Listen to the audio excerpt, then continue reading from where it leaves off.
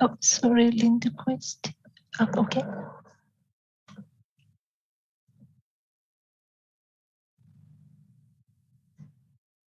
So good morning, everyone. Welcome to the 5th Undergraduate Research Conference. We are excited to have you join us online. This is a panel 7. They will be speaking about exploring human psychology. So we will be running until approximately 10:30 a.m. And Dr. Lindquist and I will be the moderators for this session. So my name is Yoshiko from Gender School of Liberal Arts and Humanities. And Dr. Lindquist, could you introduce yourself? Yes, good morning, everybody. I am Dr. Dara Lindquist, and I am Dean of the Gender School of Psychology and Counseling. Happy to be here. Thank you. So before we get started, I'm going to go through just a few suggestions and tips. So we have 4 presentations for this session, and each presenter has 15 minutes to present and 5 minutes to have the Q&A time just after each presentation. And if your audience wish to ask the presenters a question or comment, please type in the YouTube chat. Okay, and volunteers and we will help convey the question to the presenter. Okay, so speakers, please forgive me if I mispronounce your name, but they are Chitorani Pandey, Nandini Das, Adobika Anand, Priyanka Sar, Nairan Fatima, and Satobika Char. So we are so glad you all could be here today to share your research. So now it's time to start. As already mentioned, our first presenter is Chitorani Pandey and Nandini Das. So Nandini Das will be speaking to us on reciprocal behavior. So Nandini, are you ready? Yes, I'm ready. Okay, so please begin.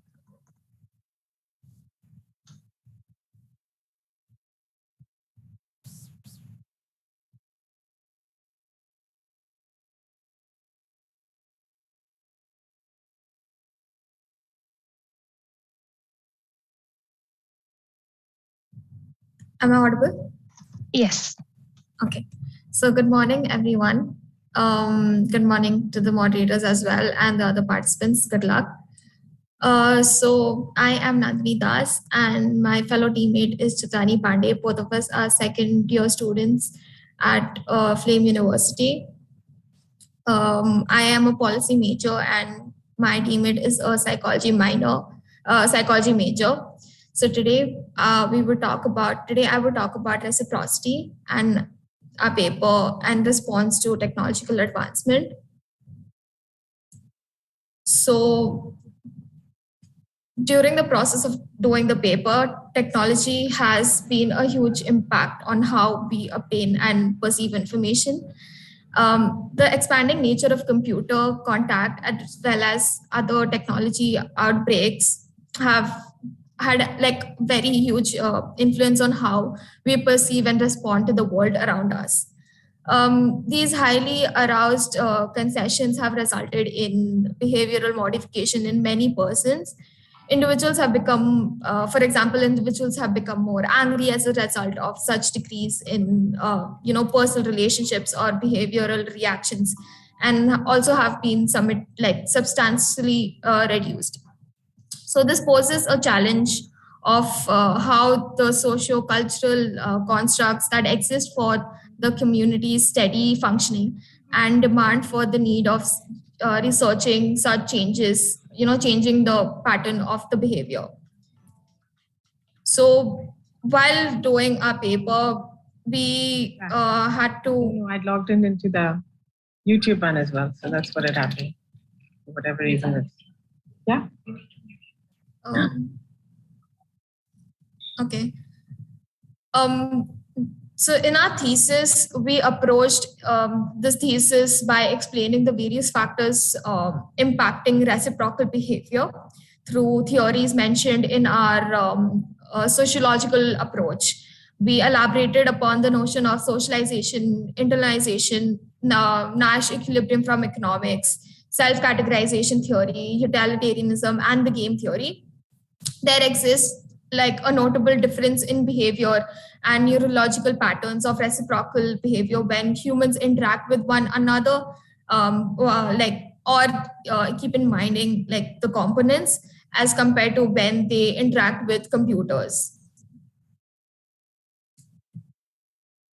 So during the process, our methodology consisted of meta-analysis. So this is a quantitative article that approaches the goal of using meta-analysis method.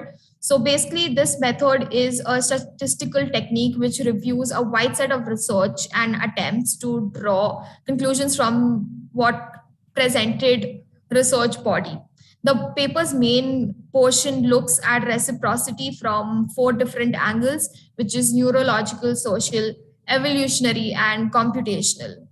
Second, we had a database and search strategy. So we conducted through a search strategy across several databases, including Google Scholar, Academia, JSTOR, Elsevier, and National Institute of Health. So the keywords in those search tactics included reciprocity, norms, neurological basis, cognition, emotion, society, behavior, and evolution. Later, so there were in total 46 publications that were found for reciprocity. As a result of the search, all articles were subjected of the screening procedure. The manuscript was subjected to a thorough screening procedure with like the establishment of inclusion and exclusion criteria. So in the inclusion criteria, we considered the norm of reciprocity, the account of neurological justification for such reciprocal behavior. The paper also reviewed impersonal relationships as well as relationships with computational methods or models. It also explained the factors affecting the norm of reciprocity. And finally, it evaluated social bias through reciprocity. So the entire paper consists of 3 main perspectives, which is psychological, sociological, and evolutionary.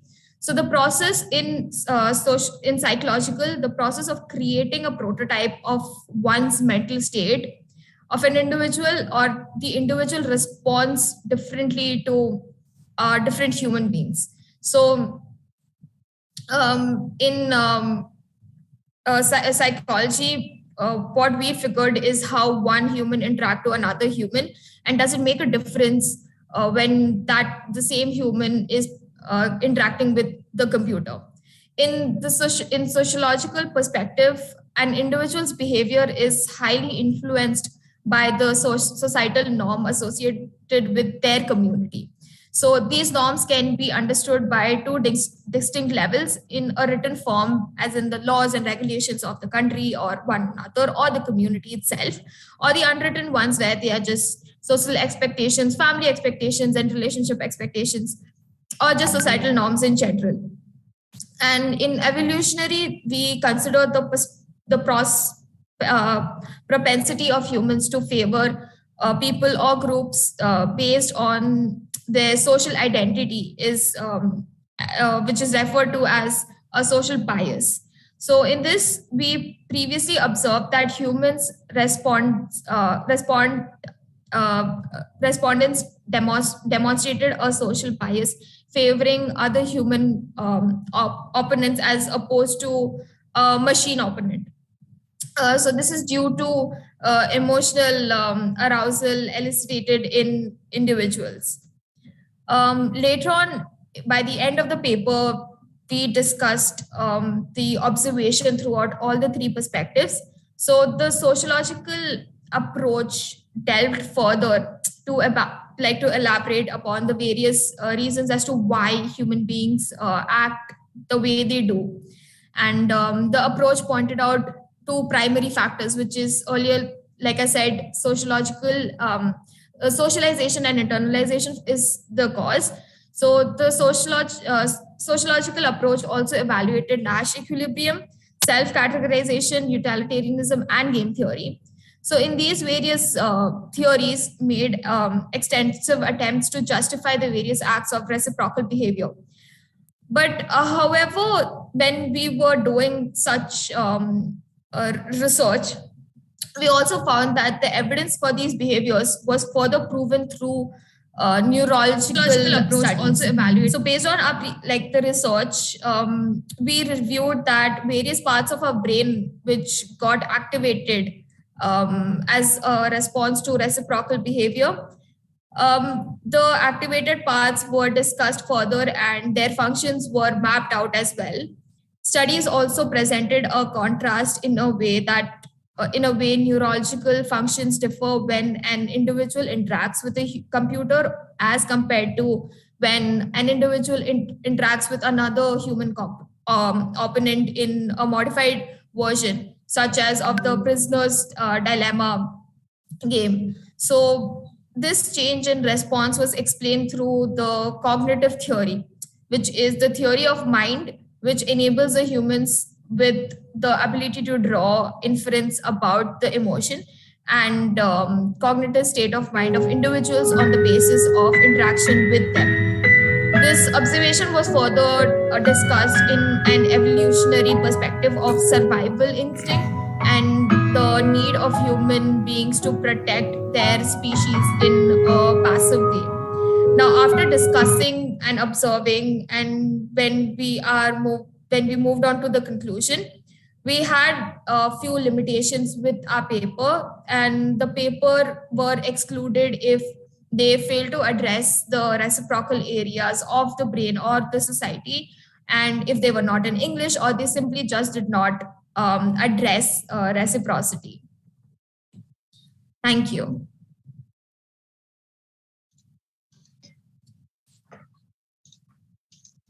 Thank you for your presentation, Nandini. You're welcome.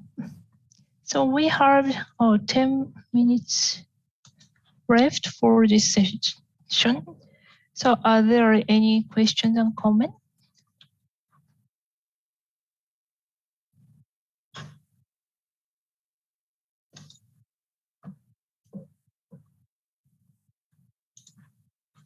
So Nandini, I have a question. So why do you think you need to compare these interactions in parallel? Can you elaborate on this more?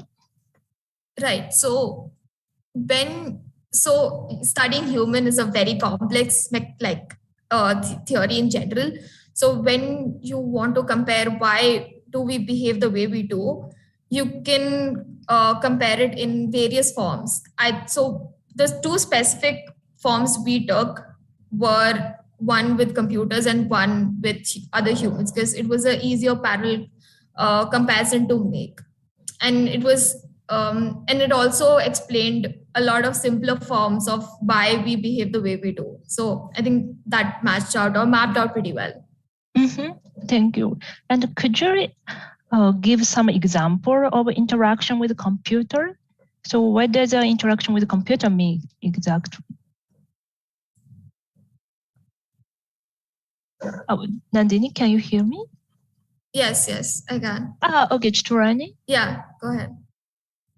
Hi, good morning. So I think in this specific paper, we talk more about the prisoner's dilemma game, but other interactions would be, we have interactions with computers on a very daily basis, like this computer screen all of us are sitting in front of, for example, or our phones, or a higher level AI we're not as accessible to, but I feel like it's in the process, the way we're technologically advancing.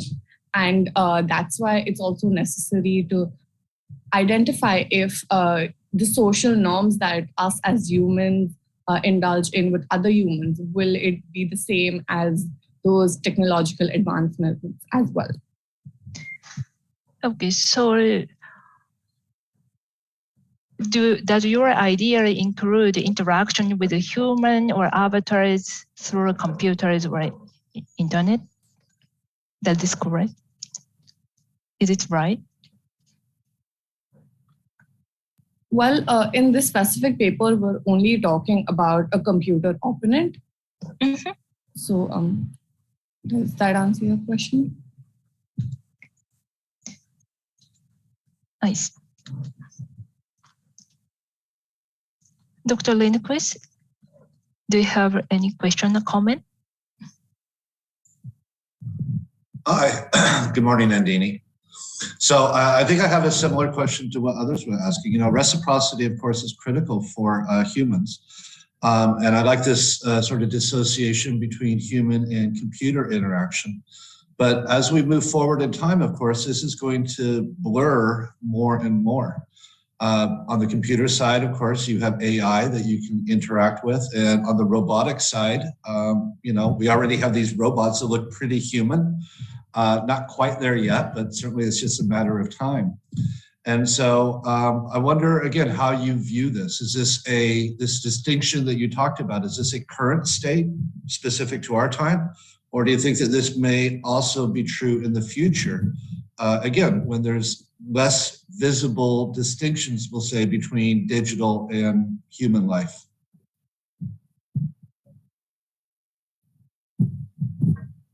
Thank you for your question. So in the paper, like Chitrani mentioned, we haven't really talked about AI because it's out of our reach. So we have talked about the current state as like whatever we observed, both of us, throughout our lifetime, and we're just 20. So we figured why our surrounding or the environment we live in, why people interact in a different manner. Whether like she said, in like a computer screen or in the phone, or we are talking to people on the screen, and the human interaction that we have is, I think the study interested us more is because we had online university for a very long time, and then there was a sudden shift to like an offline, and we observed there's major difference in behavior when people were online and offline. So I think with respect to that is like our studies based on. I think that's a really key point, and I think that for all the students that have returned to campus over the last few weeks are all realizing that you have these relationships you've built up online, and suddenly you see each other in person, and sometimes it maps, sometimes it's a little discordant. So yeah, I think that's a very important topic. Yeah, I think so. And one more question from my side. So what's the main differences between the interaction with the humans and computers, or interaction with humans through computers?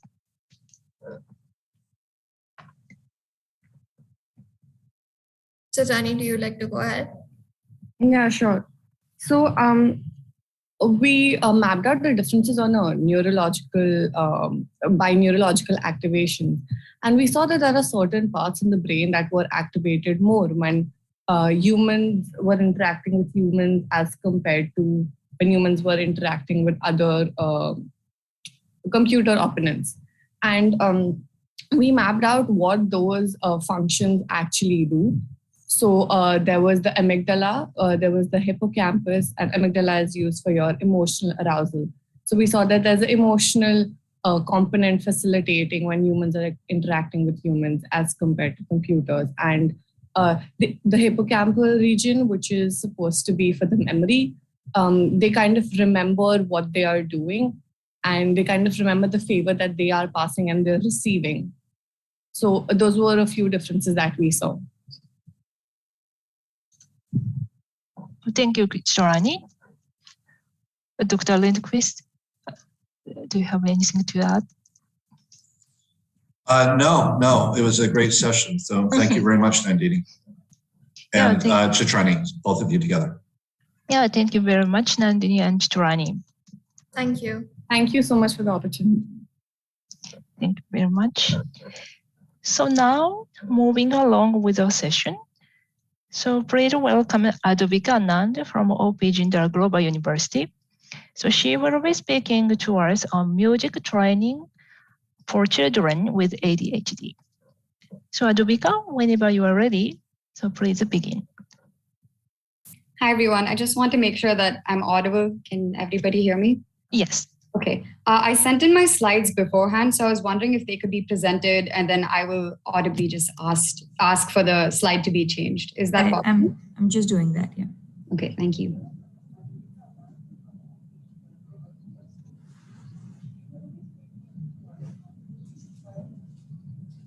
Is it visible? Yes. All right. So can I just begin? Am I audible and can everyone see me? Yes, I can see you. Okay. Growing up, a lot of us have had experience learning to play music. You may have taken a few piano lessons, tried your hand at guitar, or sang in the school choir. Now, the reason that we've all had some musical experience at a young age is because parents have been told that music aids in overall development. And maybe a part of them hopes that learning the piano will turn their child into the next Einstein. To some extent, parents are right. Research has suggested that music instruction improves academic, cognitive, social, motor, and language skills. It has also been shown to enhance planning, working memory, and cognitive flexibility. Given the wide range of benefits that have been associated with music training, I was curious about whether it could be beneficial for children with neurodevelopmental or learning disorders. Hello, everyone. My name is Advika Anand from the Jindal School of Liberal Arts and Humanities, and today I will be presenting my literature review on the potential of music training to improve attentional and inhibitory control in children with ADHD. Next slide, please.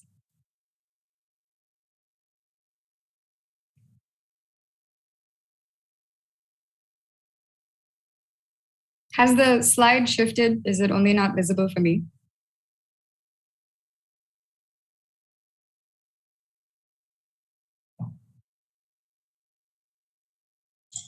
Yes, it has not shifted on my end either. I think we have a problem. I'm sorry, okay. I'm just doing that 1 second. Okay.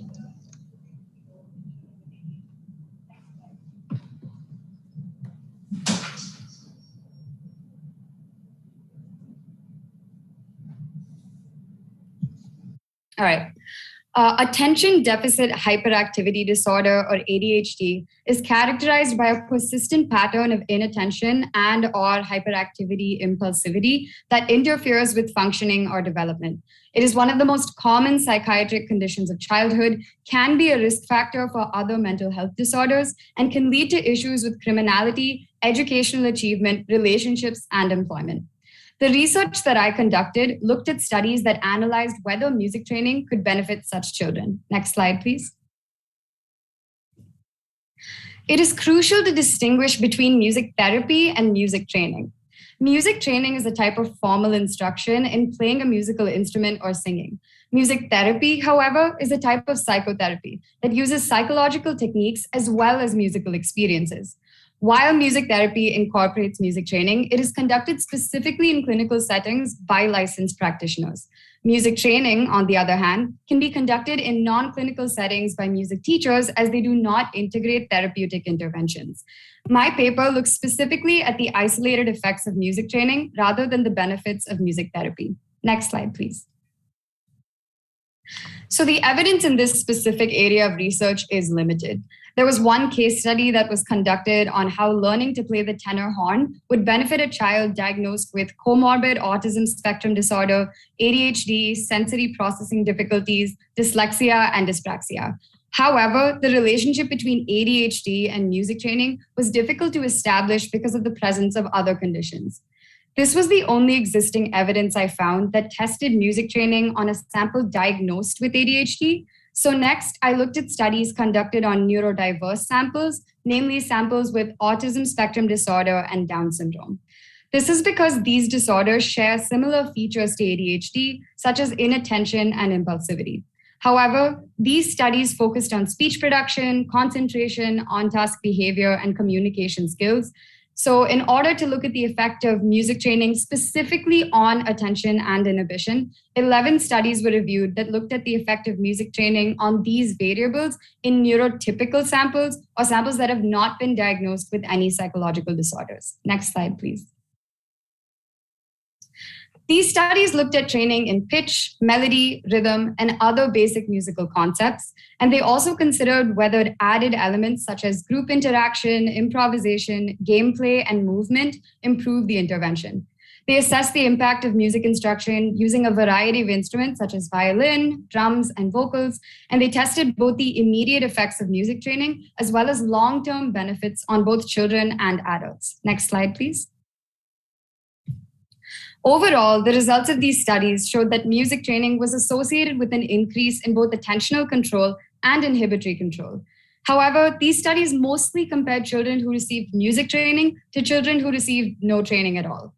In the studies that did compare music training interventions to non-musical skill building or educational interventions, there were some inconsistent findings.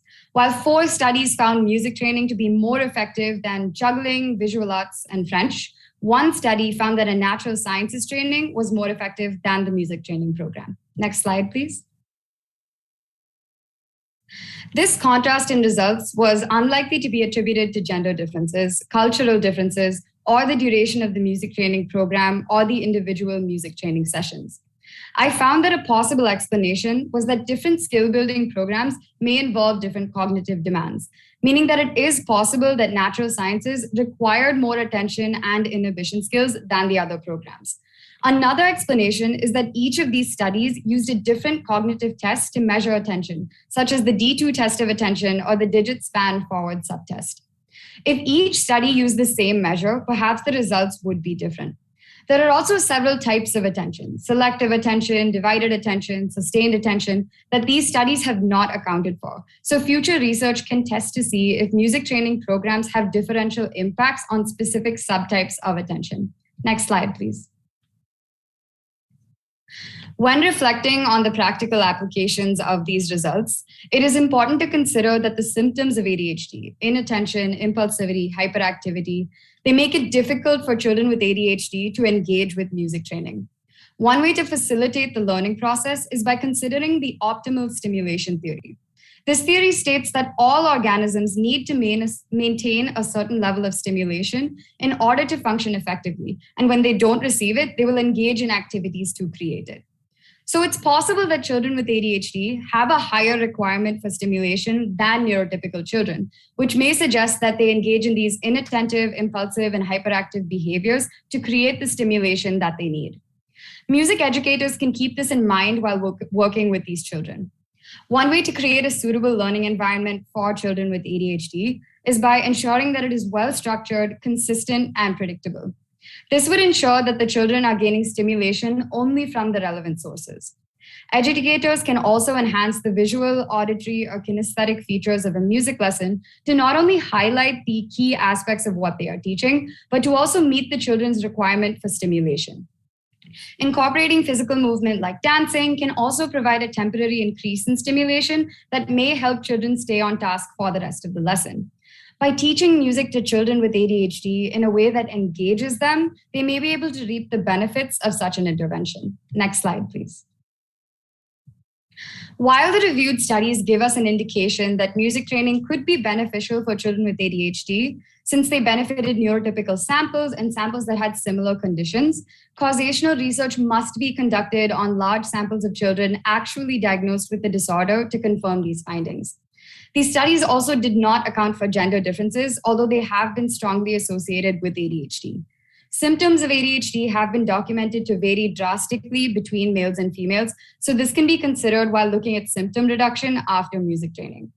Given the inconsistent findings among studies that compared music interventions to other interventions, future work can also test to see if music training programs achieve beneficial results or if any educational program can achieve these results. Next slide, please. In conclusion, music training has been shown to be a successful and safe intervention to improve attentional and inhibitory control in neurotypical samples, and an effective intervention for a variety of cognitive functions in samples with conditions similar to ADHD. Based on the evidence, the most effective intervention would be one that is long-term, administered during early childhood, involves group playing, and is aided by creative elements such as improvisation and movement-based elements such as dance. This evidence provides promising opportunities for research on how music training can aid those with ADHD who may benefit from it most. Thank you. Thank you, Adovika. Thank you for your presentation.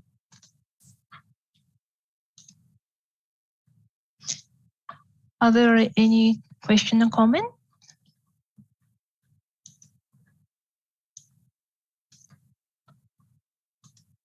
So first, I'd like to know, are there any other intervention or training for children with ADHD besides music training or music therapy? Yes. So with children with ADHD, the typical route is to go with medication. However, behavioral treatments have worked in alleviating some symptoms of ADHD. An example is cognitive behavioral therapy. And because of the success of behavioral interventions, it is why it is a good indicator that music training may also be beneficial. I see. So why do you want to focus on music training compared to other intervention? So the good thing about music training is this is focusing on children. So it's a great intervention to incorporate because a lot of young children kind of go through learning music. And in addition, there have been a lot of studies that have looked at musicians in adulthood and how their attention and inhibition skills compare to samples that have not achieved such interventions. And there are some studies, like one of them is by an author named Joret, and he documented how their attentional skills have improved when you look at samples that have been studying music for years. So hopefully, while teaching music to children with ADHD in a way that is they are able to engage with it, they would also benefit and learn these skills over time. I see. Oh, yes, please, Dr. Lindquist. Hi, good morning, Avika. So I like your presentation, and I think I understand the relationship between musical therapy and attentional control pretty well. But I was wondering if maybe you could speculate how musical therapy affects inhibitory control, i.e. impulsivity and others. I don't think that linkage is quite as clear to me. Right. So the thing about attention and inhibition is they are very closely linked executive functions. And a lot of people consider inhibition to be a component of attention. So that is why in these studies, some have looked specifically at attention, some have looked specifically at inhibition, but they're both very closely linked. There were some studies that found that, especially in orchestral settings, when musicians have to learn based on other people's cues, when to start, when to stop, that helps develop their inhibition skills. So this is one of the ways that music training can kind of facilitate that skill. Good. All right, and as I understood it, again, the idea is that these additional benefits have been found in so-called neurotypicals that receive musical training. So is there any reason to suspect this might not generalize to other individuals, including those with ADHD? Yes, I think there is, which is why I do believe there has to be some more research. The thing is that there has been some physiological evidence to suggest that the neurological structure of people with ADHD is different. There are parts of the brain specifically that control executive functioning that have been shown to look different. So for those reasons, just because it works with the neurotypical sample, we can't assume that it would work on children with ADHD. So while it is a good indicator that it does improve these functions, we would have to replicate these results. It is definitely promising because children with neurodiverse conditions have benefited, neurotypical children have benefited, but unfortunately, the realm of study with children specifically with ADHD has been very limited.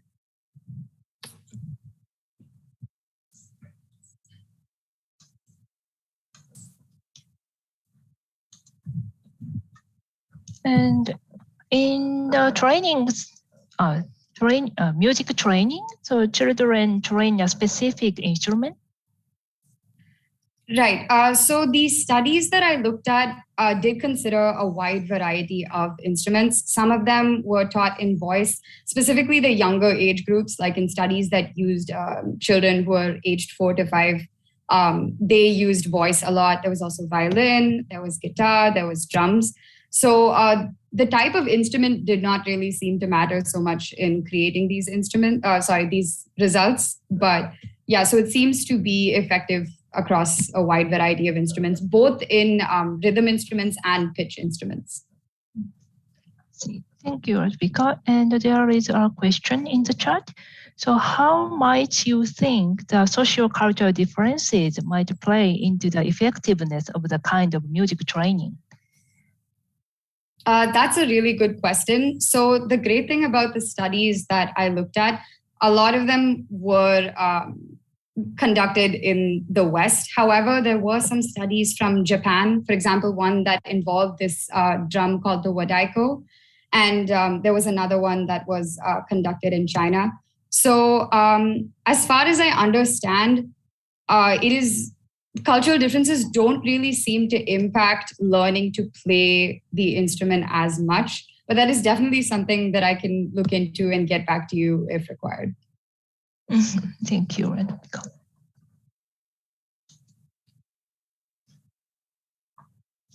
So we have 5 minutes left, but do you have any question or comment?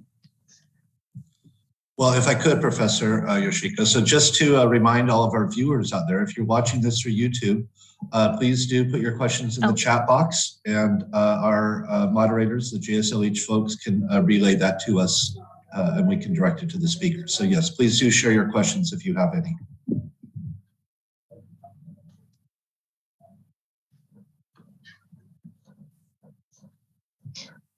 And there are many variables or factors related to training session. So Advika, which factors or variables do you want to focus more? Definitely, I think with music training, from the results of the study, it's most effective when it is conducted long-term. There were some short-term music training programs that were just conducted over 2 or 3 weeks that also did seem to work, but long-term, these results seem to last longer, these positive effects. So that's definitely one variable to consider. Another variable to consider is when this intervention is introduced.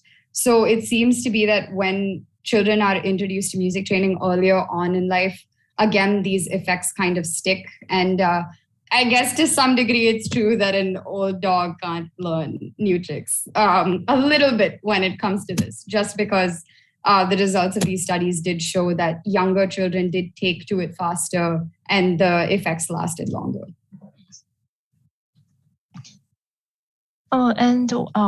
Thank you, Advika. And there is one more comment and question. So there is a possibility of some children being tone deaf. So do you think music training will help them as well? I do think so. I think tone deafness, it's a little bit confusing. So based on my personal experience with music training in general, I do think if you're taught from a young age, you can kind of learn how to pick up on pitch and melody. I guess in extreme cases where the child is just simply unable to grasp it, perhaps this kind of intervention would not work as well. But with most students or children who start from a very, very young age, they don't really tend to be tone deaf. I'm not fully sure why that is, but I think learning the instrument from when you are pretty young, you just kind of develop those skills. But that's definitely something that I can look into further. Okay, thank you, Advika. And just to add on to that, I mean, it may not matter quite as much either if it's a more rhythmic instrument, say drums or something. As someone who is, I'm not completely tone deaf, but certainly tone limited, will say, I still have a love and appreciation for music for sure. Okay, so thank you for Advika. So now it's 9:42.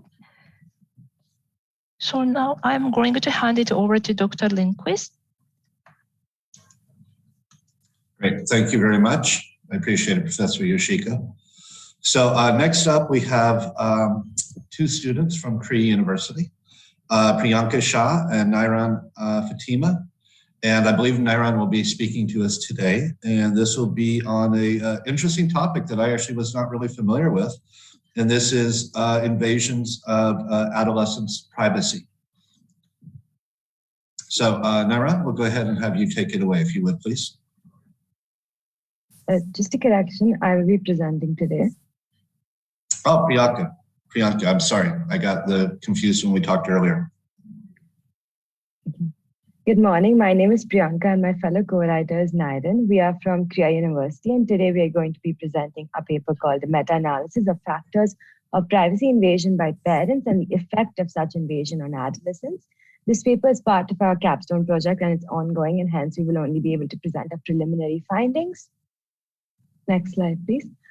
This is our research question. What are the possible factors that privacy invasion occurs with adolescents in a parental setting? And in what way does this privacy invasion influence adolescents? Adolescents are at a developmental stage of venturing into adulthood, but are still not completely adults. This stage of adolescence, where adolescents are finding their identity and boundaries, leads to formation of privacy invasion. The current discourse around privacy invasion stems from concern about adolescent safety and security by parents, resulting in different ways parents have found to invade their child's privacy. Studying the effects of privacy invasion can help us understand an adolescent's behaviors and emotions, certain behaviors that may be attributed to privacy invasion, as well as the possibility of long-term consequences of privacy invasion.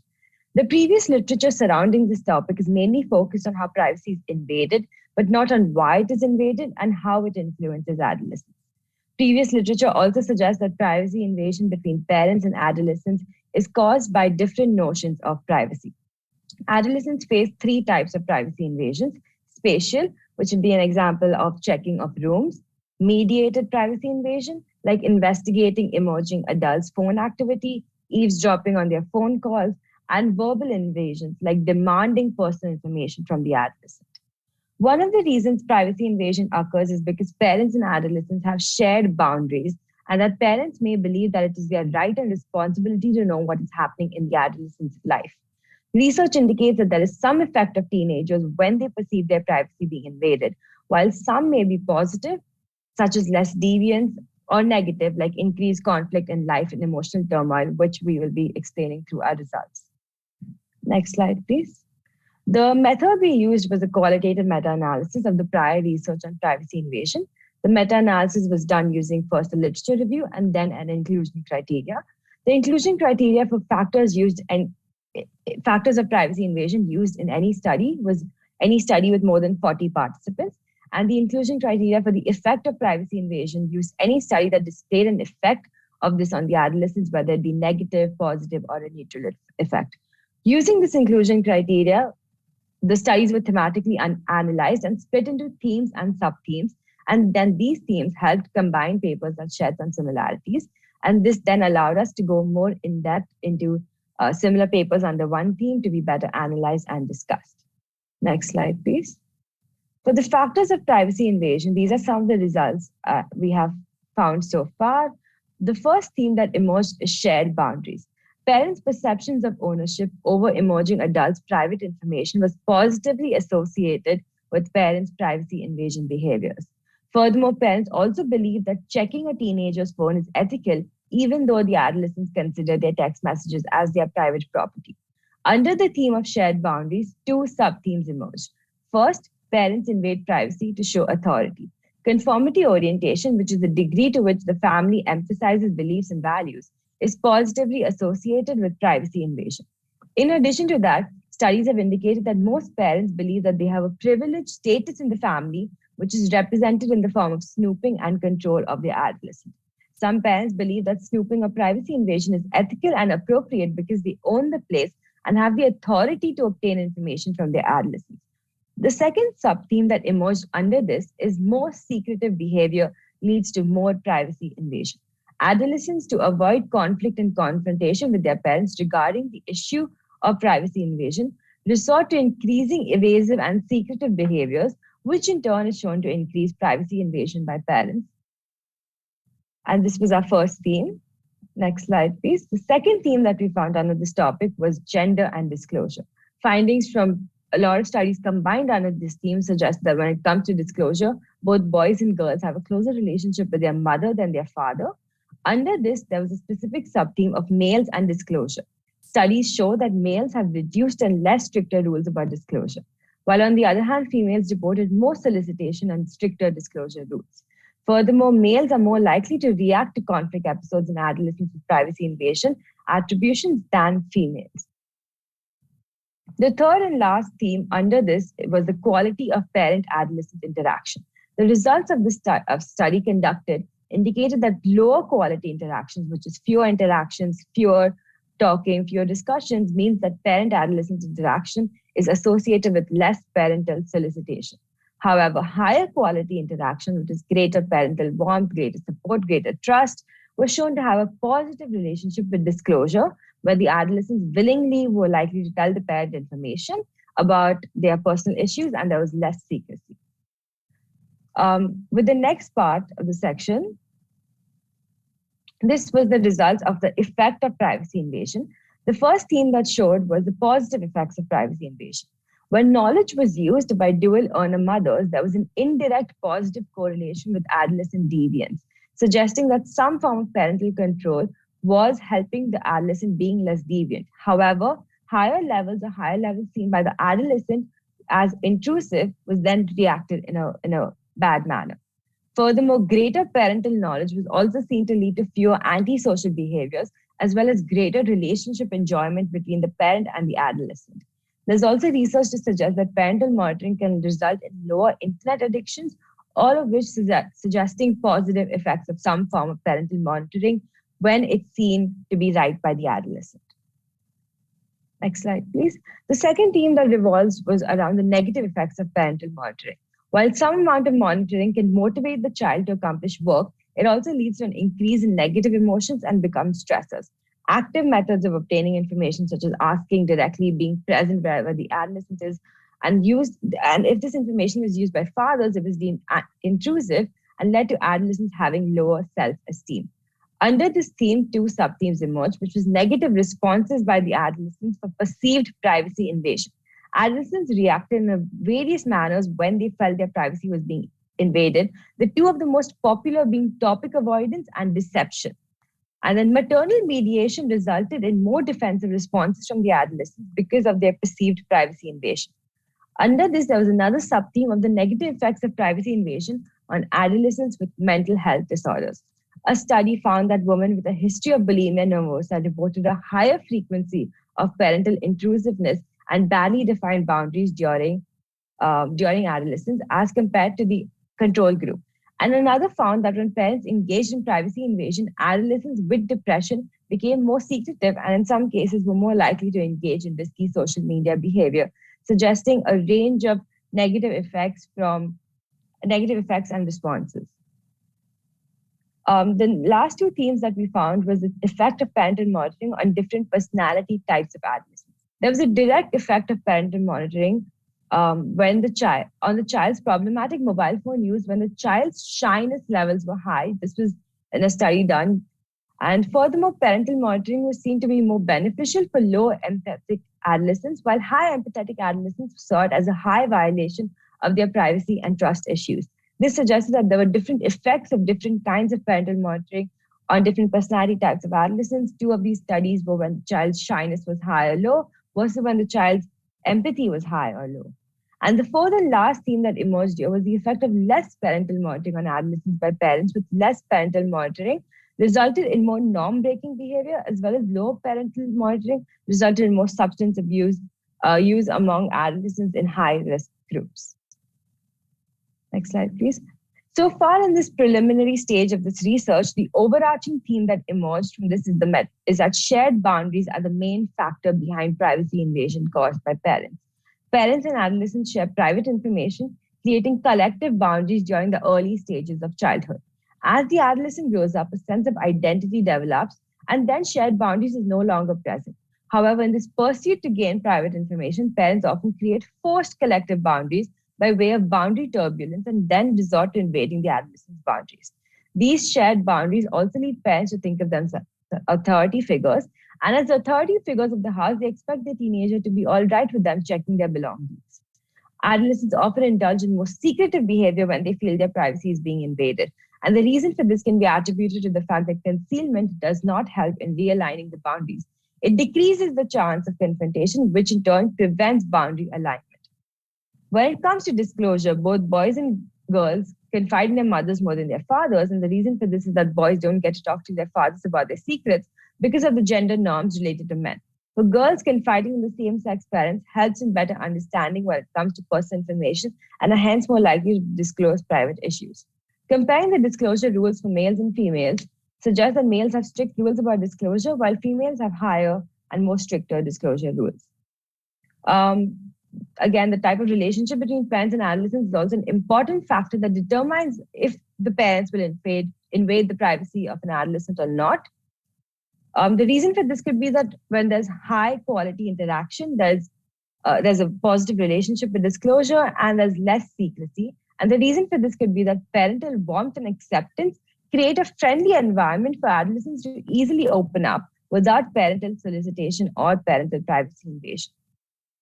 Next slide, please. In our preliminary analysis and from these emerging themes, it is clear to understand that any form of parental monitoring will have an effect on the adolescent. The effect, whether it be positive or negative, can depend on a variety of factors, from parent-adolescent relationships to personality types and parenting styles. Extreme parental monitoring can lead to negative effects as they are deemed intrusive, while low parental involvement can also lead to more freedom with negative consequences in terms of adolescent actions. It is important to better understand the adolescent, have open communications about privacy and barriers to better apply which monitoring style and how much monitoring would help the adolescent and satisfy the parent's safety and security worries. It is also important to understand perceived privacy invasion, as at the time the adolescent might construe something as privacy invasion, while the parent may not. This perceived privacy invasion could explain the adolescent's perspective of why they react in that manner and how they truly feel about parental monitoring. Furthermore, these styles and results lead to an important conclusion of having an effective parenting style that balances boundaries and feelings. An effective parenting method of monitoring the adolescent would require complete understanding of the adolescent's perspective of what they think is personal and what boundaries they wish to have. This will result in an agreed upon monitoring style, whether it be lenient, strict, or balanced, and one that could have less negative effects on the adolescent. Next slide, please. So research surrounding reasons behind parental involvement are present, but it's important to consider other familiar variables as well. A factor that was not considered in this research was the presence of extended family in a joint family setting, and that's relation to privacy invasion in adolescents. Research on this could help understand other factors that may cause privacy invasion. The need to understand the effect of privacy invasion for this adolescent is vital, as it could dictate the adolescent's development into adulthood, as well as the adolescent's own perspectives about privacy invasion when they grow up to be an adult. This research has implications for researchers and practitioners, and it can help understand the influence of privacy invasion, especially from the adolescent's perspective that may not have been shared before. Thus, helping researchers and clinicians by factoring in the family environment, in particular the privacy invasion, while looking at the adolescent's mental health and how privacy invasion consequently affects their feelings, emotions, their behaviors, their responses, as well as their perspectives about privacy invasion into the future. These are some of our references, and thank you.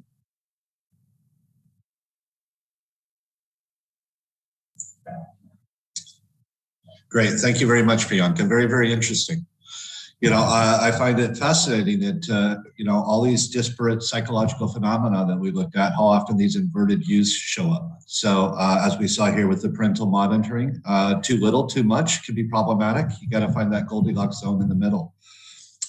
What I am curious, if I could follow up on, is presumably when it comes to an issue as complex as adolescent privacy invasion, there are going to be a lot of cultural differences. And I wonder if you looked at that.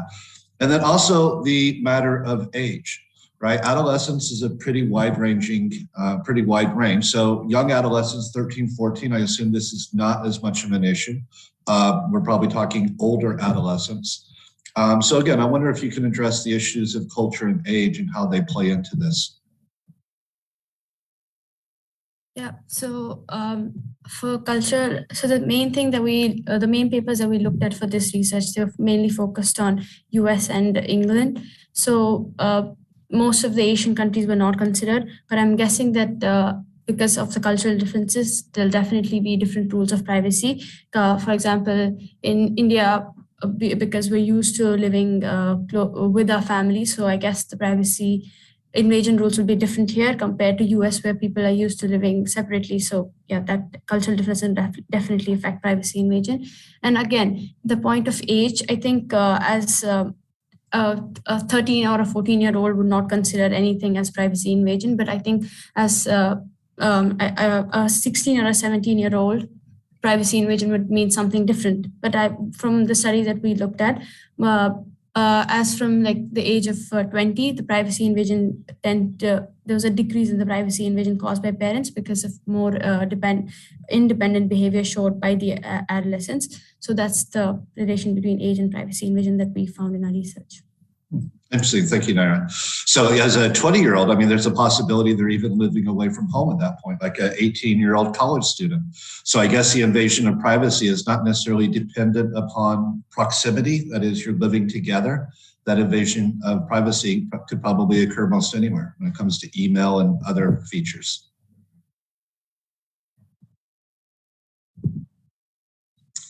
All right, so once again, folks, if any of you have questions on YouTube, please share them.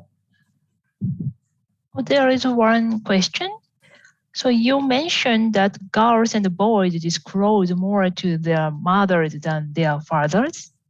So could you maybe elaborate on this a little more and maybe give a couple of reasons as to why it is the way it is?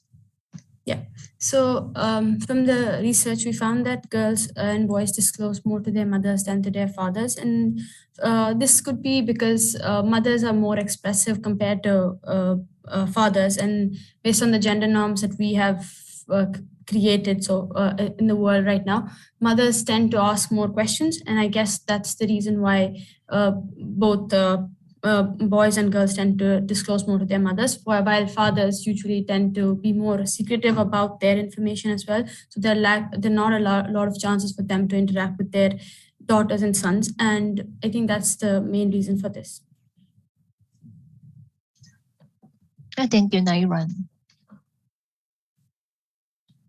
Yeah, it is interesting, those gender norms that you're discussing. So you said the girls are more willing to share than the boys, and the fathers are less willing to share. They're more secretive. So yeah, you got to wonder about the generation to generation of effects here between fathers and sons.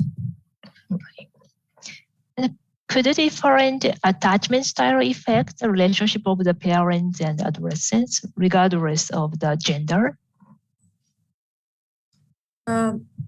If I think, yeah, I mean, different attachment. I also, I mean, a closer relationship with the father or a closer relationship with the mother from an earlier age could definitely affect the disclosure between the parents and the adolescent. So different attachments, I think, would definitely affect the disclosure rates. We didn't look at that in our research, but that's something that we should definitely look at in future. Thank you. So the past relationship can affect on the subsequent relationship. And I have another question. I like the result of literature review you did. So how do research define privacy invasion? So for example, frequency or level. So how do research define the privacy invasion? So privacy invasion meant different things. In all the papers that we looked at, privacy invasion meant different things to different people. For some people, it's more about like keeping their information to themselves. For some people, it's keeping their like social media to themselves. So it's like different for different people. What we looked at mainly was that private information, as in what is happening in their life, their dating life, adolescents' dating life. That was our main privacy invasion definition that we used. Priyanka, do you want to add anything? So every paper we looked at defined privacy invasion in a manner that fit that they wanted they wanted to investigate. So if they wanted to investigate the privacy invasion of the adolescent within an online setting, they would define privacy invasion as an invasion by the parents reading their children's text messages, and that would be an online. While if it was if there was a privacy invasion that they wanted to investigate at home at a home setting, they would define privacy invasion as the frequency of the times the parents looked at the adolescent's diary, looked at adolescents. It was basically defined in a manner that they wanted to fit their results and what they wanted to investigate. I see. So many studies assessment perceived privacy invasion. So are there any studies or dyadic studies? Sorry, could you repeat the question? Are there any dyadic studies? So studies assess both parents and adolescents at the same time? Yeah, there were most of the studies that we looked at looked at both parents and adolescents' perspective at the same time, and some studies took parental reports and adolescent survey into consideration. And that's one of the reasons how perceived privacy invasion occurred, because studies that looked at both parents and adolescents, they found that adolescents reported more privacy invasion, but parents felt that they did not privacy invade as much. So there was a sort of a confusion between what everyone felt was privacy invasion within the study as well. Yeah, I think there could be some generational and technological issues inherent in that. I mean, when I was an adolescent, other than perhaps a person that had a journal or a diary, when you talk about privacy invasion, it's really a discourse in terms of what's going on in a teenager's private life. Today, for young kids, I assume the privacy invasion, a lot of it is based on technology. Again, texting, social media, and all these other things where there's an objective measure that a parent can be involved in, right? They can log into their child's Facebook account and other things. This simply wasn't there in the past. So it's not surprising that there's some disagreement in terms of where that boundary is with respect to privacy.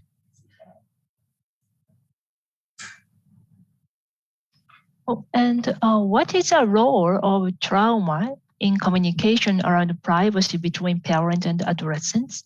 So this is a question from audience. Please repeat the question. Oh, sorry. What is the role of trauma in communication around privacy between parents and adolescents? Did you say trauma? Yeah, trauma. So, for this research, we haven't really looked at trauma and privacy invasion, so I'm not sure if I should talk about it because I haven't really come across anything related to that in my literature review. Okay.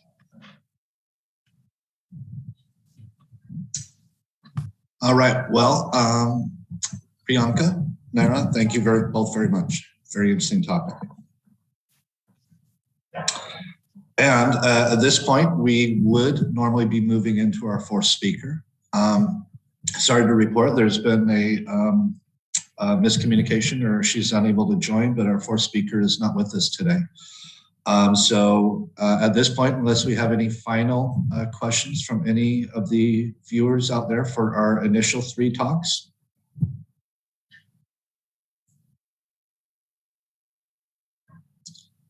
All right, well, otherwise then we will go ahead and wrap up this session on human psychology. And once again, I want to thank all of our speakers, Chitran, Nandini, Advika, Priyanka, and Nairan. I think it's really commendable. It can be a little stressful to do something like this as a young student. So I think you all did great research. You put together these really fabulous results, and we thank you very much for taking the time to share them with us today.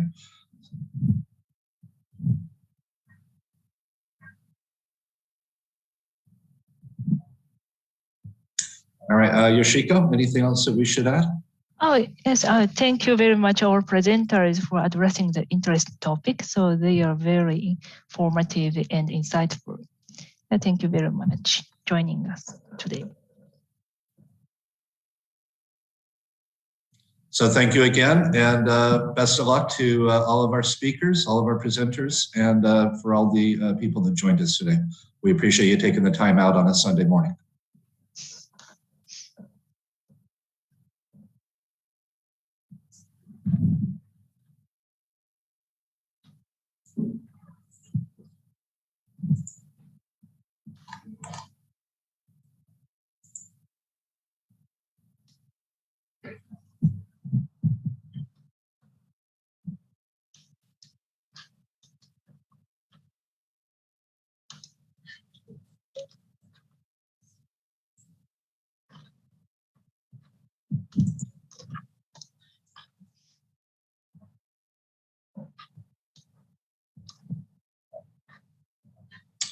Vishnu, are we still running?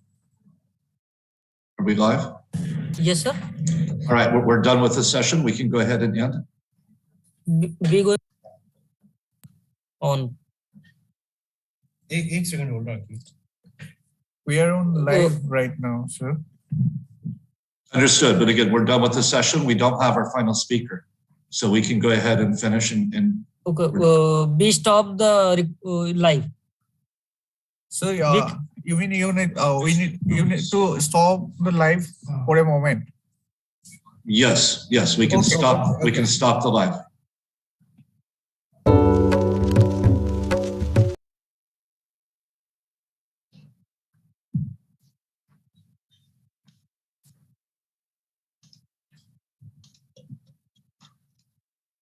Stop the live. All right. So to the students, thank you again for joining us. It was great. I really enjoyed it. Yeah, thank you very much. Thank you so much, professors.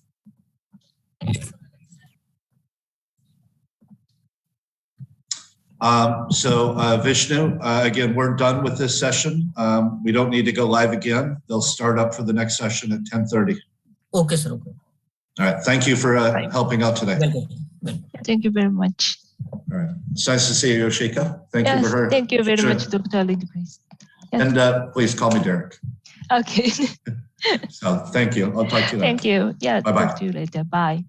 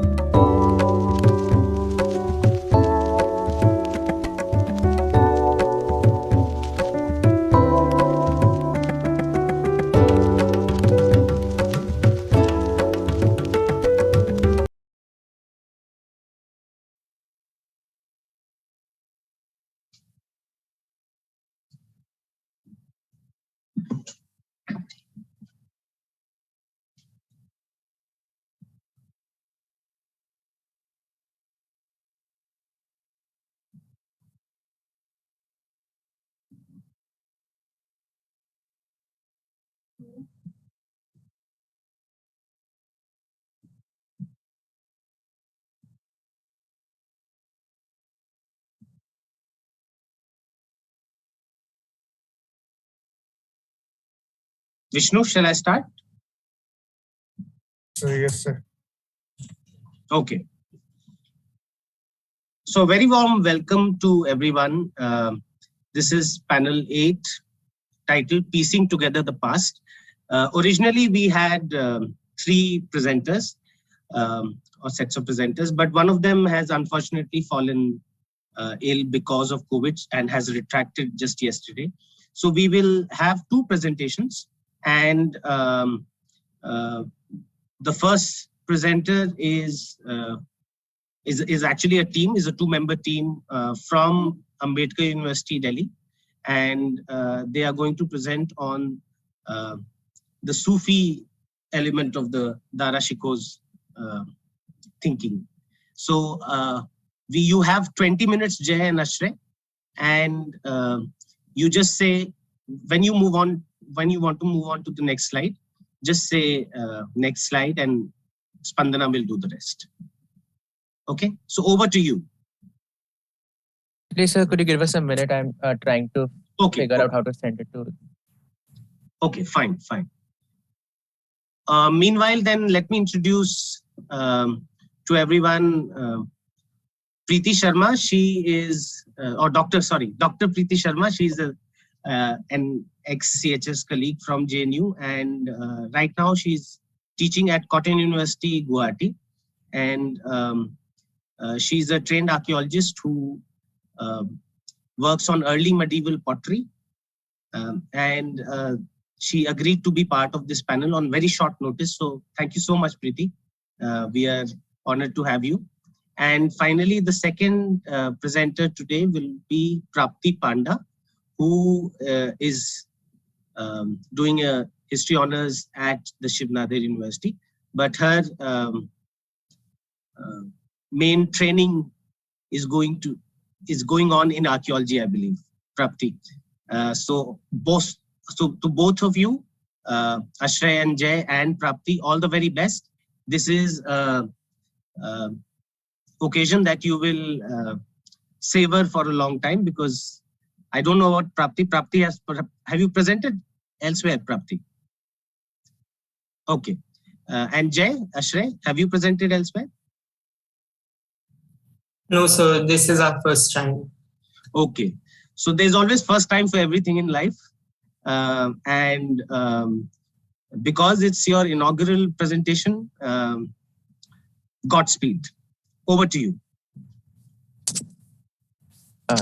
Just a second. I think I just sent the PPT off, so let them present. Sure.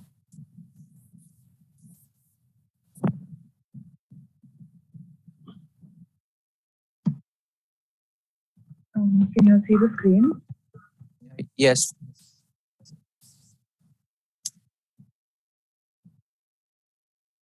Actually, can you go to the next slide? Next. To the early life slide, yeah. Good morning, everyone.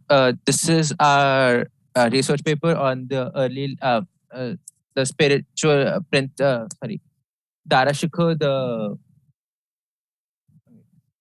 Sufi prince of Mughal India, exploring the spiritual views of Dara Shikoh. So we have chosen to explore this very interesting person in Mughal history, Dara Shikoh, who who was so close to becoming the emperor of Mughal India, and he was so deeply intertwined in religious debates and nationalist debates in modern India and modern South Asia. In fact, that there are many various speculations on what would have happened if this person had come to power in Mughal Empire, and how it would have changed with regards to the reign of his brother, the controversial reign of his brother Aurangzeb. So let us start with the early life of Dara Shikoh. So as we try to figure out where did this Mughal prince find his calling in this spiritual and scholarly works that made him so famous. So Dara Shikoh was born on 11th March 1615 in Ajmer to Prince Khurram and Mumtaz Mahal. He was the third child of the couple and the first son that they had. And the young prince spent his infancy in Ajmer, surrounded by the bureaucrats and the city's cosmopolitan culture that was carefully cultivated by Emperor Jahangir at that time. So Dara Shikoh spent his infancy in Emperor Jahangir's court, and as we all know, Jahangir was the one who sort of spearheaded the mercantile and the artistic innovations within the Mughal Empire. He was the one who established all these foundations that allowed his predecessors to build upon them. So it is we can say that the young prince spent his infancy in Ajmer. So the city was at that time, even now, city was the site of the shrine of the famous Sufi Khwaja Muinuddin Chishti, which saw pilgrims from all across the Mughal Empire, pretty much all across India. And the city also had a very rich cosmopolitan culture that was associated with it, with bureaucrats, nobles, and artists and poets from all across the empire that came to the city in trying to get the emperor's patronage. So the young Dara Shikoh grew up surrounded by that kind of culture. As they grew up, Dara Shikoh and Princess Jahanara, the eldest child of Prince Khurram, would form a really close bond. So these siblings would later on collaborate on many of their projects and many of their scholarly works. These siblings would form a very close bond with each other. So as they spent their childhood following Jahangir's entourage with their father, so basically they were part of their own father's court, but household, and their father was following Emperor Jahangir. At 4 years old, Dara Shikoh began his education in the sort of standard training for the Mughal princes. He was fluent in. He had memorized Quran. He was an expert horseman, and he kept interest in Persian writing and literature, and even went as far as to learn Chagatai Turkish to communicate with the Central Asian officers in his army. In the Mughal court, so the boys had grown up in the very insidious and very duplicitous nature of the Mughal politics that existed. So when Prince Khurram eventually rebelled against his father, the young princes, his children and his wife basically suffered a lot of hardships, as it were, because Prince Khurram was effectively now a wanted man in the empire, and he was being hunted by imperial armies by Emperor Jahangir. Eventually, when Prince Khurram was forced to send his sons, Prince Dara Shikoh and Prince Aurangzeb, to the Mughal court. At that point, I'm referring to Mughal court here as court of Jahangir. So at the Mughal court, where they would be kept as hostages. So the young princes basically spent their early childhood as hostages, being used against their father by Nur Jahan. So after a series of events happened and Jahangir died, the princes witnessed a really unstable situation in which Asaf Khan, their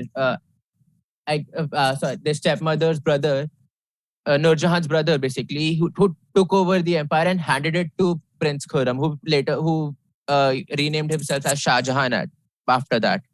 So they had already witnessed a lot of politics and basically how the court worked, and it is not unsafe to assume that they knew how Mughal politics worked and they could navigate effectively in it. So now Dara Shikoh, at age 15, was considered in 1630. Dara Shikoh was considered mature enough for his own household. So, and he became the favored heir of Shah Jahan.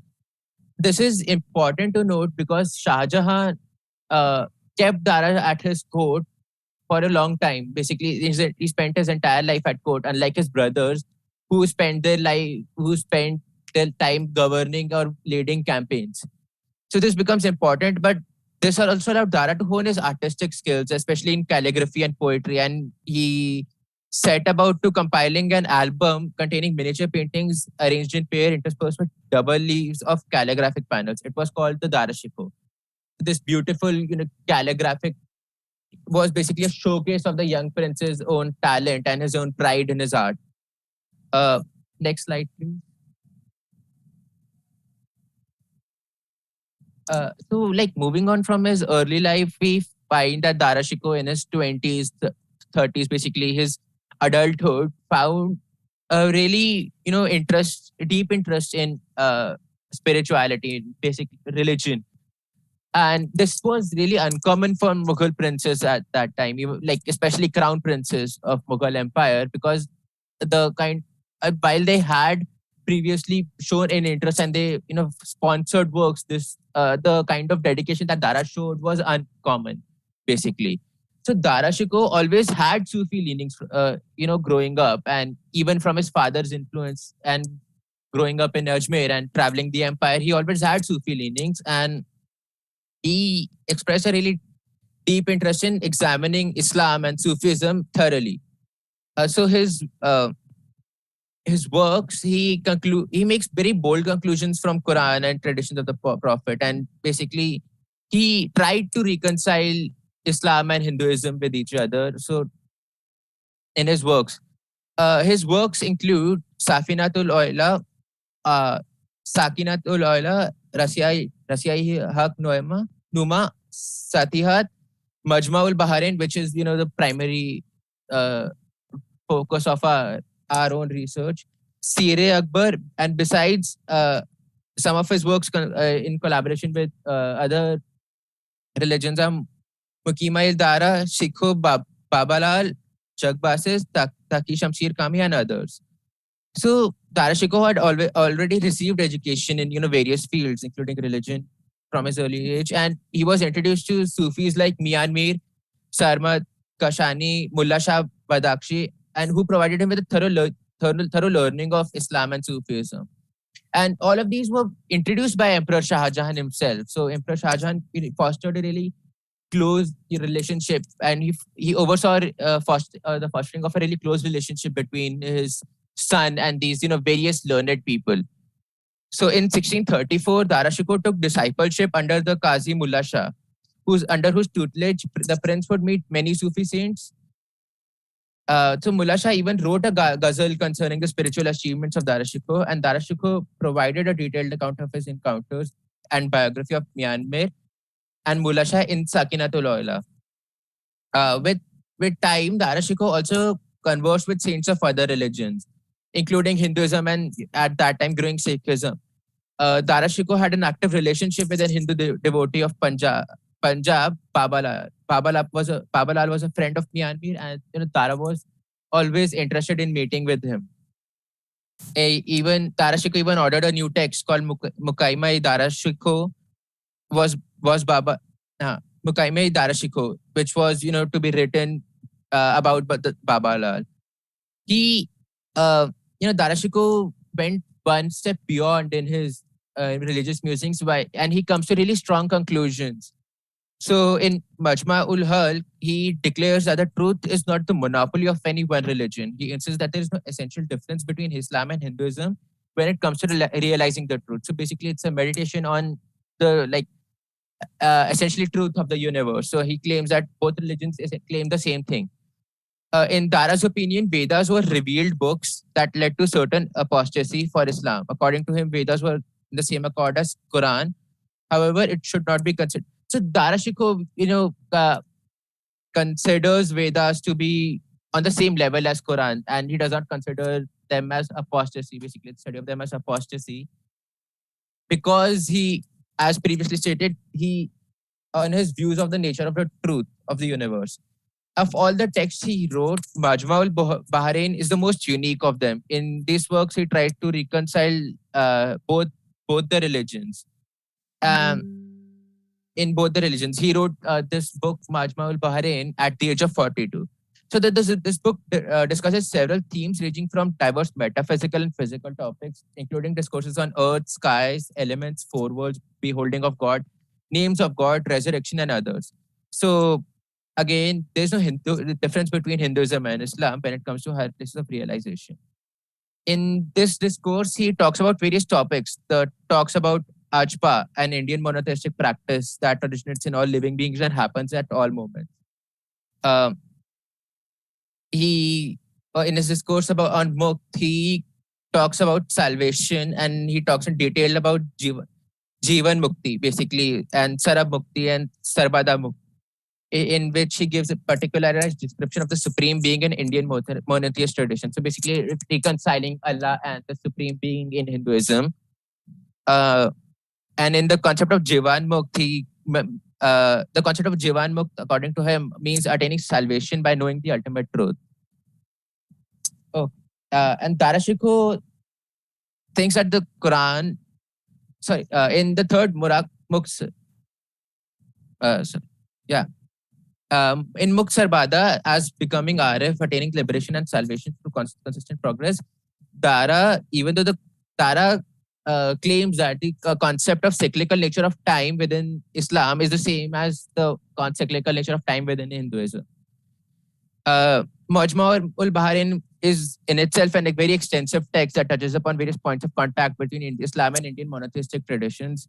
But Dara Shikoh concerns himself with the searching of points of resemblance, facts, and presenting them as they are to create a close identity between the two faiths. An interesting fact about this book is that, as one would assume, that Majma al-Bahrain was written because as a scholarly publication, but in his own introduction to the book, he clearly states that this book is for members of his family and he has nothing to do with common ones of both the religions. So it is unclear why he did this, but it is a really deep look into his nature as a person, that he wrote this entire volume as his entire meditation on Islam and Sufism and Hinduism, and he wrote it only for his family, not as a way of trying to make a statement in the empire or anything. So we have discussed enough of spirituality of Dara, and since at this point in time, while he was working on all this, the Mughal Empire itself was going through some changes, and Dara Shikoh sadly had to focus his attention on the court politics of the empire. So next slide, please.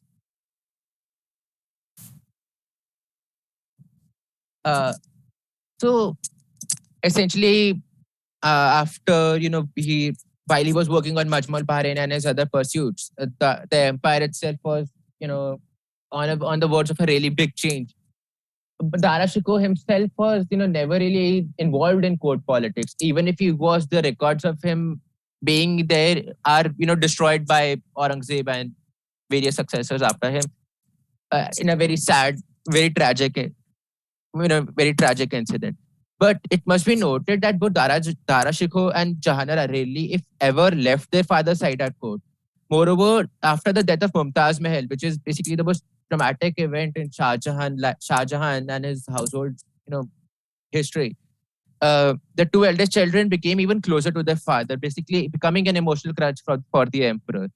And while the life at court allowed Dara to pursue matters of high philosophy without the burdens of rulership to hinder him, unlike his brothers who were all busy with military commands on the frontiers of the empire, Dara Shikoh was groomed by Shah Jahan in the image of philosopher kings, in the stark contrast to the expansionist emperors before him. A very important event in this point of time in history is in 1642, when Princess Jahanara suffered burns on her torso and arms after the hem of her dress caught fire due to a flammable perfume. Princess Jahanara's unfortunate accident became the catalyst of the split in the royal family, basically. Aurangzeb, the governor of Deccan, rushed back to Agra to visit his sister. And after visiting Agra, for some reason, Aurangzeb fell out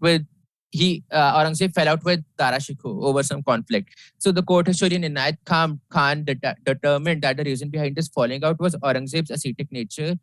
And in his time at the capital, Aurangzeb was basically either jealous or resentful of the Dara Shikoh's life at Emperor Shah Jahan's court.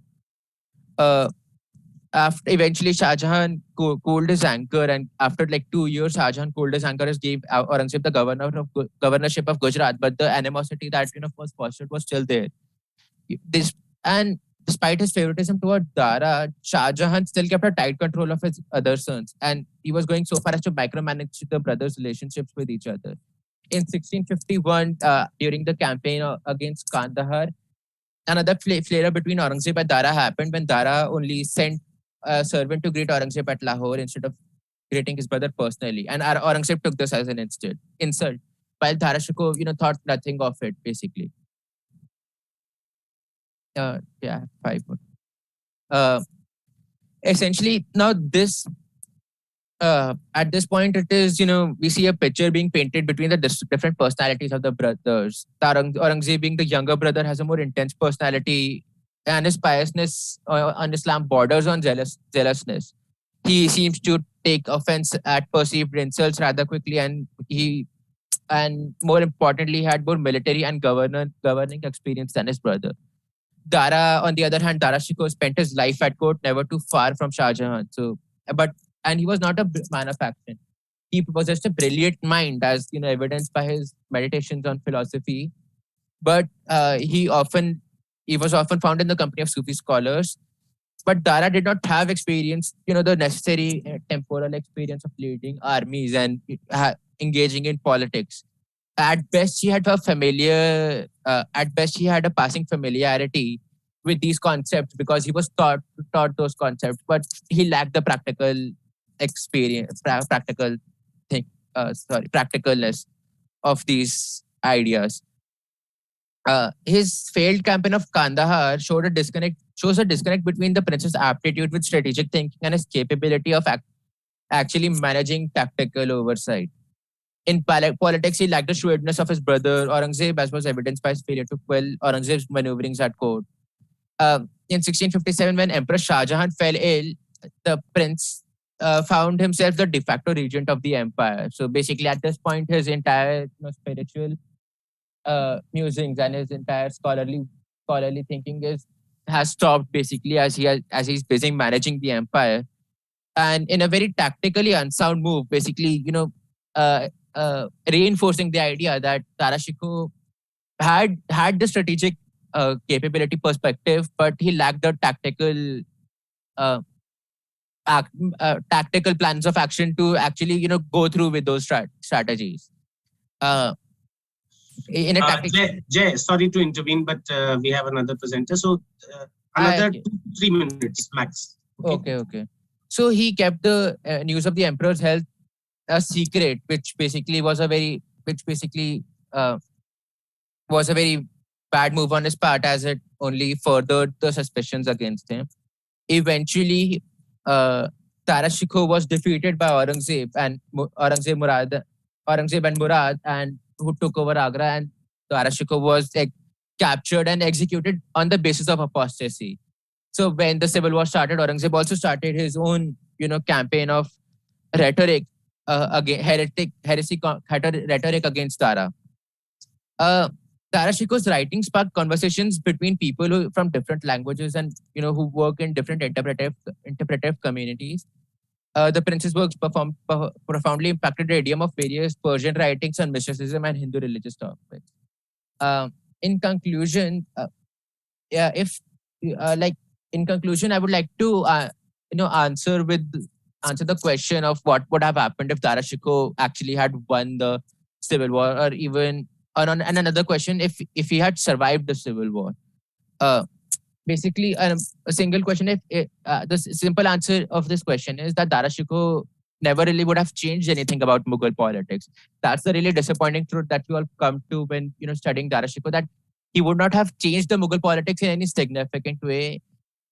And basically, it would have been the same fratricidal, rise to power that his father had seen.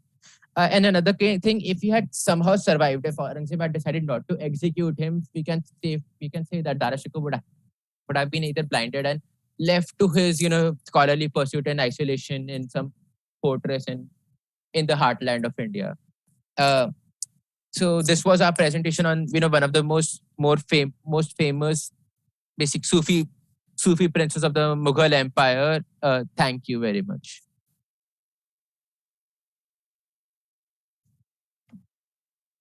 Thank you, Jay and Ashray. It was a wide-ranging presentation, and now I invite Prapti. So we'll take up, we'll give you our comments and pose the questions by the audiences after Prapti's presentation. Is that okay, Preeti? Okay. So over to Prapti. Thank you, sir. Could you let me know if you can see my screen? Yes, we can. Okay, great. So good morning, everyone. My name is Prapti, and I'm a final year history student from Shivnada University. And the paper I'll be presenting today is titled Rock Art and Archaeology, Analyzing Space and Meaning in Adamgarh. So archaeology is a discipline that engages with material remains to understand the past using a variety of theories and methods. Within the ambit of what we call landscape studies in archaeology, rock art has been acknowledged to be an important means through which the dwellers of a landscape identify with and imbue meaning into its spaces. As the name itself suggests, rock art is usually found on rock surfaces within caves, rock shelters, or on boulders in the open air.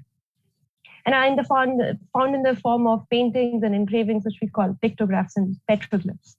So in recent years, archaeology has greatly advanced our understanding of rock art sites by utilizing multiple lines of evidence and forms of analysis to look at rock art as emplaced within chosen locations in the landscape. It is this relationship between space and meaning that this paper investigates.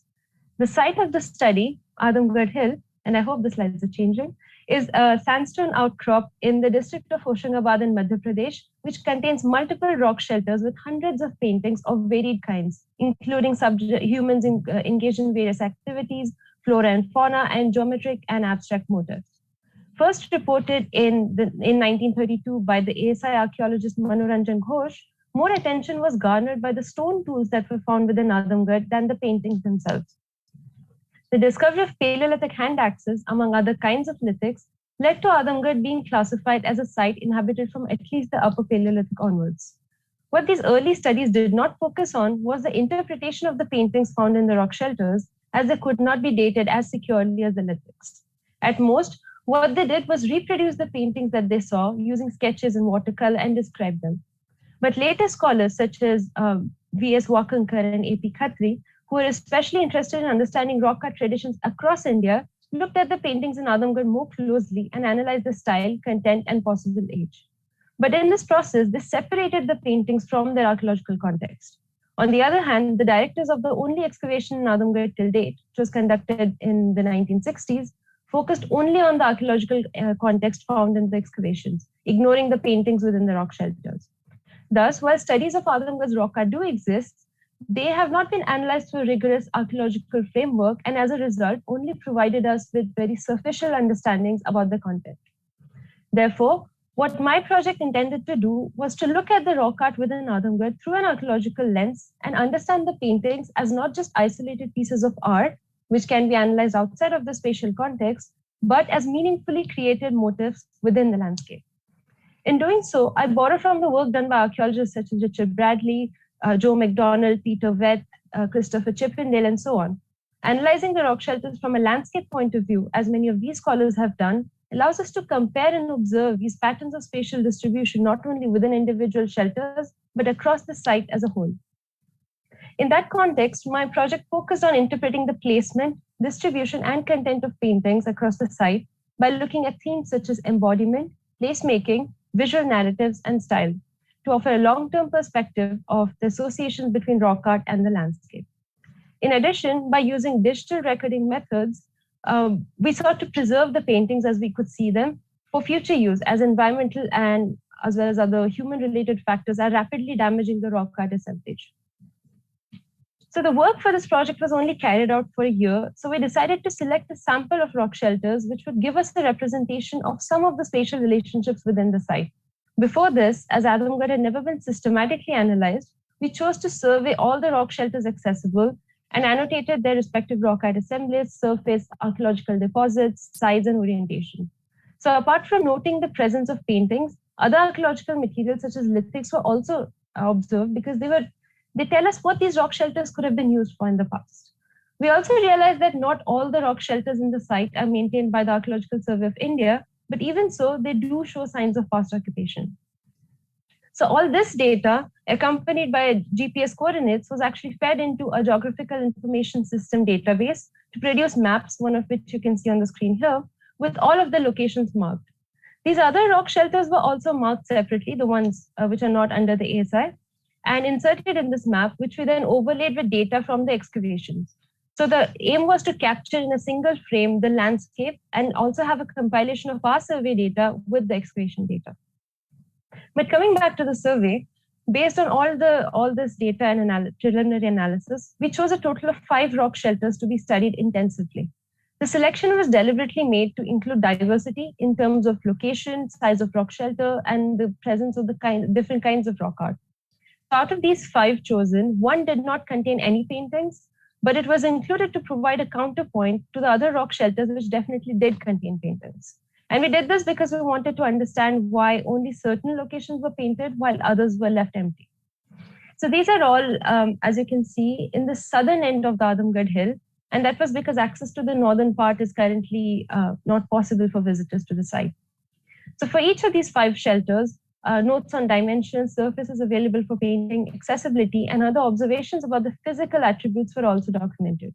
This was accompanied by systematic full coverage photography of each rock shelter, of all the surfaces. So it was done to make sure that the data would be collected systematically. But in between all of this, there was a practical limitation which made systematic analysis really difficult. So here you can see some of the panels of the walls from the rock shelters at Adamgarh. Can you see anything? I could not initially. So most paintings here were found to be faded and barely visible to the naked eye. So to try to resolve this issue of visual access, because if we can't see the paintings, how can we document them? We brought in a recently developed program called D-Stretch. So D-Stretch is an image enhancement program developed by a rock art researcher called John Harmon in the United States, which allows us to enhance digital photographs of damaged and faded paintings to see them better. And you can see the enhanced results here. This program is based on algorithms which is generally used in remote sensing, which creates various false colored composites or FCCs of images in order to find a combination of colors, which allows us to better distinguish pigment from the rock surface.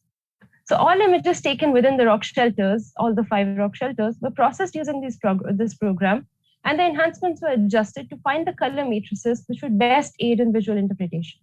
The result of this was a bank of more than 5,000 different images, which allowed us to look at damaged paintings in detail and pinpoint the location within each rock shelter. Just the ability to do this, to see the paintings in all their detail, opened up for us multiple avenues for asking questions that simply could not have been asked by researchers earlier. With that being said, I think it is important to note that D-Stretch also is an interpretive tool that utilizes the observations and the technical skills of the archaeologist. So it is highly subjective. A good enhancement of a painting is just an enhancement. It does not really allow you to go back in time and look at the painting as it would have been there originally. Hence, the process of using D-Stretch is actually a long and complicated one, which has to take into account all of these limitations. And so I had to constantly compare these photographs that I collected with observations that I was making on the field. But I feel that the most important use of these enhancements was in the preparation of charts of each rock shelter, demarcating the location of each painting, as you can see here. So this is rock shelter 1. Then we have rock shelter 7, rock shelter 8. So this was a key component in our analysis of spatial relationships, as a majority of these paintings had never been reported by researchers before. This was particularly noted in the case of shelter 4, which is the largest shelter in Adamgarh, where through D-Stretch we discovered dozens of new paintings. The numbers in yellow, which you probably cannot see because they're too small, which are marked on the walls of the rock shelter, here correspond to the clusters of paintings which you can see on the screen below. Beyond this, in the post-processing stage, these enhancements were used to trace out the contours of visible paintings and prepare what I call digital tracings. So this was done in order to facilitate closer analysis of the details of the paintings, which, as you can see, is difficult to do with just the enhancements as they have too much pixelation and noise. A collection of these tracings across all the rock shelters was then prepared at the end of the project to look more closely at stylistic variations. You can see a sample of the tracings here. This typology, as archaeologists call it, allowed us to get a better sense of chronology and also identify the reuse of certain rock shelters over time. Through the forms of analysis discussed so far, I'd like to now move on to some of the general observations that could be made about space and placemaking in Adamgarh. The pattern of spatial distribution of paintings in the rock shelters showed us that all sections of the interior could be utilized for paintings. So we could find paintings positioned at just 20 centimeters from the ground surface, which was the case in the first rock shelter that we did. And we also have paintings at a height of more than 7 feet from the present ground surface, which would imply that they were using some kinds of other auxiliary tools as well. So this project does not agree with the older tendency of rock art researchers of portraying rock shelters as blank canvases on which the economic, social, and symbolic were then enacted by past people. The long-term biographies of these places cannot be imagined only in terms of unidirectional meaning, which would be inscribed on rock by humans. Instead, I think it is more productive to think of rock shelters as participants in the complex relationships that people form with the landscape. But what does this mean in practical terms? So I argue here that the choices made by artists to place paintings in particular locations was determined through active sensory engagement with the morphology of the rock shelters. So in certain paintings of animals at Adamgarh, the artist chose to depict the animal on a curved surface to add more emphasis to the stance and communicate a stronger sense of movement. In other words, the curves of the rock itself are incorporated into the painting, thus enhancing its realistic rendition. In other instances, paintings depicting single individuals or animals or separate clusters are spatially segregated by being placed in protruding sections of the wall instead of just sharing the same space with other paintings and being separated by, say, the use of negative space. In some other cases, mineral accumulations and irregularities in the fabric of the rock also is used to highlight certain paintings on larger, more homogeneous walls.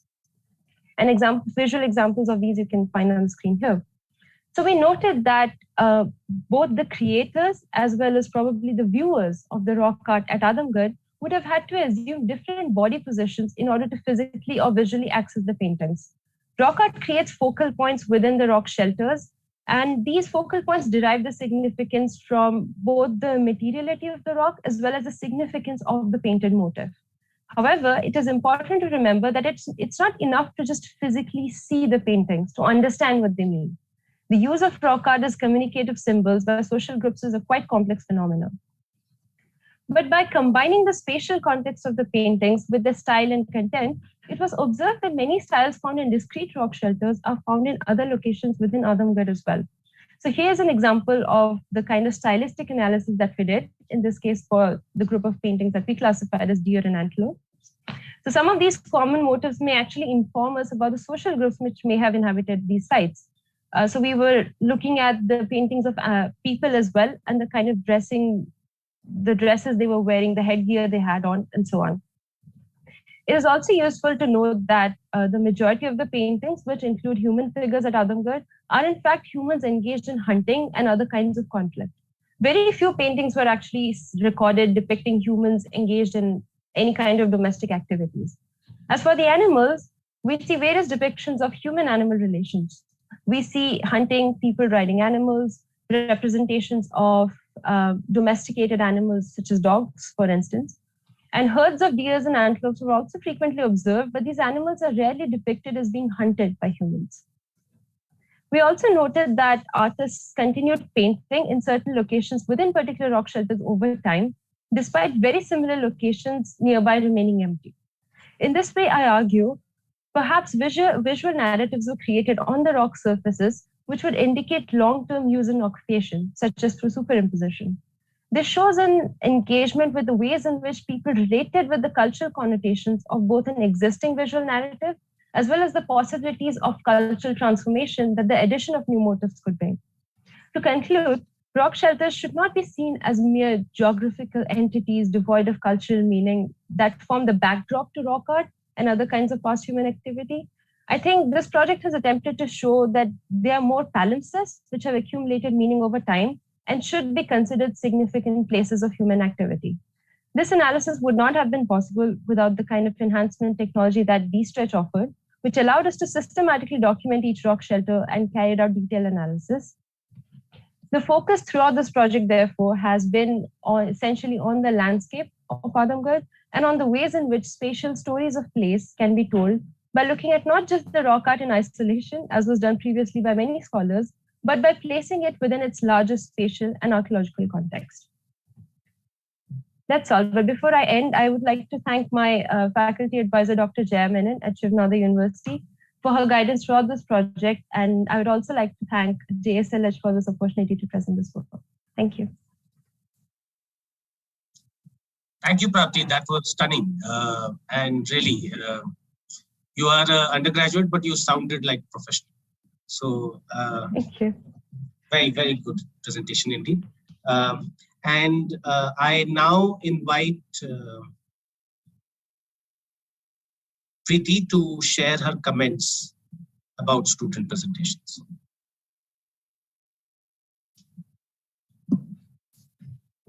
Yes, so it was really enjoyable and to listen to you all, and I learned a few new things from your papers. So going with the first presentation by Ashray and Jay, which is Sufi Prince of Medieval India, exploring the views of Dara Shikoh. So I think both Ashray and Jay, you have very well, you have examined the text Mazma ul Bahrain written by Dara Shikoh. And I think you used the English translation of this particular text, I suppose, not the Urdu translation, right? Which was done in 19th century. Anyways, I think you did a very good assessment of Dara Shikoh as a person, and also his upbringing, and which had an impact on his personality as well as his ideas. This is these kind of studies. It's not that Dara Shikoh has not been really engaged with. Dara Shikoh versus Aurangzeb has been a binary. I think it has been a political binary of Mughal studies for quite some time, and it has, I think, in a way, mesmerized medievalists for some time, and especially because both have been projected in medieval historiography as two binaries. One, a very cool and very calm person, spiritual, Dara Shikoh versus Aurangzeb, and we all know Aurangzeb in a way has been also in the narrative, projected in a particular manner, in a particular light, and there Dara Shikoh's this kind of a rendering of him as a very spiritual person, a person who was not qualified to be a military strategist, someone who would have been happy, as you all said, basically a philosopher, someone who was really pushed into the tornado of politics that was happening at that point in time. Just that I want to just put in a caution here about indulging in such sort of personality-centric studies, though you have really analyzed his standing or his position well. This is something that I felt that we need to be a bit careful about, because you yourself in the paper you have pointed out that even Dara Shikoh really coming to the throne would not really have really impacted a change, or could not have brought about a change in Mughal policies or administration much. So so I feel that then why should we really look into Dara Shikoh?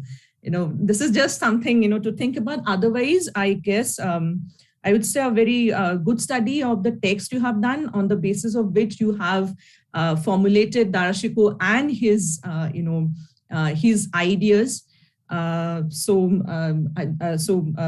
think that's it. Then can I move ahead to Prapti's presentation? Yes, sure. Sure. Okay. So Prapti, she spoke on rock art and archaeology, analyzing space and meaning in Adamgarh. So first of all, Prapti, it's a very good research work you have done. I think in a very long time, I listened to such a comprehensive study done where you have incorporated both that is documentation as well as interpretation. I think both have equal weightage in your research. And you have also utilized some very interesting techniques for studying rock art, something that needs to be adopted, by scholars across, I think, the subcontinent, especially working on rock art and other kinds of such kind of art, which we, bas relief art. Also, I think your de-stress photography that you were talking about, that will help. And there are many such sites which are actually, facing issues like erosion and such, such problems, and we are losing that. So documentation is something which is very crucial, I think, in archaeological research, something that, people fail to realize. Yes, interpretation is equally important, but documentation is something really essential to preserve it, which you have pointed out, to preserve it for future research. And you have used very interesting techniques for situating it within, that is for the spatial, for looking at the spatial context. You have used GIS and other plotting, map plotting you have done. And the typology based dating that you are talking about by, after documentation is also, will also be very helpful, especially, this kind of a method can be used in other areas, also in other sites, to look at rock art, to actually date rock art, which is something that is very difficult, has been very difficult, and something that has baffled archaeologists for a very long time, especially where we have art, superimposition of art. So how do we date them? And I think what you have talked about, how rock art, should also be seen as not as, something which is devoid or not connected to the cultural history of prehistory, and it should be seen as connected to that, as well as these can help us in having a better understanding about the interaction, human interaction with the ecology, with the environment, which we're utilizing. A very interesting point you have pointed out about how they were using the the various natural formations that are there in the rock itself, be it the deposition of minerals or the curves, how that was also utilized by the people who were making the art, and that is a very interesting observation. So with that, I would like to end my my comments, and all the best to three of you basically for doing such interesting research at the undergraduate level, which is formidable. Thank you, Preeti. Thank you for those insightful comments. I have a couple of comments, especially for Jay and Ashray, which I would like to share.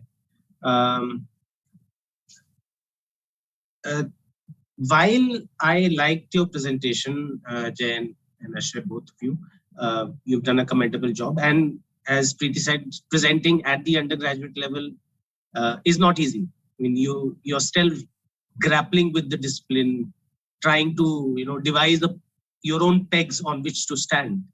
But the very fact that you chose a figure like Dara Shikoh in the times that we are living through suggests that history is a dialogue between past and present, and we need to revive some of these icons to give a more meaningful interpretation of a past and the possibilities of the past at any given point in time.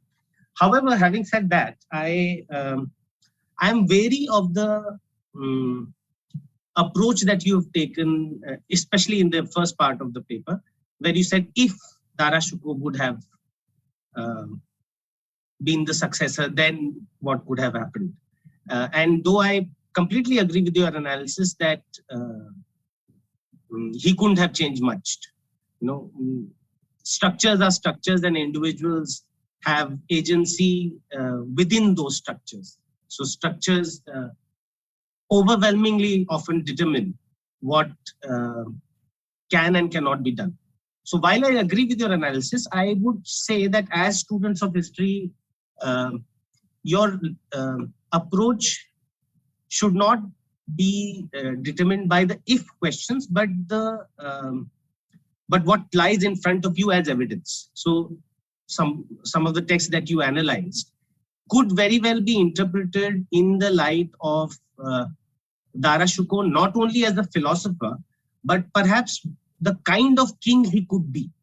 You use the word philosopher king, but it's a combination of two very, as you said, opposite roles. A king has to be militarily adept and a shrewd, cunning person. Panchatantra was written for, two idiotic sons of a king, because the king was unable to give them the niti, the kind of lessons that they need to grow up with.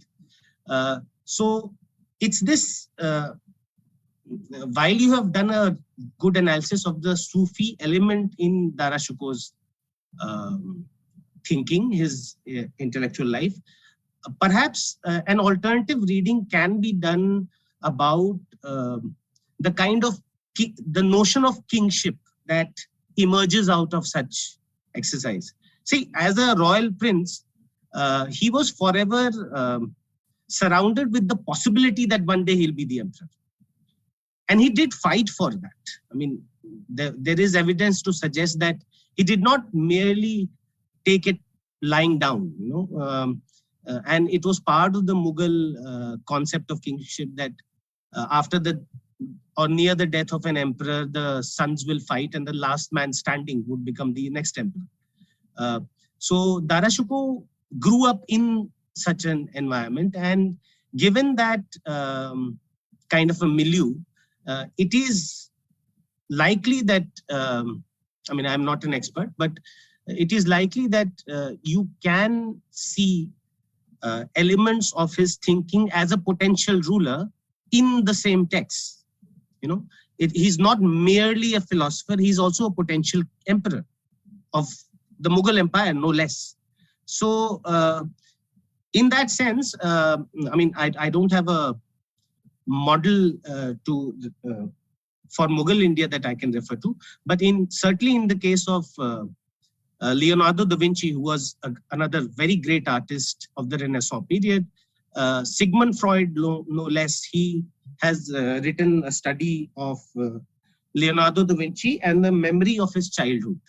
So where it's a psychoanalytical study, it's you can say a psychohistory from a Freudian perspective, but it's a very small text, less than 100 pages or around 100 pages, but people have used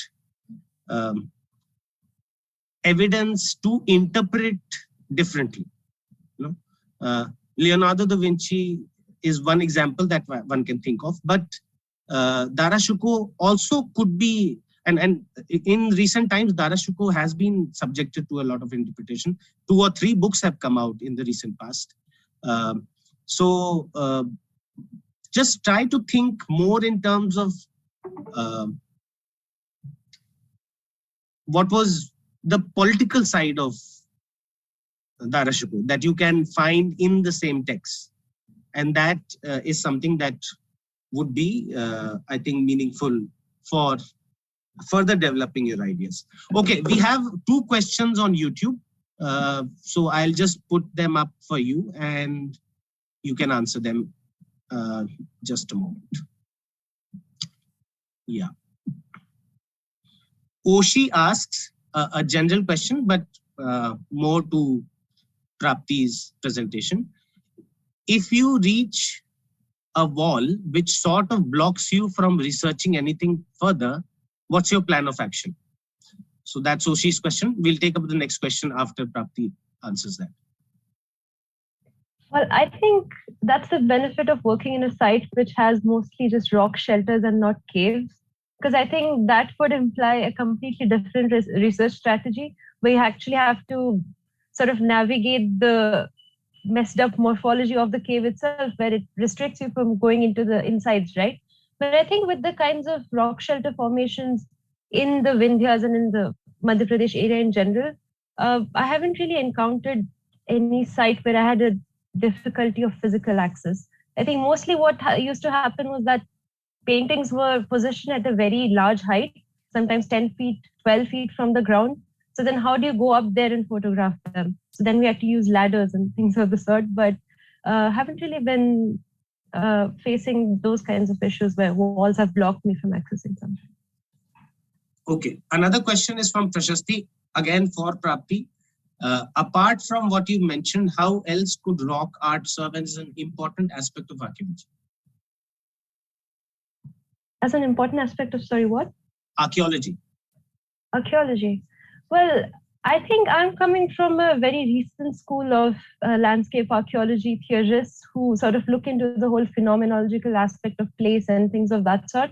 But of course, there are many other ways of, say, people have just looked at the rock art and then tried to figure out what kind of communicative systems they're representing, what kind of social group dynamics does that imply then, and whether we can even get into a sort of emic perspective of rock art. So there are different theoretical frameworks which we can use to work through that. But I think for the kind of documentation that I was looking to use here, and because also D-Stretch has not really been, it's not really being used in South Asia so far, but it has been used a lot in other continents. So I was trying to see sort of if that particular kind of combination of methodology and research questions would actually work in somewhere, a place like Adamgarh. But yeah, there are a lot of different other perspectives that you can go into, but then I'd be here explaining those for probably hours. Okay.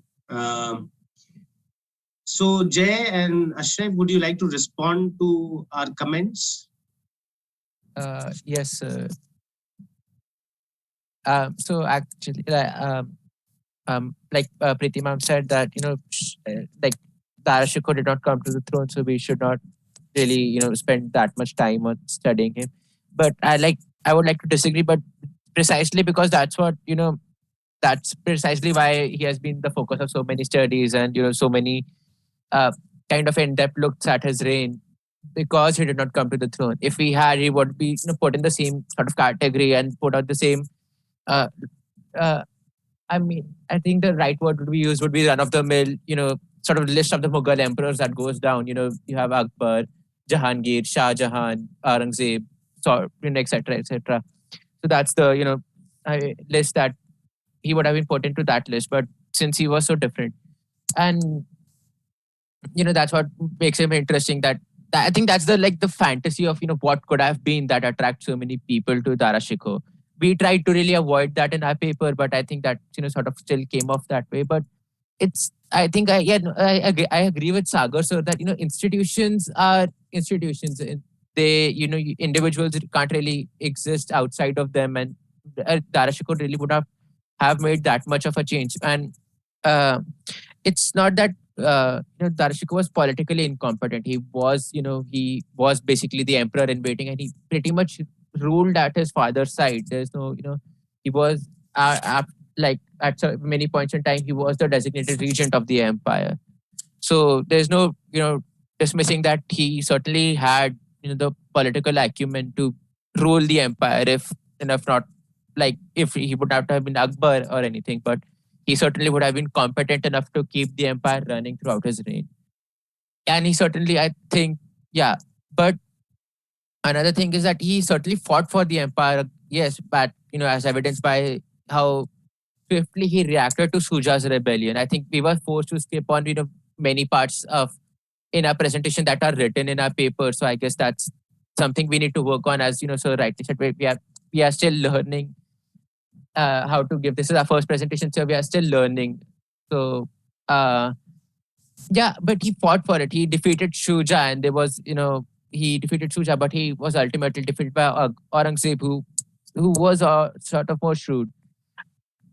We tried to avoid the more religious aspect of, more modern day religious connotations between the two brothers. That's the same thing we sort of tried to avoid. But I think it's when these two come up in history, that's, sort of inevitable that we somehow modern day politics get involved in, discussions of Dara Shikoh and Aurangzeb, because precisely how, they are integrated in the national identity of India in South Asia. That, Mughal Empire left a deep impact, and considering the fact that Dara Shikoh was not even an emperor, but he still left that kind of impact that, people are still talking about him today.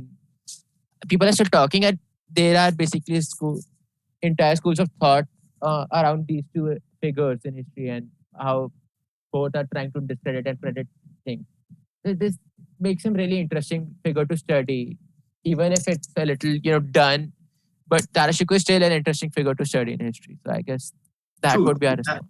And AUD has a building which is reputed to be the old library of Dara Shikoh. So you had that as a living inspiration in your time to perhaps try and attempt this paper. Ashray, you would like to add something to? Yes. So I wanted to say, especially reflecting on your comments, like you are actually correct that we can see these according to me, that we can see these philosophical texts as, if we are going in that direction of if that you said. Okay. So in that regard, I want to say that even though I agree with Jay that he wouldn't have made any systematic changes, but there are policy decisions that would have definitely differed from what Aurangzeb did in his reign, especially in the later years with the move on Deccan, that he might have done things differently. And especially from his texts, we can see that he was more of in modern sense, we can say secular as compared to his brother, and that would have definitely affected the course of empire if he had been emperor. And for Preeti ma'am's comment, I would like to say that I feel that it's not about he was not emperor, so इसलिए उतना हम करें ना करें, तो फिर अगर उस डायरेक्शन में उसके लिए I would like to say that the kind of studies that he did and the kind of prince that he was, it was itself very different from the other princes. Like say when Khurram was a prince, or even Suja, Murad, or Aurangzeb in his time, it was very different. And especially the studies that he did, like when I was studying the Majma ul Bahrain, that part was written by me.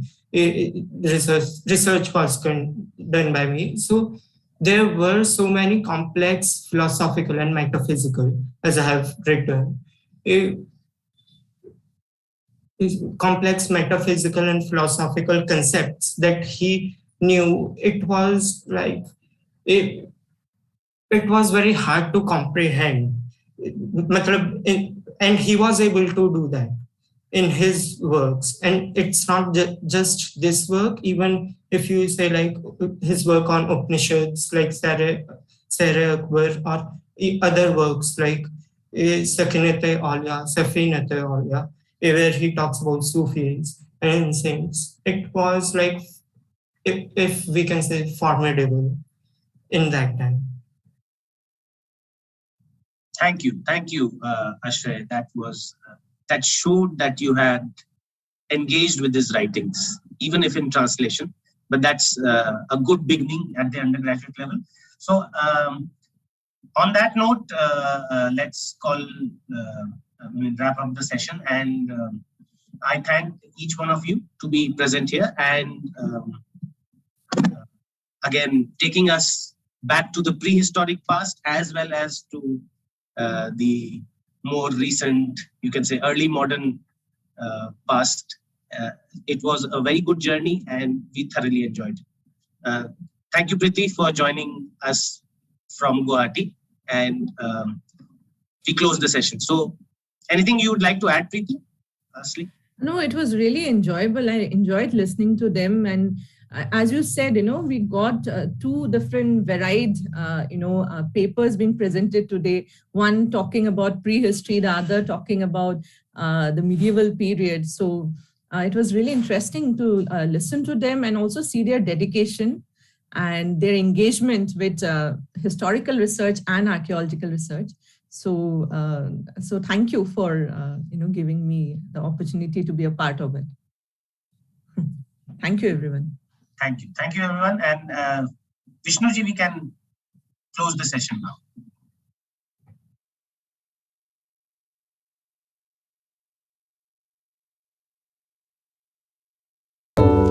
Vishnuji.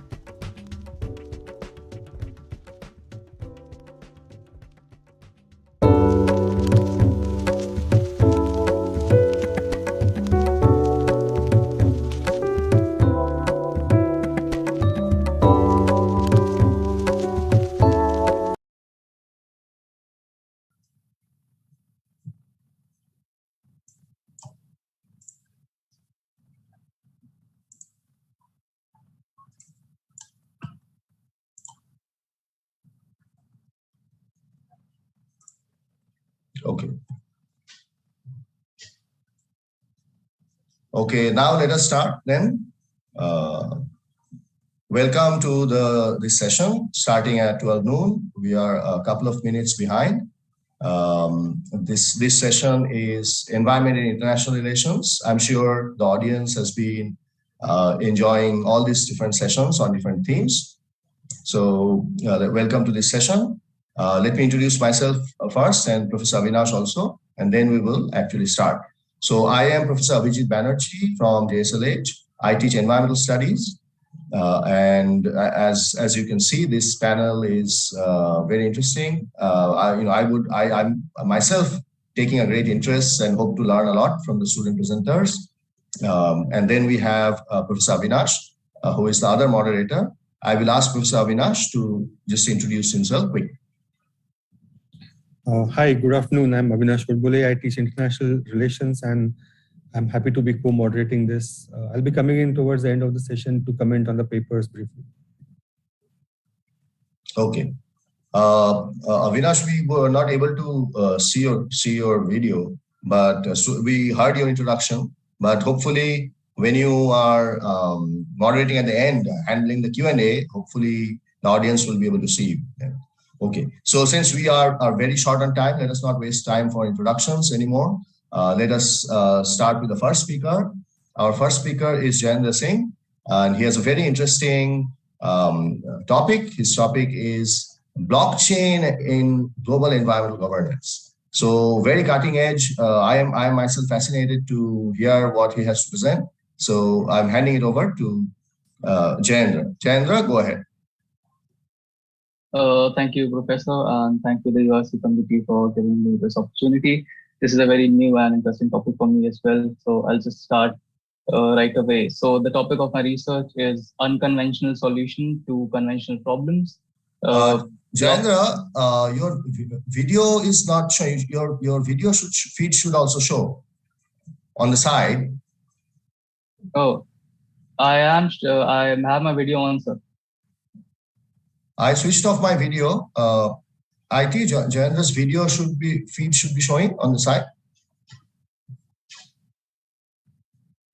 Achha, Jayendra, you will have 10 minutes, remember. So yes, sir. I'll keep going on. Yes, and then you will have a warning at 10 minutes. All right, sir. Understood. So my topic is unconventional solution to conventional problems, blockchain and its implications on global environmental governance. I'm Jayendra Singh, last year student at General School of Liberal Arts and Humanities. So could we please move to the next slide?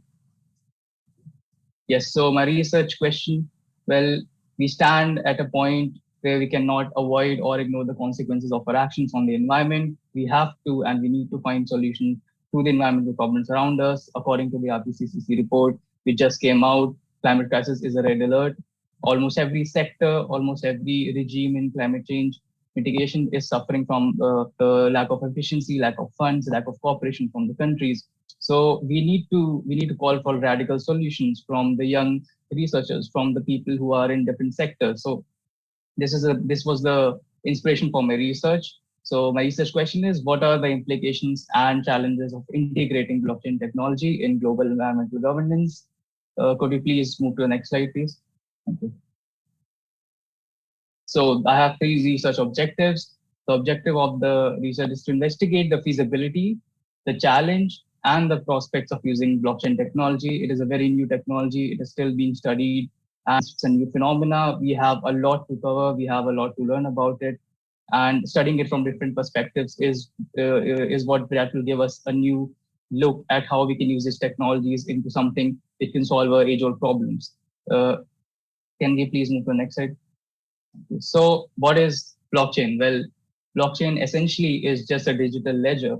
A ledger is a book or collection of accounts in which we keep transactions. They are recorded, such as those which you have seen on shopkeepers to keep tab of payments. Every new transaction in a ledger is added, and which creates a database on information that we can use for future reference. Well, blockchain is just a digital version of that. It is distributed, which is called distributed ledger technology.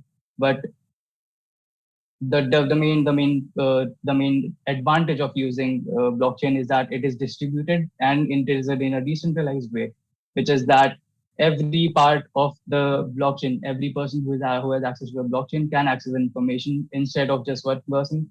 Everybody has access to it. It is very transparent, and there cannot be any shady business going on inside the ledger.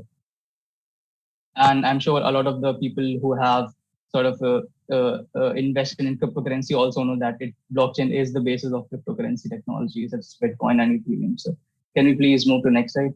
Thank you. So how does blockchain work? Well, the diagram is very simple. I will guide you all in a very non-complicated computer jargon way. So blockchain works just like the name suggests. It is a chain of blocks. When we are doing a transaction, when we are adding information, the computer creates a block which represents the information. Each block contains a unique code called a hash that sets it apart from every other block in the whole blockchain. It also has a timestamp and transaction data for verification. So once a block is created, it is sent to every participant in the blockchain network. The nodes, which are the people who are using the blockchain, validate that transaction. They see whether it is valid, whether it is real or not. The nodes can check it and they can get reward for their proof of work. And the reward is basically what we know as Bitcoin or Ethereum or any other token, which can be used for monetary transaction or to trade anything in the world, basically. So the block is then added to an existing chain of blocks, which is what we call blockchain. So the information is distributed instantly to a lot of people in the blockchain, and hence the transaction is completed. It might seem like a very complicated process, but it happens within a span of seconds. Blockchain is like a group chat where no messages can be deleted or every message is added after the consensus of the members. Blockchain might seem like any other computer program, but there are many more key advantages to it, which I will talk about. Can you please move to the next slide? Thank you. So I should be used well. The first thing is that it is programmable, which means that it can be tailor-made for any sort of job, any sort of requirement that we have at hand. It can be a collaborative process. It can be something which is made by an organization. So we can make it in any way we want. We can make it to do any job we want. It is distributed, which means that everybody in the blockchain has access to the data, as I've already mentioned. This has great implications on processes which can make use of instant transmission, such as resource mining. It is secure. Every transaction is encrypted and stored safely. It is anonymous, meaning that the nodes which are adding information, you don't have to share the data or personal information. So there is no sort of leakage of personal information, such as in other technologies. It is immutable, which makes the blockchain transparent and secure by its design, since any given block that has been added to the blockchain cannot be altered retroactively without any alteration of all the subsequent blocks. Adding or changing any block requires the consensus of the entire network majority, which is what gives blockchain its defining feature. So can we please move to the next slide? Yes, so the major use cases of blockchain, I'm only focusing on 2 of these, but there are many use cases of blockchain. Well, the first one is governance, and governance can be accessed using the tool called smart contracts. Well, smart contracts are essentially just like traditional contracts, but they are enforced through a blockchain mechanism, which makes them binding and immutable. An excellent study by Hugenberg shows us that smart contracts can be enabled to create result-based payments in mechanisms like RED+, which can essentially help us tackle deforestation by setting up blockchain systems that can check what kind of trees, which trees have been cut, and make sure that they can be protected in a fast and efficient way. But due to the legal intervention, due to the lack of research and literature in blockchain and smart contracts, it is still a challenging task to implement it in a more practical way. But there have been pilot projects and research beginning now to sort of help facilitate this sort of governance as well. The other is climate finance. Well, we all know Bitcoin, but climate funding is something which can make use all other types of cryptocurrencies as well, which are not Bitcoin. Well, the IPCC reports, as I've already mentioned, it has also called for the green climate funds in efficiency and to fund that sort of major requirements, which are in the hundreds of billions. We can use cryptocurrency and blockchain technology as a way to incentivize these payments to make sure that all these sort of requirements are being met and being funded in a much more efficient way without having to rely on bigger countries or bigger organizations and sort of wait for all the payments and may be relying on the less efficiency. It can also help facilitate carbon markets and carbon trading as well. It can make carbon trading less of a hassle. So climate funding has a lot of potential, which I see, and there needs to be more research on it. So can you please move to the next slide? Well, blockchain for the environment. This is the main topic of my thesis. So blockchain can be related to all of the SDGs in a way. It is possible to sort of help create a way that it can facilitate the progress that we made on the SDGs. So the first application is natural resource management. So blockchain enables us to sort of eliminate intermediaries. So it can create more efficiency in the way we manage our natural resources and the way they are extracted.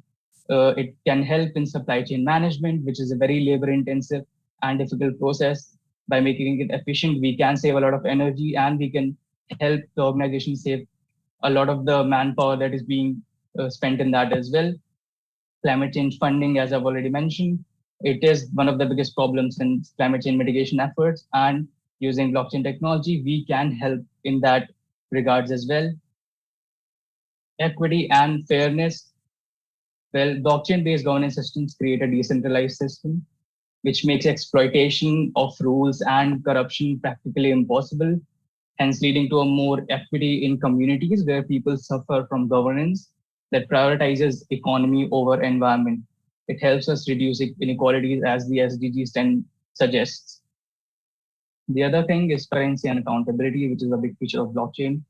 It is an essential tenet for every institution that we have as well, especially the international institutions that help us to sort of create more goals and track the progress of climate change mitigation efforts. By integrating those with blockchain technology, we can make them more efficient. We can help them help take accountability from the countries, from the organizations that have been able to achieve on their climate change mitigation efforts. This can help in creating much more stronger institutions as well. The last but not the least, affordable and clean energy. Organizations such as SolarCoin are now leveraging crypto and blockchain technology to incentivize transition to solar energy and renewable energy, which I think is one of the most important things we can do right now. Can you please move to the next slide? 2 minutes, Jayendra, 2 minutes. All right, so a lot of the countries, as you can see, are now using blockchain technology. There are several countries which have been implementing these, as you can see in the slide. Can you please move to the next slide? So implication on international relations, well, blockchain can help create international cooperation using the smart contracts, using shared responsibility. International relations and environmental efforts are interconnected in a lot of ways. We can help international cooperation and help create more efficient treaties using blockchain technologies. The features that I've explained called decentralized governance and smart contracts can help create much more efficient institutions and treaties such as strengthening the Paris Agreement and also sort of making the conventions and the commitments much more reliable as well. And international relations and environment play a major role in how blockchain can be used as well. So the reaction of nation states is very important in how blockchain will play out in the future. Can you please move to the next slide? So how to make it feasible? Well, these are the 3 problems which I've encountered in my research. The first is adoption. Adoption of blockchain will give it much more legitimacy. It is one of the major problems that we are facing right now. A lot of these countries are not being able to implement it due to the trust issues in blockchain technology and all of the illegal practices that have been around it. The most important problem and challenge is data collection.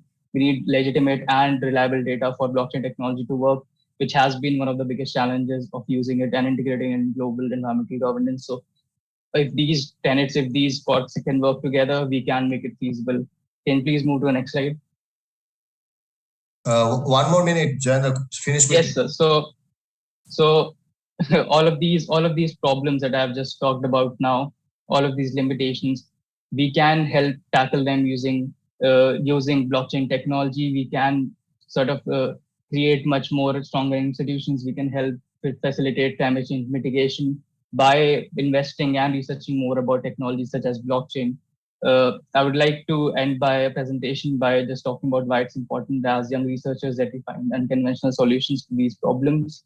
Can you please talk about, spend the next slide, please?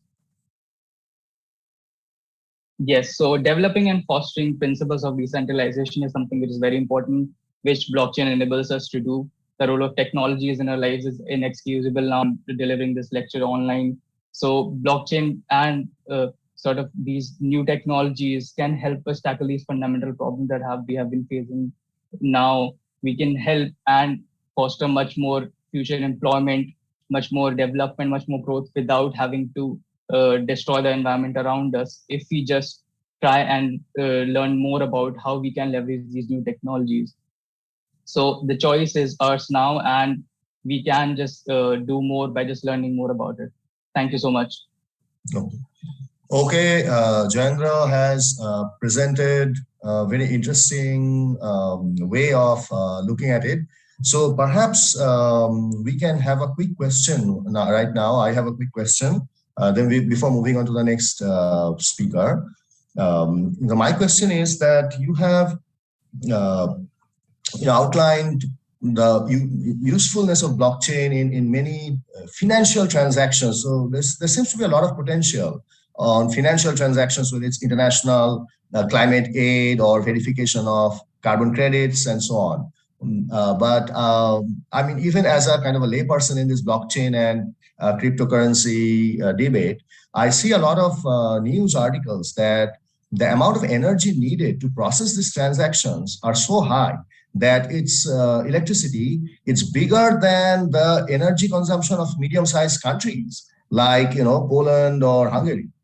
So if that is to be the case, then it would appear that the whole benefits you're talking about would be much small in comparison to the amount of energy wasted. So how would you respond to that? Yes, sir. That is one of the first questions that comes out whenever I talk about this topic. Well, it has a very easy solution. The thing is, blockchain is a very versatile and diverse technology.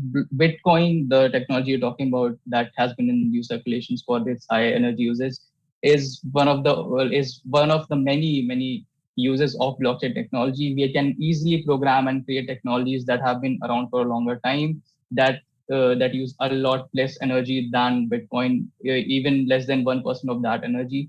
And the thing we need now is cooperation from the governments to moderate and regulate Bitcoin as a currency, and see that we are not enabling blockchain technologies which are of higher consumption.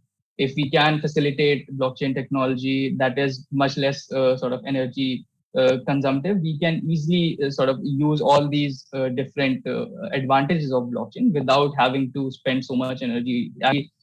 Solar coin is something which uses the energy converted from solar and gives you monetary value. So after one point, the energy that you're conducting is giving money to you instead of you spending money for more energy to just earn some money. So it has a lot of potential. The thing we need now is just some positive look or perspective on the technology from governments as well as the laymen. Thank you, sir. Okay, thank you. So it's a very interesting idea that these are futuristic technologies. Only time will tell whether we are able to utilize the potential benefits of these new technologies. The most obvious one seems to be climate credit type transactions, climate trading and finance and so on. But as I said, time will tell whether we are able to harness the potential advantages without while bypassing or preventing new unforeseen problems created by these technologies. So anyway, it was a very interesting learning lesson for all of us. Let us move to our second speaker. Just a minute. Aditya, you can start sharing your slide while I introduce you. Yeah, I'd ask the IT help people, please share Aditya's slide.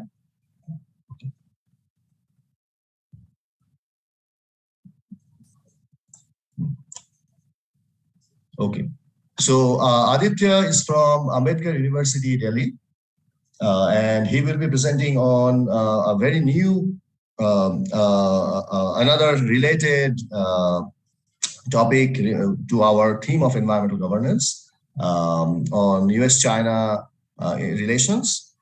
So this is something that I follow quite closely. Although my interest is in environmental studies, I am fascinated with international politics. And we have Professor Avinash, who is the expert on this issue. So I'm sure Professor Avinash will be very happy to see your presentation, and he will have good questions for you. With that, I hand it over to you, Aditya, sir. Yeah, so I hope I'm audible. Okay, I think I made a mistake. Wait, let me clarify. The sheet shared with us lists you as Ambedkar University, really, but you are at Shiv Nara University. Yes. So there was some misprint in the sheet that was handed over. So I apologize for that. So Aditya is from Shiv Nara University, which is not far from our campus. So welcome, Aditya. Please start. Yeah, no problem. Thank you, sir. So good afternoon, and thank you to all the organizers for giving me this opportunity. My name is Aditya Ramakrishnan, and I'm a second-year international relations major from Shiv Nara University. I'll be presenting my paper on how the US-China rivalry affects and plays out in the Pacific Island countries or PICs, written under the guidance of Dr. Jabin Jacob, who's a professor at the Department of International Relations and Government Studies in my university. So next slide, please. Aditya, if you want to speak a little louder. Okay, yeah, sorry. Yeah, sure. So I'll start off with what the PICs are. So the PICs are a group of 14 independent island nations located in the South Pacific. So my presentation will go over why these islands are turning into a new area of confrontation between the US and China, how China engages with these islands, why China is increasingly seen favorably in the region, and how they find themselves in the middle of the US-China rivalry. Since this panel is on environment and international relations, I'll also be going over environmental concerns as drivers of the PIC's actions. This paper draws on existing academic papers related to the region and on journalistic articles related to events in the PICs, including some local media. So some Chinese state media articles were also consulted to understand the Chinese state's view of the topic, as well as a couple of Chinese Foreign Ministry press briefings. I also used the USAID and US State Department websites to get an idea of US involvement in the region.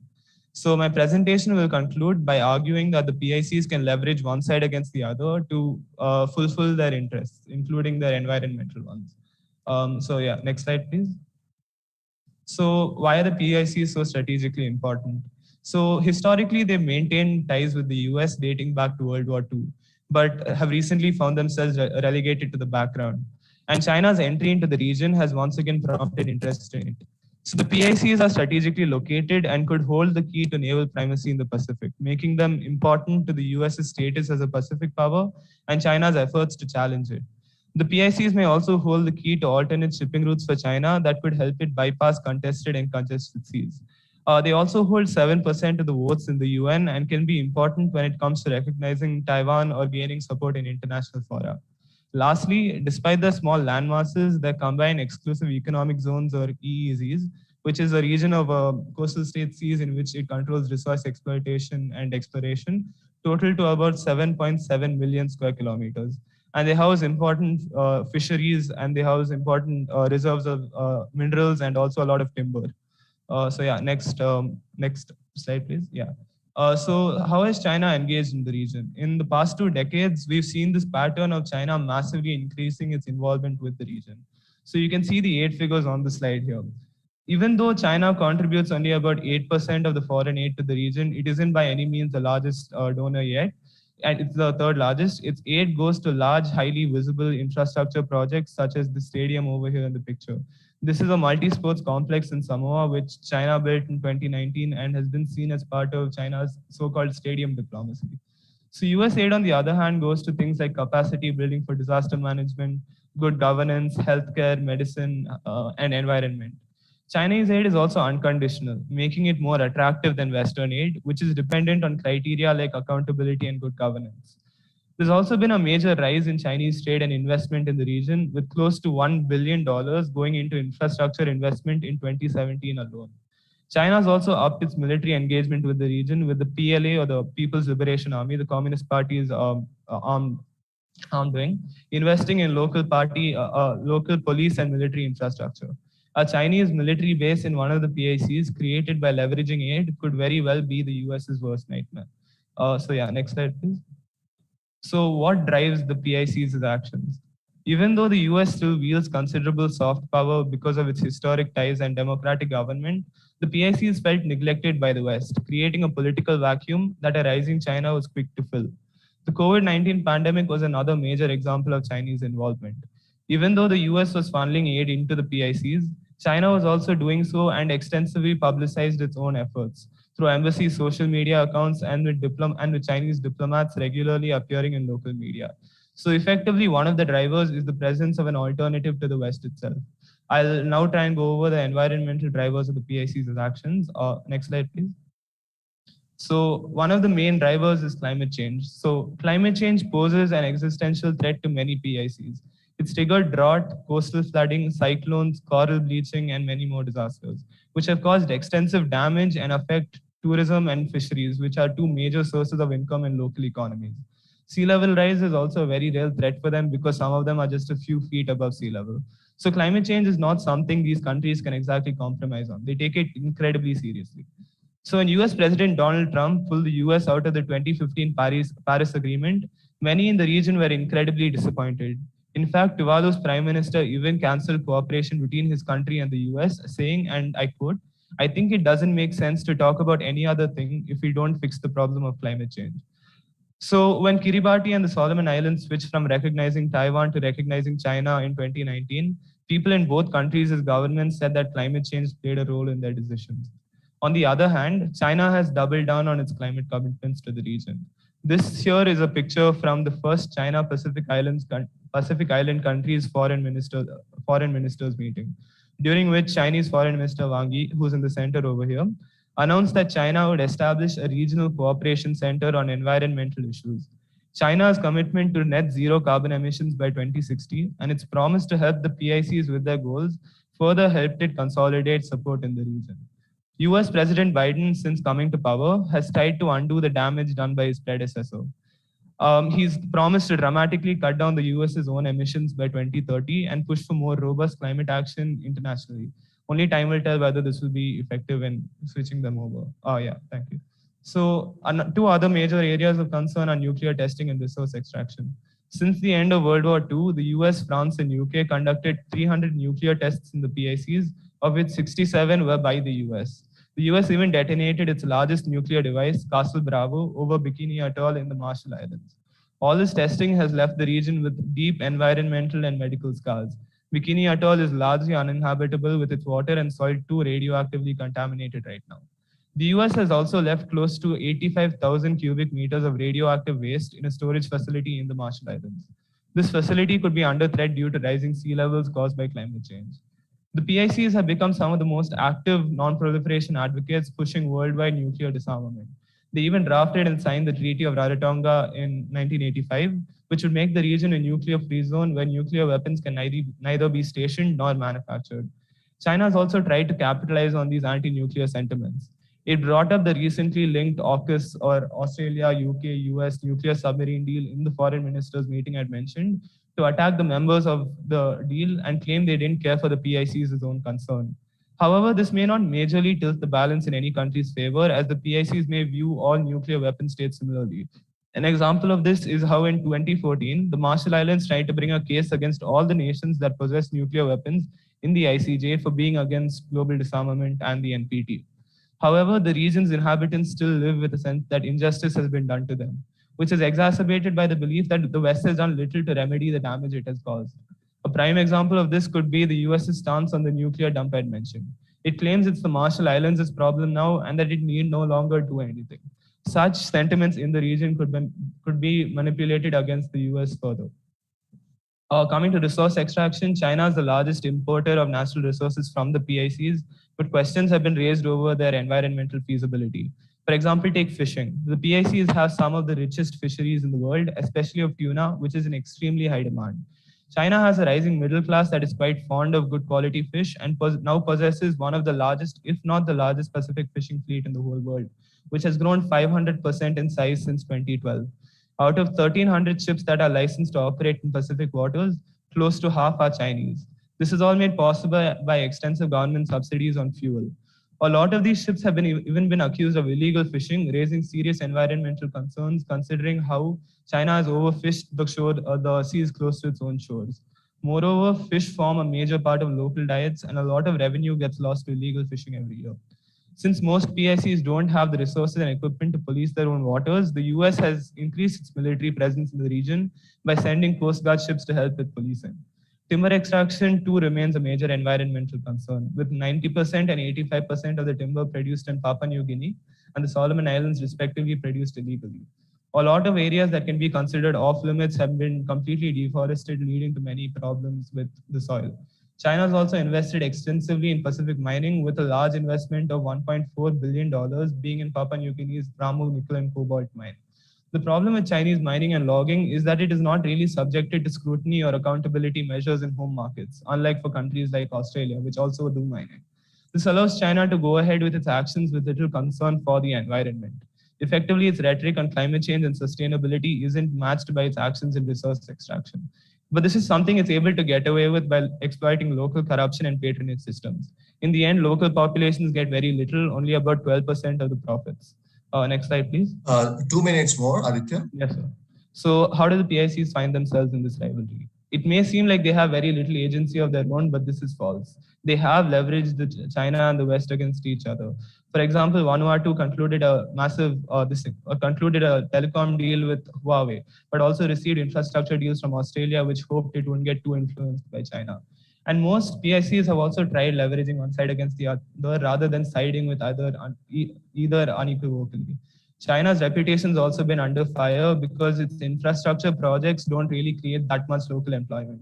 This is because there are conditions that require half the materials to be procured to be from China and for Chinese workers to be employed. This is, there's even been riots against Chinese interference, with this being from the Solomon Islands in November 2021. But there are serious concerns that the unity amongst the PICs could be broken by this rivalry, which has remained their biggest asset so far. This is evident in different stances on Taiwan and COVID aid. Domestic politics might also end up being affected with questions of whether or not to accept Chinese projects becoming common around election time. There are also worries that Chinese involvement in the PICs has an adverse impact on democracy. One paper by an ICS researcher showed that when Fiji went through a military coup in 2006, Chinese aid to it increased. But in 2013, it started decreasing, which coincided with democratic elections in 2014 and 18. Next slide, please. So this is my conclusion. In the long run, it's going to be hard to push China out of the PICs. The aid it provides is important to many of them, and it has grown entrenched with many of the local elites. However, the PICs may not want to push China out either. Its presence gives them choices and has reignited Western interest in the region. The US is unlikely to give up on the region because of its proximity and strategic importance. The PICs could use this strategic importance as a bargaining chip and use it to leverage aid and get what they want. They can even get better environmental protection this way, like infrastructure to protect against the effects of climate change or to demand more robust climate action from either side. They could even leverage either side to fulfill other environmental concerns, such as to get the US to clean up its nuclear waste or to get better equipment to prevent overfishing in their waters. But these are things that will be best executed if they maintain the unity amongst themselves. This will give them more collective bargaining power. Moreover, there are problems which they need to fix internally, such as corruption, which will prevent worse, natural resource extraction in the future. So yeah, that's my presentation, and thank you for your time. Okay, thank you, Aditya. Very fascinated, short summary of a very complicated set of developments that are going on, far from many people's attentions, except those who really are into international relations. We have a long history of great power competition actually really hurting small states throughout the 20th century with respect to human rights and democracy and so on. And in addition to that, specifically for your topic and especially for an environmental panel, now with the interest on climate change or even nuclear waste, sea level rise, I mean, these issues we cannot push back any longer.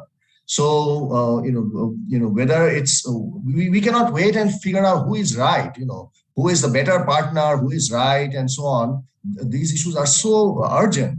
that they need to be solved for the sake of both these people as well as for the sake of the world. So it's a very complicated situation, as you have nicely pointed out. So if you have a quick question from Professor Avinash, who is the IR expert here, specializing on China. Avinash?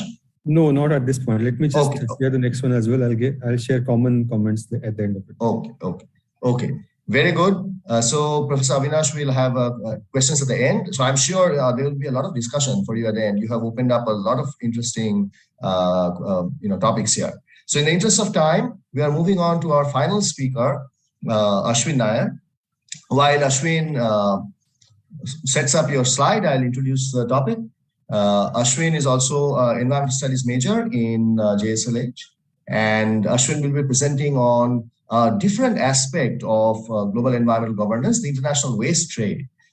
China has, if you have followed, those of you who have followed the topic, China used to be a big importer of waste, and they have recently banned it.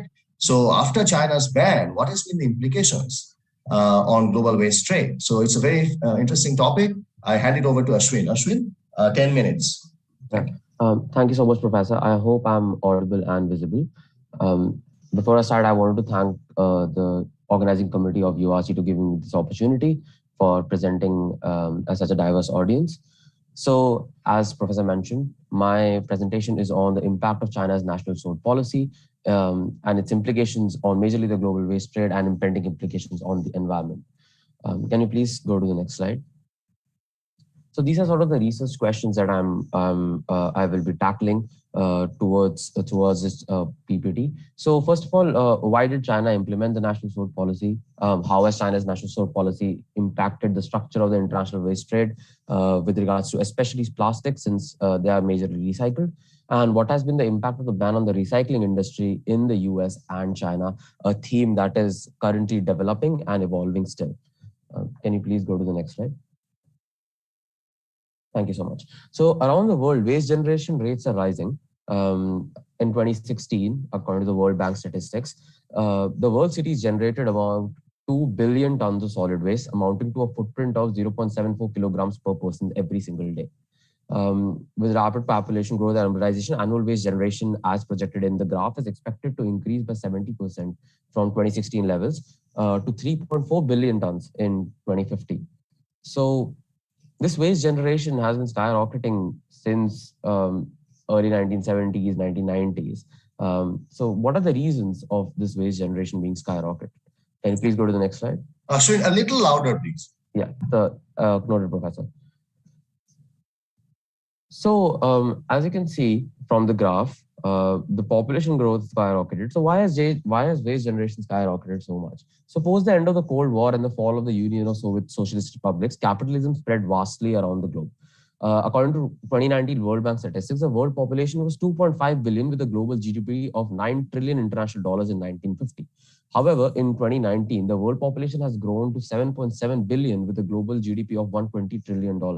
This means that globally measured economic activity has increased more than 13-fold in only 70 years. Growth in world economy, especially in the developed world, means more resource use as a result of growing demands. As people get wealthier with their purchasing, and their purchasing power also increases, so does the demand, and so does resource use and waste generation. Long-term trends in global economic growth, resource use, and waste volume show a sharp upturn after World War II, as you can see in the graph, a period dubbed as the Great Acceleration. So as the waste generation grows, the need for waste management and processing system becomes integral for mainly two reasons. Firstly, Earth is a finite system, which means we have a finite amount of raw materials and resources. Hence, recycling products like those made of plastics, which have grown exponentially, become one of the top priorities. Secondly, if the waste is handled improperly, it has adverse impact on the Earth's atmosphere, biodiversity, and to humans and other species as well. Can you please go to the next slide? Thank you so much. So talking about the structure of the global waste trade, first of all, why does the global waste trade exist in general? So like I started talking about plastics, so my PPT will emphasize on plastics more than any other type of waste. So globally, about 8.3 billion metric tons of virgin plastics were produced, out of which 6.3 billion metric tons of plastics was generated in 2015. This trend has been seen since 1990, where plastics have been generated mostly because of the reasons I mentioned in the previous slide. As demand grows, so does the resource use. And as plastic has increased in system, as we know, it's non-biodegradable. And since, because of that, the need for recycling has become very apparent. And China has been dealing with this waste ever since 1990. As you can see in the PPT, there are, from multiple continents, multiple countries, the waste has been imported to China as the epicenter of the global trade. Can you please go to the next slide? Thank you so much. So this is the flow of waste to China up till 2017. So in 2018, the G7 nations exported a total of 3.2 million tons of waste, with US, Japan, and Germany with the most amounts of export into the developing nations. Majorly, again, as you can see from the figure, in China and Hong Kong. Both of them importing, China importing 1,258,000 tons of plastic, and Hong Kong importing 624,000 tons of plastic for recycling and other waste management purposes. Now, with such drastic amounts of waste going into a country from the developing world and the developed world, there are certain implications and certain violations of rules that have happened. There have been certain issues that have come up since 1990. As you can see, since 1992, China has imported 106 million tons of plastic waste, which makes up around 45% of all cumulative imports. Now, what has been the issues with such amount of drastic imports and exponential growth of imports? Can you please go to the next slide? Thank you so much. So what has been some issues regarding this? So since 1992, most of the waste that West exported for recycling ended up in Asian countries, as we've seen, especially in China. China has imported the waste for recycling as it was a valuable source of raw material and created employment in the recycling industry. And again, it sort of implemented and contributed to the GDP growth of the country as well. Now, China and Hong Kong again together have shouldered majority of the waste imports from the West. Now, again, since 2013, the waste imported was increasingly of poor quality, and China also started facing issues of waste smuggling and waste shipments, raising concerns of increased sorting cost, manufacturing, and environmental impact. So increasingly poor quality mixed grade plastic waste and plastic waste mixed with municipal solid waste was being sent to the country by the exporter nation. As a result, China had to incinerate the waste, causing environmental impact. And as China sort of has become a middle income country, the gain from recycling was considered minimal due to the negative consequences I've just mentioned and listed on the slide. Now, in response to the adversity that the country faced, as you must know about the Basel Convention, as well by the UN. In support of that, they released two major policy mechanisms. One is called the Operation Green Fence, which was a 10-month-long initiative, which resulted in 26% reduced flow of low-quality waste from developed countries to China, and also resulted in no waste haven effect. However, this PPT focuses on what comes next. The next major ban on waste imports by China came into effect in 2017. Can you please go to the next slide? Thank you so much. So the next major important ban or waste imports by China came into effect in 2017. It was a similar but much more aggressive policy measure in comparison to Operation Green Fence. The policy was part of a campaign launched by the country against foreign garbage, and China launched a one-year campaign called the National Sword Policy. So under the National Sword Policy, China put the world on notice by supplying the World Trade Organization with a list containing 24 import materials that were now banned from being sent to China for recycling. This included different types of textile, paper products, and plastics. After a week of announcing the bans, China made its intention clear of phasing out imports of recyclable solid waste by 2019 and substituting the same with domestic alternatives. So by 2018, China entered the National Sword Policy into force and released a contamination threshold that is as follows. So 0.5% for plastic, scrap paper or paperboard, smell slag, wood, waste, electrical motors, wires and cables, metal and apron scrap, ferrous metal. Secondly, 1% for non-ferrous metal and 0.3% for automobile scrap. This sort of ensured that the waste that they get is of higher quality, and it actually has something which is called return of investment. In case you put something into recycling, you spend so much energy, you spend money and resources, and you get some good quality raw material in return. So the announcement of national sword policy came as a major shock to the whole world. The policy was so drastic that on hearing the news, people did not believe it was true. So the ban did not just affect China, it also twisted the fate of economics in the developed countries, which were dependent on recycling, and developed countries that got away with their waste generation until the ban. Can you please go to the next slide? Thank you so much.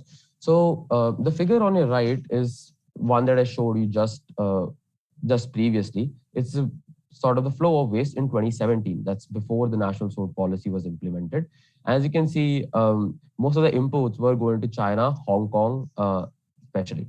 Now, after the implementation of the national sword policy, in about a year of the implementation, China's imports fell by 99%. China was previously importing 1,258,000 metric tons of waste, which then fell to just 70,000 tons of waste. And similarly, similar figures can be noted for Hong Kong. However, how did the sort of the waste then go to, if not China and Hong Kong? The waste then Malaysia and Vietnam, India, Taiwan then started to become more involved in importing this waste, specifically for the reasons that China was importing the waste before the ban. So basically, jobs, raw materials, and money. Can you please go to the next slide? So again, this sort of... Ashwin, 3 minutes more. Okay, Professor. Thank you so much. So as you can see, the destination of exports, this is a sort of gives you an idea from the economic sense of things. Again, this data is from 2017 on your left. China sort of importing 1,922 million US dollars worth of imports, which fell down to just $267 million worth of imports. And Malaysia, again, emerging as the biggest importer and destination of those exports of waste. Can you please go to the next slide? Thank you. Thank you so much. So, excuse me. So, due to the ban, the United States of America and the European Union had to sort of rethink their waste management solutions. Both stakeholders was selling and exporting 70% and 94% of their respective collected plastic waste to China's processors. So, following the ban across the USA, the collective waste was piling up with no takers. And since there was no takers for the waste, most of it was being sent to incinerators and landfills. After some time, the governments of different states in the USA realized that recycling programs weren't making any profit. Due to the same, the municipalities couldn't sustain their door-to-door waste collection and recycling initiatives. Many of the states were forced to stop recycling. People from Douglas County, Oregon, Hancock, Maine, New York, across the US have temporarily halted or stopped their recycling and plastic waste imports. And according to data from January 2021, US exports of plastic scrap to poorer countries have risen. However, they have now sort of gone to Malaysia, who again are slowly realizing that they cannot as well handle the amount of exports that China was importing. So again, this has raised concerns of pile-ups, plastic waste ending up in landfills and making their way through water streams and riverine systems into the ocean. Additionally, the plastic waste being incinerated in the importing nations, causing air pollution as well. Can you please go to the next slide? So these are some headlines and sort of recycling programs that I've mentioned. So most of the US cities have stopped recycling. Phoenix City has stopped recycling. North Tennessee, similar trend can be seen in Florida City, Maine, Oregon, and Philadelphia as well. Can you please go to the next slide? So the European Union was importing 90% of the total plastic waste prior to the national sword policy. And after the ban, these exports fell completely. So the European Union faced a similar issue of pile-up. However, their response was much more positive and progressive. As soon as the ban was announced, policymakers pushed for taxes on single-use plastics. This was to discourage the citizens and markets from using them in the first place, targeting the issue of waste generation rather than recycling. These taxes have worked before. For example, in the United Kingdom, as you can see in the headline, 2015 saw a 95% decline in plastic bag use in the country supermarkets and 60% drop of overall use of plastic bags in the country over a year due to such tactics. So this is something that we need to sort of model the world towards, that there is a need for such optimistic and progressive response from other developed nations as well. Can you please go to the next slide? Thank you. So another trend that we are seeing is the impact on the recycling sector. I have sort of noticed an emergence of a new business model with the help of Professor Abhijit as well, as he's my thesis supervisor. So as China introduced the ban, the recycling industries was stalled, not just in US, but in China as well. So in that case, a lot of the economics related to recycling sectors, both in US and China, fell. A lot of people lost their jobs, and the recycling and waste management sector was at a halt. However, this has been seen as an opportunity for established Chinese recyclers to invest in closed recycling programs and factories in the United States and sort of take over. So why would Chinese recycling giants want to invest? So they want to generate jobs and livelihood for people who were previously employed in the recycling sector in their own country. They would get to acquire existing infrastructure in the US, perfect for management of waste, which is more cost effective than starting from scratch. Most importantly, they will not have to deal with mixed waste that came to their country with recyclables and effectively dump it in the US itself. So all of the issues that they were facing of mixed solid waste, mixed grade plastic waste that they had to incinerate, they had to dump, they had to landfill in their own countries. Now they can just do it in the US. So for China and them, it's a cost effective and an environmentally effective measure if we talk about just their country and not the world in general. They also save on transportation and sorting cost of waste. The repurposed raw material which would be shipped off to China then costs cheaper in comparison to their previous operations as well. Can you please go to the next slide? Yes, Ashwin, please conclude. Yes, sir. So these are just the headlines with this regards recycling, Chinese recycling sort of taking over old American recycling. So can you please go to the next slide as well? Thank you. So this is my conclusion. Again, so in 2018, China banned all waste imports from the West by introducing a waste trade policy in 2018 called the National Sword Policy. China's waste imports decreased by 99%, causing a dramatic shift in the global waste trade. Malaysia and Thailand replaced China as the majority importer of waste and recyclables. However, still much of the world recycling demand still went unmet. So UNEP estimates that due to the ban, about 110 million metric tons of waste will be displaced with nowhere to go and probably will end up in marine environment and marine ecosystems. Various states in the US permanently or temporarily did close their recycling initiative, causing waste pileups and increased incineration of waste. The European Union had much positive response, wherein they started pushing for policies, including regulations on ports, increased standards of exports, and taxes on single-use and throwaway plastics. We also see a new business model emerging, wherein Chinese recycling giants are investing in US recycling. However, this is important to note that in order to tackle the problem of waste management, we need to focus on reduction of waste generation and not just recycling. World Bank forecasts an increase of 70% of waste generation by 2050. This statistics needs to be in control for us to effectively manage our waste. And SDG 12, which is responsible consumption and production, will play a key role, and the world and its countries need to sort of adhere to these SDGs and SDG 12 in particular for waste management purposes. Thank you so much. Thank you, Ashwin. Once again, another example of very fascinating developments in recent years. After climate change, ocean plastic crisis is a big concern. It gets coverage in the news. So this is also another example of a very important issue dominating the headlines today. So for the last concluding discussion, I'll hand it over to Professor Avinash. Okay, thank you. Let me go in the reverse order of the presenters' presentations. Ashwin, I enjoyed your listening to your topic, especially in the context of recent news that blood microplastics were seen, and as a consequence of eating fish, I think mainly it was seen in across several locations in the world. So it's a very relevant topic. In the first instance, you had discussed, you had mentioned that the waste in South Asia is higher than the waste generated in Europe or US. Even now, the 2016 data that you are shown, I'm not somehow convinced on that number, because the consumption still relatively remains low per capita. And in our country itself, I mean, waste is not single-use. Single-use plastic is not really single-use plastic in most of the instances.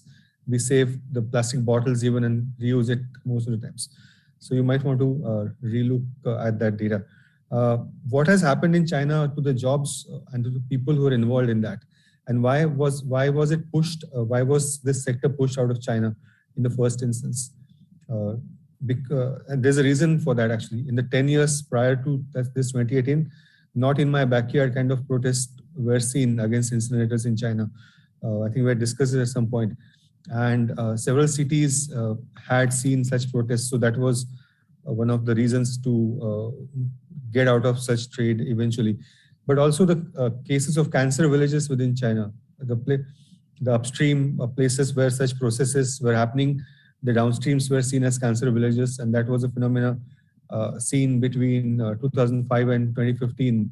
Several cases where cancer incidents rising from 1 per 1,000 to rather 1 per 10,000 to 28 per 10,000 in villages, or even in some cases 45 in 10,000 population. So that was like an alarming rise within 3 or 4 years. But yeah, it's a great topic. The way forward and advisory. How do you stop such businesses coming to even India, right? How you can actually write a sort of advisory and publish this piece for media, I would believe, already with a kind of a short op-ed. So it's a great topic again. To Aditya, I enjoyed listening to a paper immensely. I don't know if you've seen that book titled China's Civil and Army that came out recently. The introduction itself talks about the Chinese clashing with diplomats from one of the countries in your research. I'm not sure exactly which, and disrupting APEC meetings and delaying declarations. So Chinese diplomats actually in smaller countries assume themselves bigger roles and interfere in domestic affairs. So, I mean, I'm sure you know such instances. Only thing I found a little bit problematic is that we keep saying this idea that Chinese aid is unconditional. I think that time has come to stop saying this. It's a 10-year-old statement now. China interferes in domestic affairs of countries.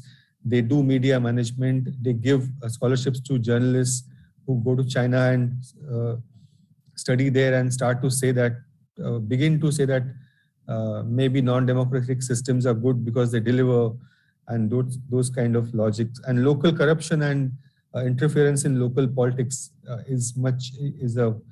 through such donations, scholarships is a massive characteristics of Chinese operation, and that is visible there. I'm wondering, why did you skip specific role of Australia in this region, and how Australia is responding to, or is there a space for Indo-Pacific concept or Quad to do something there through Australia? Because I used to believe that Australia has much more say in the region than I think we imagine. So those are my questions for you.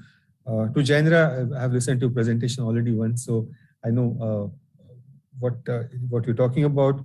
But again, future and policy implications that should come out as a stronger outcome of your paper. And if you're talking to different categories of people out of this presentation, like we discussed this before, if you're speaking to students, you can say, how are the jobs going to be different in future because of blockchain and implications in all of the sectors. If you're talking to investor, you can discuss with them, what is the viability of such projects? Should I be putting my money in that?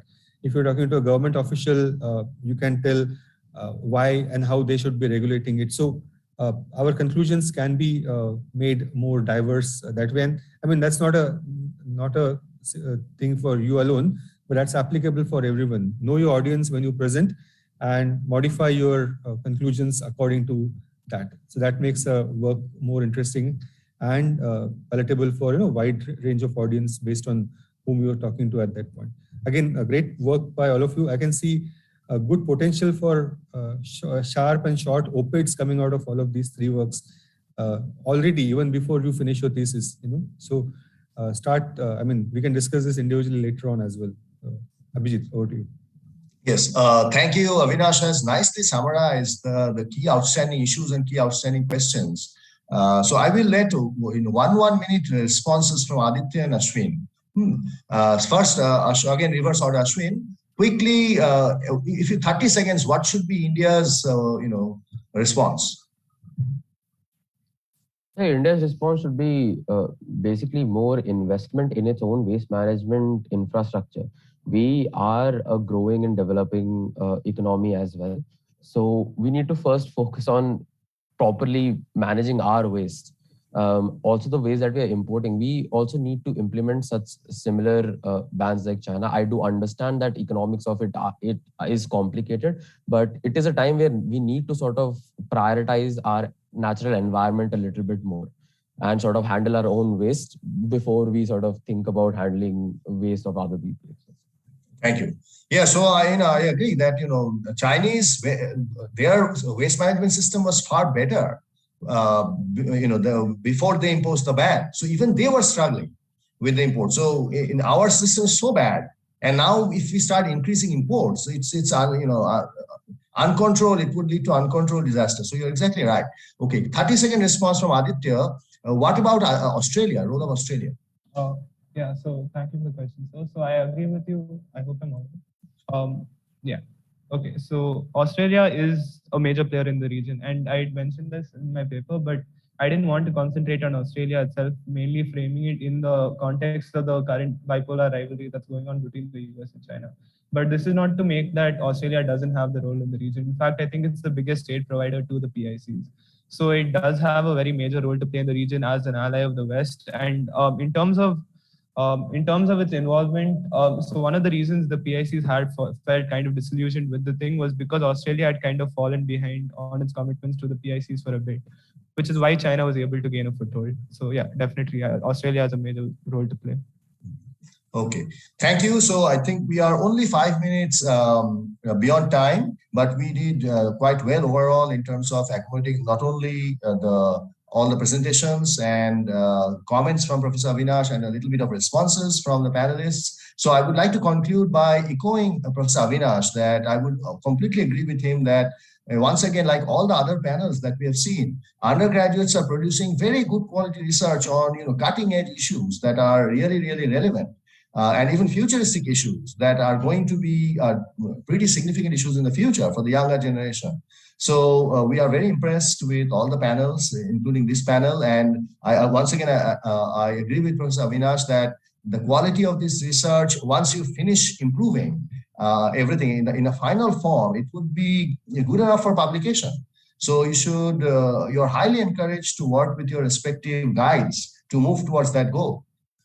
So with that, I would like to thank everyone for your presentations, Professor Avinash for his nice critical comments at the end. The IT team, we have not only the IT team who is making this possible smoothly, we also have volunteers, both student volunteers and faculty volunteers who are running things behind the scenes so that everything runs smoothly. So thanking all of you and bringing this session close to a close. Thank you very much.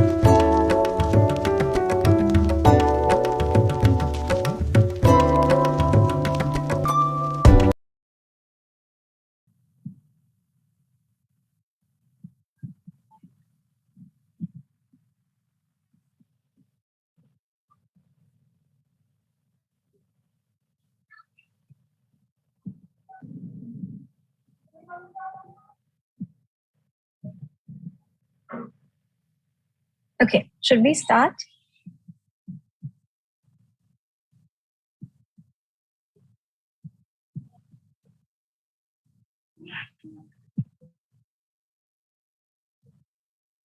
Vishnuji, we are live, right? We are live. Okay, sounds good. So hello, everyone, and welcome to the 5th Undergraduate Research Conference at JSLH at Jindal Global University. So this is the 10th panel, and we will be talking some economics today. The panel is Framing Economics. I am your moderator, and my name is Kanika, and my fellow moderator, Arun, is also here with us. So welcome, everybody. And we are really happy to have you, and we are looking forward to all the presentations. I am an instructor at JSLH in economics, and I'd be really happy to see all of your presentations today. So let's begin with a quick round of introductions. So Arun, if you could begin, and then we can go to the students. Thank you. Yes, thanks, Karinka. So I am Arun Kaushik. I also teach economics at JSLH. I teach microeconomics primarily and some quantitative skills too. So it's really great to have such a wonderful panel here. Very nice, written papers. The abstracts are really thought-provoking. I'm really looking forward to the presentations. Thank you once again for coming to this conference. I will just now ask the participants to introduce themselves. Thanks.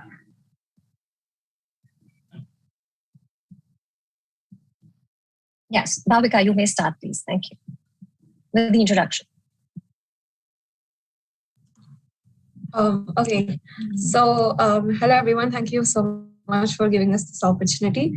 Myself, Bhavika, and my friend GB, we worked on this paper under one of our professors. So it really feels very honored to be presenting this. And we both are from Ashoka University, majoring in economics, and I'm minoring in psychology as well. So I think that's with the introductions. I just present my screen. And let's have a quick round of introductions. Sorry, Bhavika, let's have a quick round of introductions, and then we can start. All right. Thank you. Shivansh, you're up next. If you could just introduce yourself. Hi, this is Shivansh. I'm a second-year economics student at Hindu College, University of Delhi.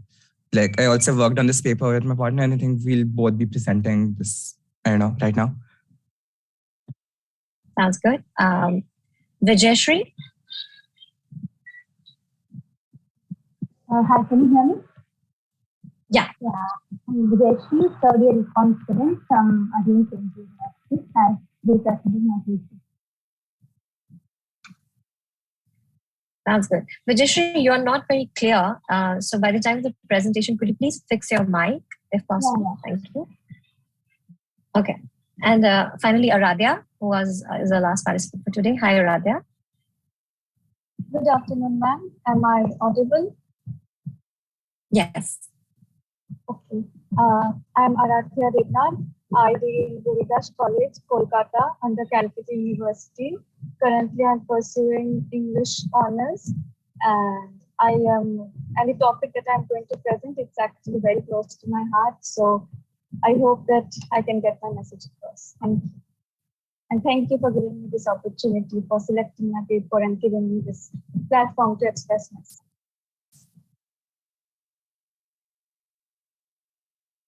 Okay, thanks, Aradhya, and thanks, everyone. So let's now quickly start with the presentations. And before we begin, I would just like you to all note that you should cap your presentation at 12 minutes. We will be giving you a warning at 10, and then another warning at 12, at which you should really be able to conclude your PPTs. After that, we will have a round of questions, and then we can move to our next presenter. I hope the instructions are clear to everybody. And so we will begin. So Bhavika and GB, you may start.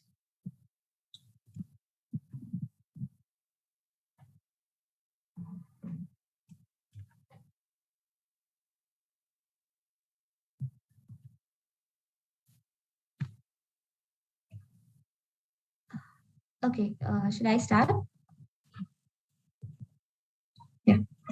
So good afternoon, everyone. Thank you for attending our presentation today. Today, I'll be presenting the paper authored by Bhavika and myself, Chibi, titled The Effect of IGMSY on the Untargeted Siblings. Next slide. India struggled with extreme cases of infant mortality and has contributed to a third of the global infant deaths in the start of the 21st century. Apart from access to safe drinking water, nothing else has been able to affect mortality to the extent vaccination has been able to. Despite child immunization being available at zero cost in India, India's vaccination rate is among the lowest globally.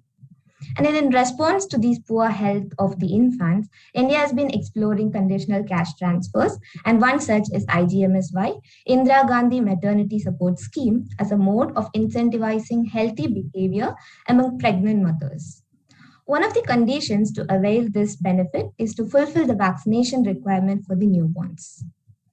Now, under CCTs, individuals are required to fulfill certain requirements to receive the cash transfer, and it would be a CCT would be successful if it is able to bring about immediate change and also long-run behavioral change in the absence of the program. Because CCT aims to make the people realize the benefits of utilizing the facilities during the course of the intervention, thus to change their behavior in the long run. Therefore, the important question that we ask is how effective is the CCT and what happens when the incentive is stopped? So will those who receive such monetary incentives change their behavior when the transfer is halted? Next slide. So this is what we try to address in our paper. So taking advantage of the restricted eligibility of the IGMSY up to the second born children and its implementation in 52 pilot districts, we exploit a difference in different strategy to ask the question, what is the impact of the scheme on the vaccination rate of the targeted and the untargeted siblings? A quick background of the scheme. So IGMSY is a maternity benefit scheme launched in 2011. We would be taking 2012 as the intervention year because the scheme was up and running in the second half of the financial year 2011-12. Now, this scheme offers partial wage compensation to the mother. So in order to support her financially in the time of childbirth and childcare. The scheme also will help in offering a safe delivery condition as well as in order to promote good feeding and nutrition practices. So it was implemented in 52 pilot districts and only the first 2 children are eligible for the cash transfer. And among the several conditions, the most important that we are going to focus on is that the child should have been immunized with at least 3 vaccines, which is BCG, DPT3, and polio, in order to receive the cash transfer, which goes up to the 6 months after the birth of the child. Next slide. So a paper by Harren and Cloner had conducted an impact evaluation of IGMSY, and they used 35 pilot and 35 control districts using a matched pair design, and using a DID, they find that IGMSY led to increased vaccination rates of children. However, in our paper, when we extend the sample to include all the pilot and control districts, we do not find that, we find IGMSY is having null effect on those targeted children. Secondly, we also estimate that there has been a marginal spillover in terms of the polio and in the BCG vaccine on the untargeted siblings. Now, one of the channels that we expect IGMSY to impact the targeted and the untargeted children is through the behavioral change brought about through gaining information after attending the compulsory nutritional and health counseling sessions that is a part of the scheme. Now, the previous study by Harren and Cloner had also found that the mothers who were exposed to the program were more likely to use the health facilities. So if this was true, then this could also improve the mother's health and hence her earning potential. Therefore, the later born children would be exposed to better financial circumstances in the house, which could also lead to them getting the vaccines. Further, there is another study by Balboni, who finds that even small cash transfers given to people at the threshold of poverty trap, it can enable them to escape the trap, and this could again translate to and spill over to the income channel. Next slide. So the data for a study would be using NFHS 4 on the under 5 children, which has been collected between, which has data on children between 2000, born in 2010 to 16.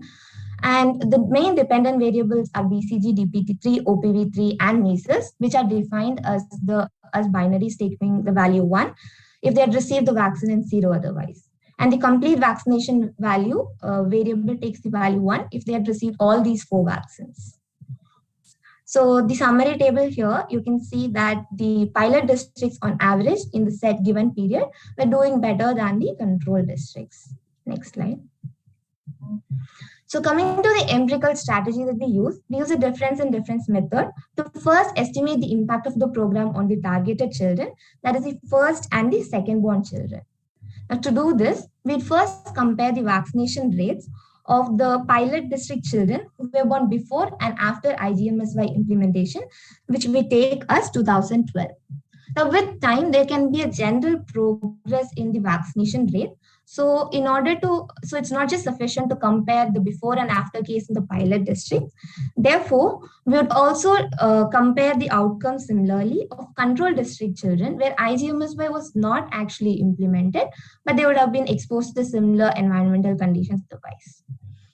Now, taking a difference of both of these, we will get the change in outcomes over time between the pilot and the control districts, and this is going to be the treatment effect. Now, in terms of implementing this, we capture the cohort variation by the exposed cohort dummy, which equals 1 if the child was born in or after 2012 and 0 if they were born before. And the geographic variation is captured by the pilot district binary equaling 1 for the pilot districts and 0 for the control. Now, our alpha 3, this is going to be the difference in difference coefficient, which will tell us what is the causal impact of the program on the targeted children. Now, since we do not know about the actual uptake of the scheme, what we are estimating is going to be the intention to treat estimate. Now, you can also see that we have included X, which is a set of household and individual level covariates. And in contrast to Harris and Cloner, we use all districts. Therefore, we'll be having state and birth year fixed effects in order to account for any state level policies, cultural differences, and pan-India level changes that are happening in each year. Next slide. Now, despite the slight difference in our approach, using the 70 districts that Harris and Cloner had used, we find that IGMSY led to a statistically significant improvement in the DPT3 and in the complete vaccination status, and the complete vaccination variable is very close to what they had found. Now, in contrast, none of the 640 districts coefficients confidence interval is completely above 0. Next slide. If we take a closer look at the point estimates in column 1 to 5 for the 640 district sample, then we can see that there has been an increase in the immunization rate except for BCG, but none of these are statistically significant. Therefore, we conclude that though IGMSY was found to have increased the immunization of some vaccines, there is null effect on the targeted children when we look at a sample of all the districts. And this lack of program impact on the targeted children could be because of the fact that of the limited outreach of the program, because other studies have shown that the outreach was only 50 to 60%. Next slide. Now, to estimate the spillover, that is the unintended effect of IGMSY, we estimate the effect of older sibling in a household being exposed to the program on a younger sibling who will never be eligible for the program. So only the first 2 children can receive the cash transfer. So the exposed household binary takes the value 1 if at least one of the first or the second born was born after the program was implemented, that's in or after 2012. And it would take 0 if both of the first and the second born were born before 2012. So this variable is going to be an indicator of the family's exposure to the program. Also, we restrict this estimation to the untargeted siblings, that is a third and higher order children. Therefore, our beta 3 is going to be the intention to treat estimate on the untargeted children, which is going to be the spillover. Next slide. So we find that IGMSY has increased the probability that the untargeted child received the OPV3 vaccine by 3.66 percentage point relative to their counterparts in the control districts. And this is significant at, only at the 10% level. So think that there is only a marginal spillover in OPV3, and this could have played out through the income channel. And we see that there is no evidence of significant spillover in any other vaccines. And the main reason could be that there has been no impact of the program on even the targeted children. So it's very hard to translate to a spillover on the untargeted children. Jibi, just to let you know, 10 minutes are up. You have another 2 minutes. Thank you. Okay.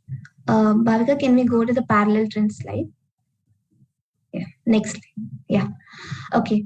So far, an important assumption that we have made in all these is the parallel trends assumption. That is, the pilot districts and the control districts would have moved parallelly in the absence of the program, and that any difference that we are seeing post 2012 is going to be because of IGMSY. Now, to test for this assumption, we make use of NFHS2 data, where we take 1998 as the fake intervention period and replicate the same regressions there. And the results that we found shows that the assumption is satisfied, that there is no evidence of pre-positive trends that existed earlier. And one limitation is that NFHS2 had data on only 32 of the 52 pilot districts, and there were also fewer district classification by then. Therefore, this could affect the validity of our parallel trends assumption. So it's with this caveat that we can interpret these results. Now, one additional point that we just wanted to mention is that measles is not actually is not a part of the conditional cash transfer. You don't have to receive the measles vaccine in order to receive the cash transfer. So, but we have included also the measles vaccines results here, and we had found no significant coefficients in any of these.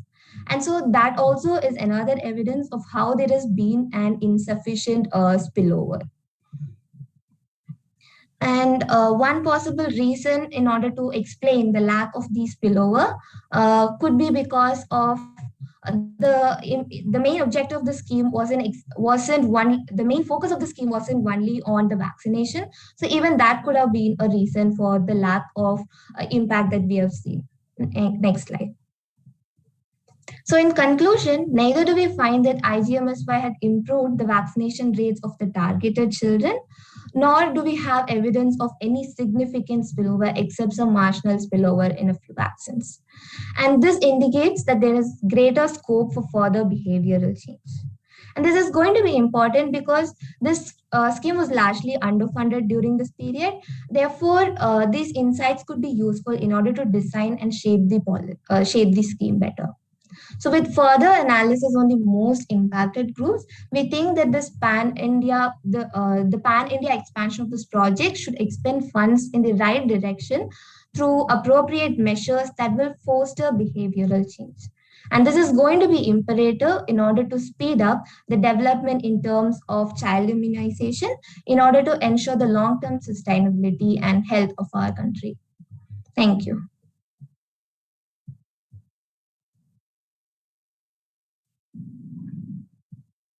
Okay. Thank you so much, Jibi and Bhavika. I think it was a very important issue that you guys discussed, and quite an insightful summary of results you provided towards the end. Thank you so much. Is there any questions from the audience? Not yet, Kanika. Okay. So, Bhavika and Jibi, actually, I have one question for you guys. So I would like to know in your regression specification, also if you could just open the PPT once again, what is the role of the age? So you said children born before your intervention period and the ones that are born after, but born exactly just how previously before the intervention period? Because you're taking all children in the age 0 to 6, correct? And so not including the age, does that affect your result?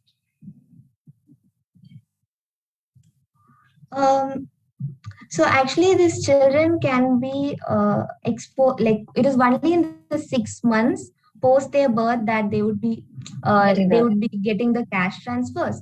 But even during their during the prenatal stage also, the mothers would have to go and visit the agencies, and they have to satisfy all these conditions.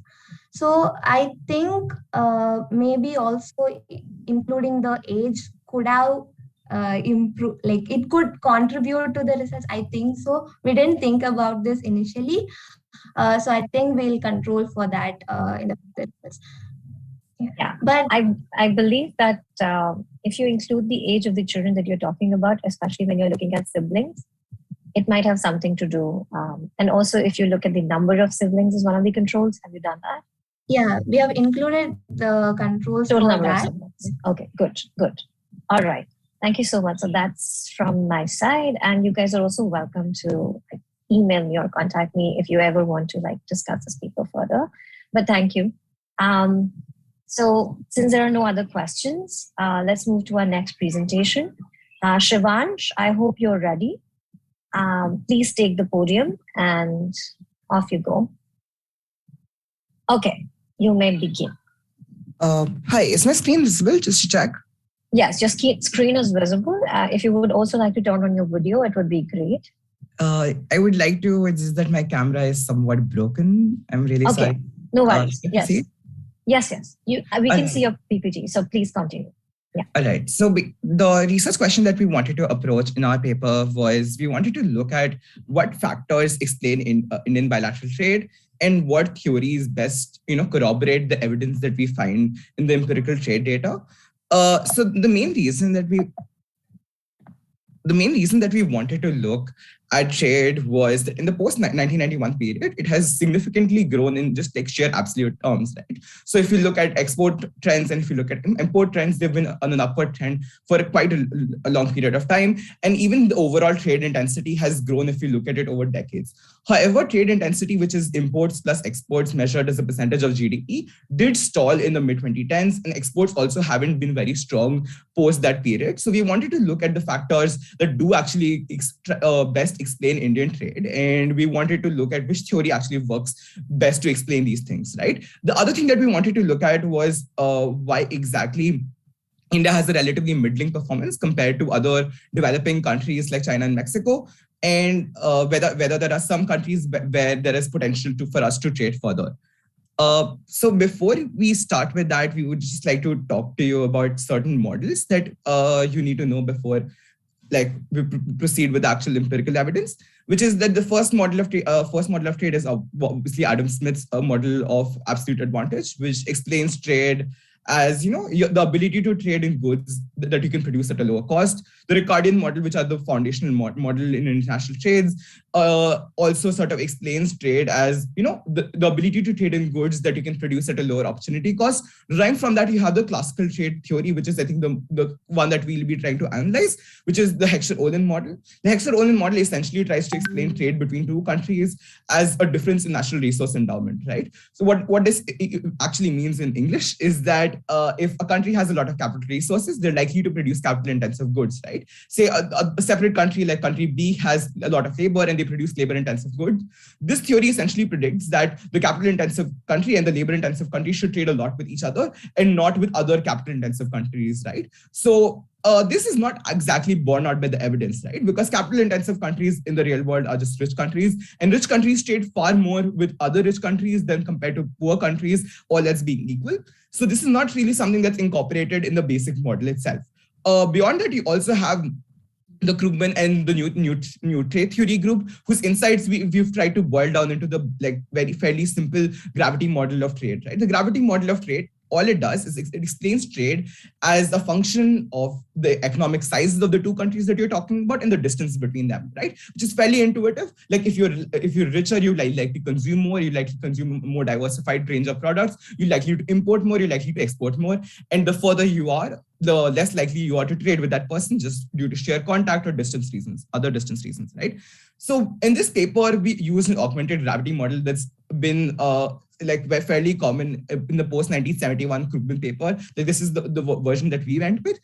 We'd like to explain the variables that we ended up incorporating in this model. Firstly, we did not go with aggregate GDP as an explanatory variable because we wanted to look at both the effects of aggregate of like GDP per capita, which is like, a proxy for standard of living. And we also wanted to look at how population also affects these things, right? Because when you take aggregate growth on the whole, you might not know what the different impacts of these two different variables are likely to be, right? Beyond that, we also incorporated a number of other variables. So unlike the basic, fairly simple gravity model that you see on your screen right now, in contemporary research, you're likely to find distance being incorporated both in physical terms and in cultural terms, right? Because distance, for example, how does distance impact trade, right? The first is that it impacts trade through a bunch of physical variables that, it's just more difficult to ship your goods across the ocean. And it's more as compared to shipping your goods across the border, right? And the other way it impacts trade is that if you are likely to be farther away from each other, you're likely to have a lot of cultural distance, right? You might not have the same language, you might not have the same legal system, you might not have a number of other things that it might impact how likely people are to open up factories in other countries, how likely they are to trade with other countries. So we try to break these down into two separate categories. We took like language as a proxy because the other sort of cultural variables that are often used in this sort of research, such as the legal systems or official languages and things official policy and things like that, they often mirror language because these are all related to who you were colonized by. As such, we just used official language as the cultural proxy variable. We also used economic size data. I asked for that just to clarify, for both the distance and as well as the economic size thing, we've used World Bank data, and in the distance thing, we have taken a population weighted average. So it's a more accurate representation of how far people actually are from each other. The two variables that we decided to incorporate that have not really been incorporated in a lot of India specific research is that we wanted to look at what the impact of like a common trade agreement would be, because once you join a common regional trade agreement, you're likely to see a lowering of tariffs between two countries, more favorable trade policies, more opening up in terms of like capital controls and things like that, and you're likely to see more trade, right? That's at least what we predicted. And so we took the World Trade Organization's list of a regional trade agreement as the official list, and we use that as the proxy variable here. We also wanted to look at exchange rate because obviously, like the strength of a currency should have a significant impact on like in the basic aggregate trade variables. However, we could not find an appropriate measure of exchange rate volatility, so we ended up taking an average exchange rate, which does not exactly get at the same thing. So that's a limitation that we wanted to clarify. In terms of the actual model that we went with, there are multiple models that are common within this area of research. The first one that we did not find appropriate, like with any panel data, you obviously have pooled regression models, you have random effects models, and you have fixed effects models, right? So the first thing that we went through and was figuring out whether a pooled regression model was appropriate. We did not find it was appropriate given the appropriate after the actual test. The second model that we looked at, and which I think is relatively common across a number of research studies, is a fixed effects model because like the country units act as a very simple fixed effect variable. However, when you do that, you end up with essentially like zero explanatory power that's being assigned to distance, because distance does not change, right? So it gives gives distance as a zero coefficient, which is obviously not true. Hence, this is not something that we considered appropriate for a paper. The third model obviously was that a number of papers did incorporate random effects models, specifically through the FGLS model. However, the assumptions of the FGLS model and the random effects models in general were not seen to be consistent for the data that we had. And it was not considered appropriate. After going through some econometric theory on gravity models of trade, we ended up finding that the Hausman-Taylor model of regression, which is a fairly seminal model or regression model that incorporates both fixed effects and random effects, that model was what was we considered to be appropriate. This model essentially categorizes variables as endogenous and non-endogenous, and treats certain variables as fixed and certain variables as non-fixed, given after running a bunch of tests. As such, this model is essentially functions as a mixed effects model. Like looking at the results, we find that the model essentially corroborates what the predictions of the gravity model would be, which is that distance has a significant negative impact on your trade, and GDP has a very positive impact. The one variable which whose coefficient sign we were surprised to look at was the partners population, which is not something that we expected, or nor did we find a proper mechanism for it in the research like literature that we had looked at. We also found that common language and RTA membership were both statistically insignificant. However, we did come up with explanations for why that might be the case. As far as RTA membership goes, we essentially wanted to look at how easy it is to trade between two countries, and we took RTA membership essentially as a proxy. However, what we essentially wanted to look at was the effective tariff rates that producers face when they're exporting or importing.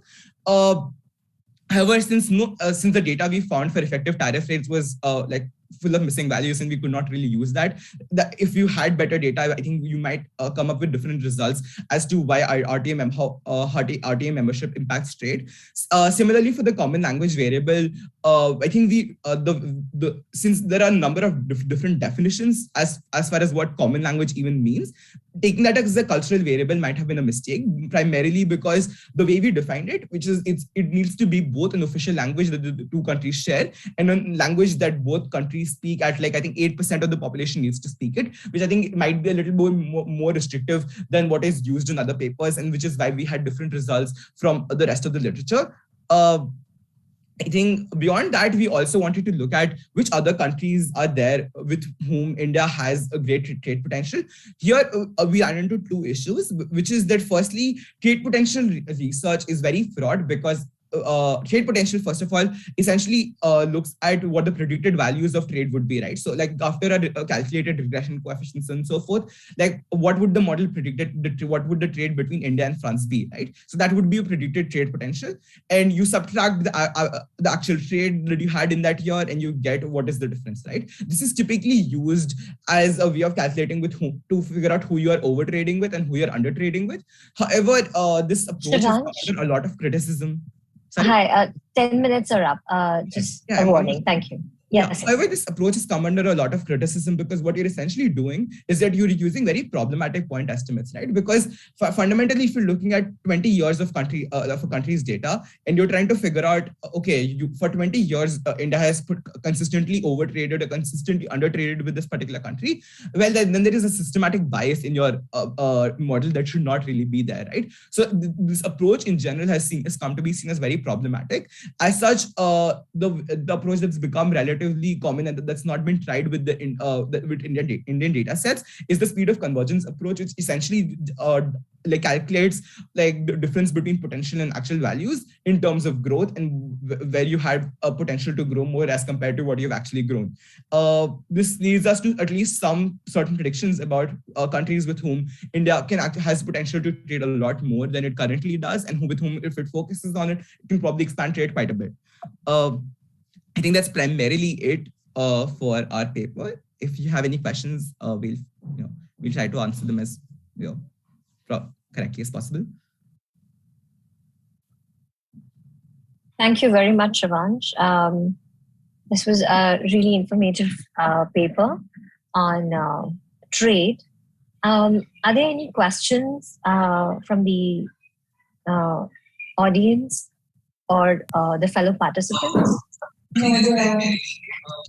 No questions from the audience yet, Kanika.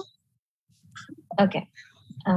Any fellow participants, would you like to suggest and or ask questions?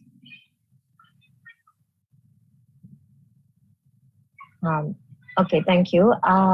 Shivansh, I would like to mention a couple of things though. So the first thing is that I was not clear how you've measured imports and exports to begin with. I know you showed a source from where you picked up the imports and exports, but what exactly is your definition of the imports and exports? Does it include only goods? Does it include both goods and services? And at what price are you valuing them? All right. So in terms of the data that we looked at, it's essentially because we're looking at overall trade, we added up imports and exports. Both the data sets have been taken from the World Bank. The exact data sets that we took were, I think international US dollars at 2011 rates. I think that was the denominational thing. And in terms of what the figures represent, I think for exports, they don't include insurance and transportation costs. Okay, every other export apart from insurance and transport. Yeah. Okay, so it would be good idea to actually put forth these definitions because your results are highly dependent on what exactly are you importing and exporting. And the second thing is that when you were talking about the models of trade in the beginning and then about various different types of panel data sets, it's an excellent idea to have these sort of supporting information when you're presenting with your, to your fellow students and everything. But when you present to a more formal conference, it is always a good idea that you explain what your methodology is and what you would like to do in this particular paper, as opposed to providing an overview of the literature. What you could have replaced it with is the literature of gravity models, especially if it was concerning India's export and import trade with the other countries. Does that sound good? Sure. We'll try to incorporate that in the future. Thanks so much. Thank you. Okay. Thanks a lot, Shivansh. Should we just move on to our next presenter then? Let's welcome Vijayashree. Vijayashree, if you're ready, we can start with your presentation. Yeah. Can you hear me now? Yes, although it's a little broken. I guess it's just network. Yeah, but you can please begin. Yeah. I'll interrupt you if there is an issue. Yeah, cool. Can you see my screen? Can you see my screen? Yes, we can, Vijayashree. Yeah, okay. So, firstly, I'd like to thank Keynote University for organizing this conference. Vijayashree, maybe you could be a bit louder. Yeah, so firstly, I'd like to thank Keynote for organizing this conference. I'll be presenting my thesis on women employment in Southeast Islands, India, with a specific research question of how outcomes and characteristics of women employment would affect the livelihood of Southeast Islands.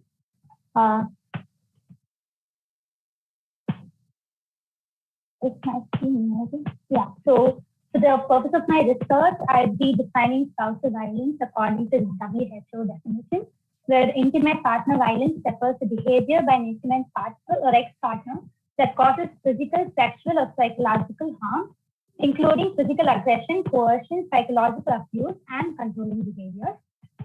So the motivation to understand spousal violence can be understood in three different ways. The first one being empirical, where we'll be using secondary data. In India, hospital intake records, crime rates, and family surveys as possible sources. The crime rates have identified that domestic violence is the highest proportion of crimes against women in India.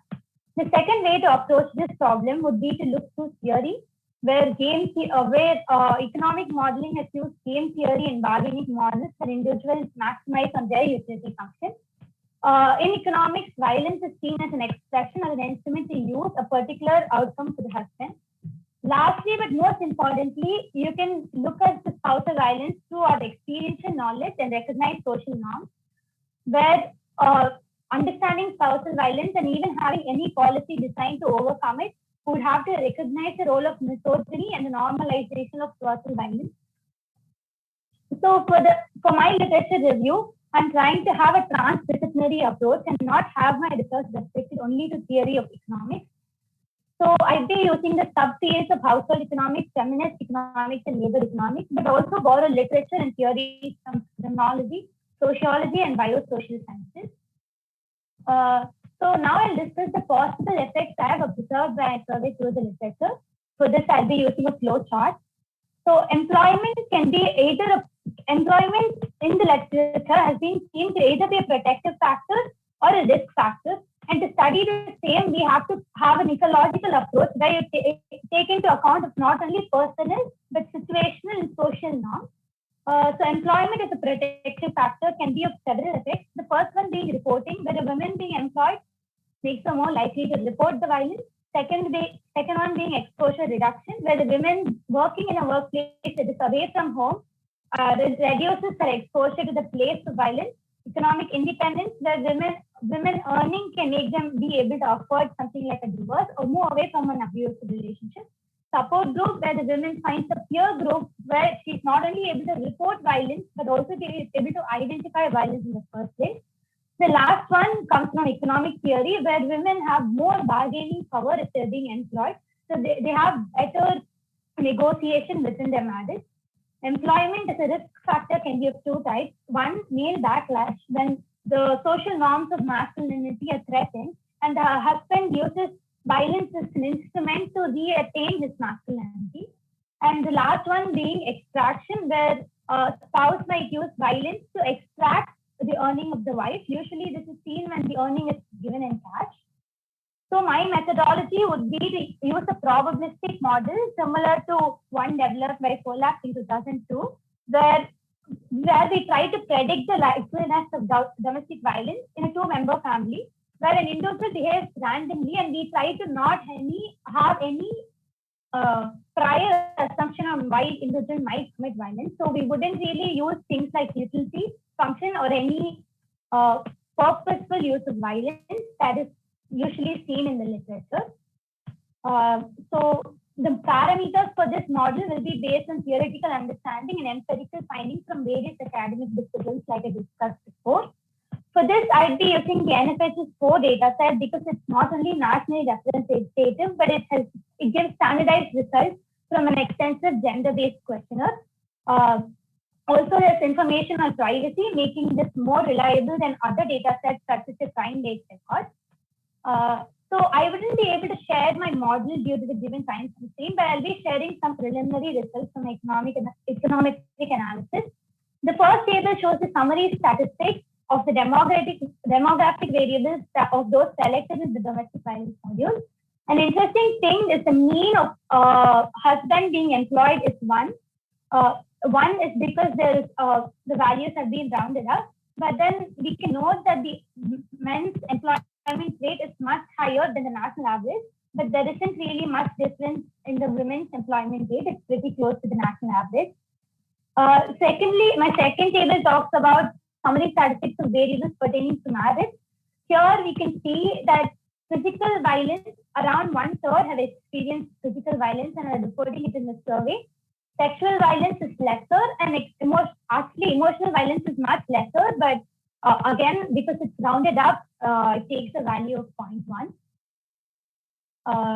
So firstly, we tried to run a baseline regression with other demographic variables and also variables that capture alcohol consumption, witnessing generational violence, and prior relationships, which are commonly present in the literature of spousal violence.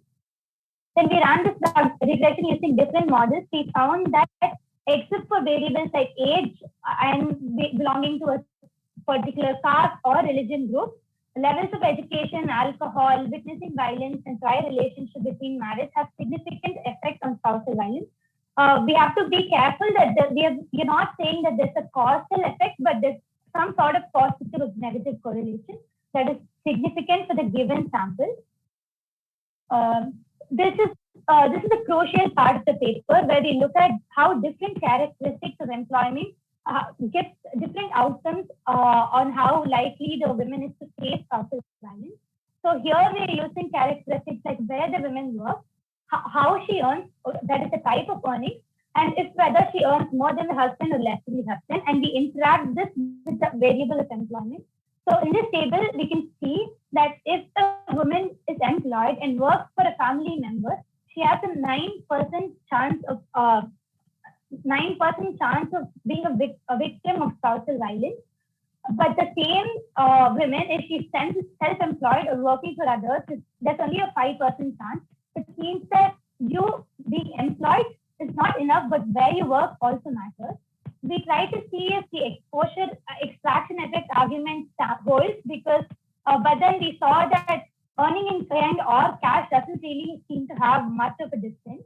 And lastly, we looked at how earning, the level of earning, and if it's significant enough. We saw that women earning less than or equal to the husband has about 6% chance of being a victim of spousal violence, as opposed to women who earn more than a husband have about 10% chance. So we see that the male backlash effect holds, that is, women attain bargaining power through employment up until a point, but once they cross the threshold of earning more than their husband, they're more likely to face backlash.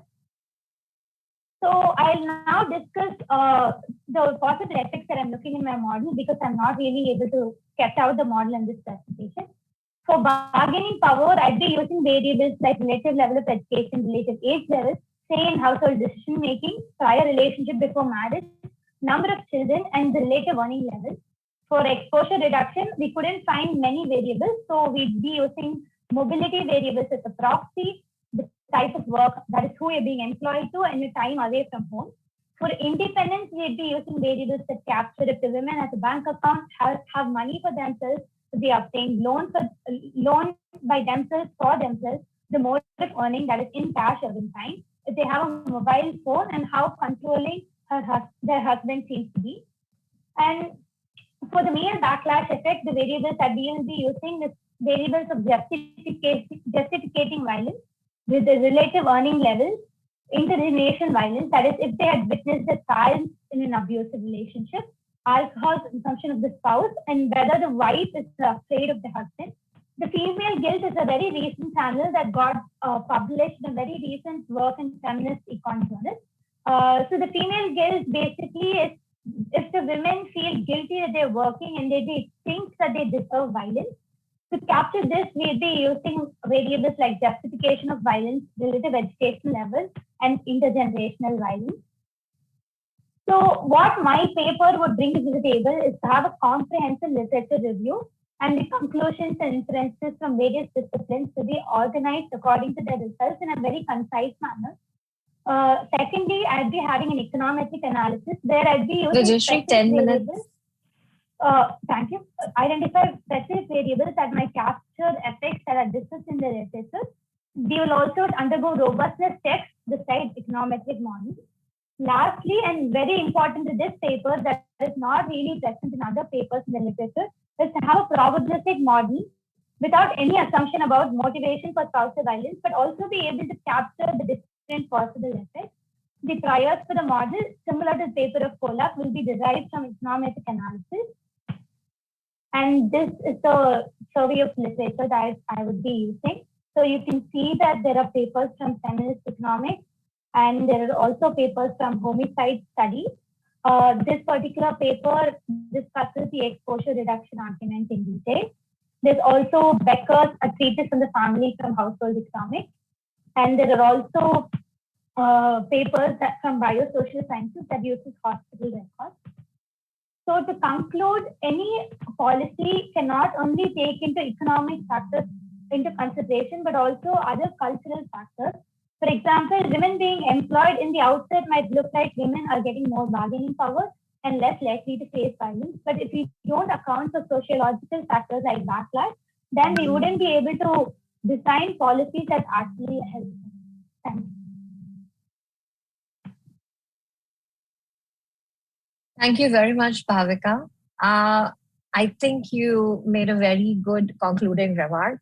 I really like that. And I believe it is it's spot on that all the policies regarding and or towards women empowerment should also take into account the feedback mechanisms which the women empowerment or development brings along. So any questions from the audience? No questions, Kanika. Shriti, also, if there are any other questions from the audience on previous papers by now, we can take them after we are done with all the presentations, time permitting. Sure. Thank you. So, any questions from the fellow participants today of the Econ panel?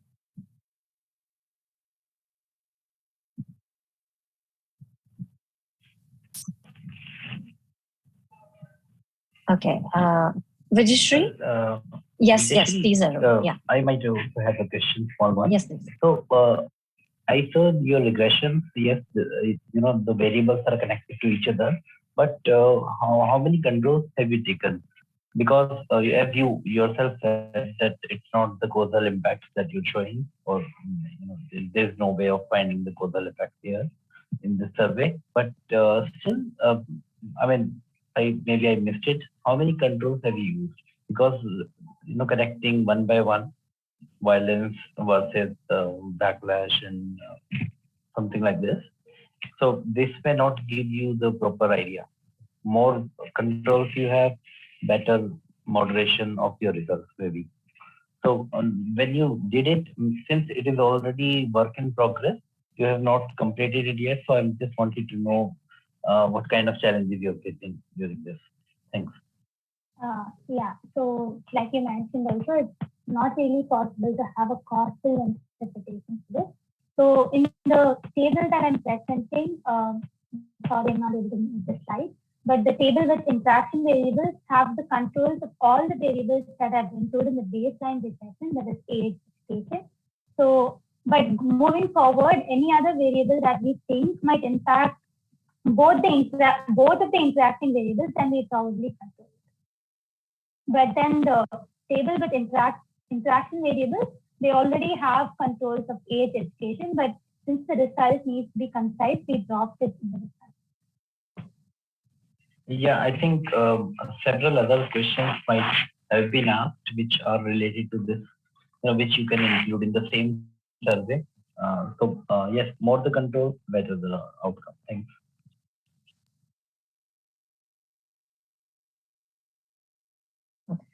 Thank you, Vijayashree. I think, yes, those were very valuable insights from Professor Arun. So without further ado, let's move on to our final presenter for today, Aradhya Devnath. Please, yes, you may start with your presentation. Thank you.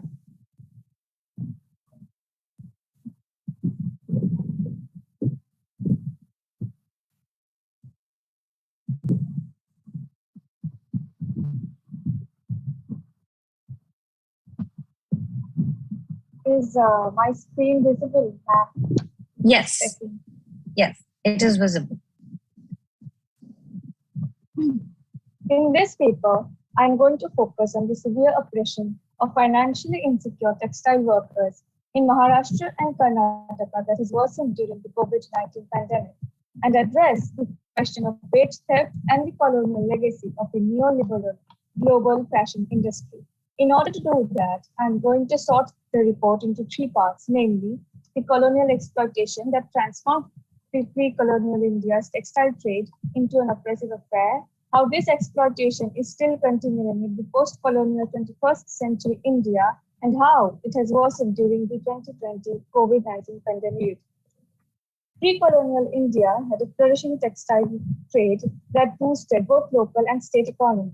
This sustainable market that kept countless fabric industries functioning for centuries transformed into an exploitative affair after the involvement of the British East India Company.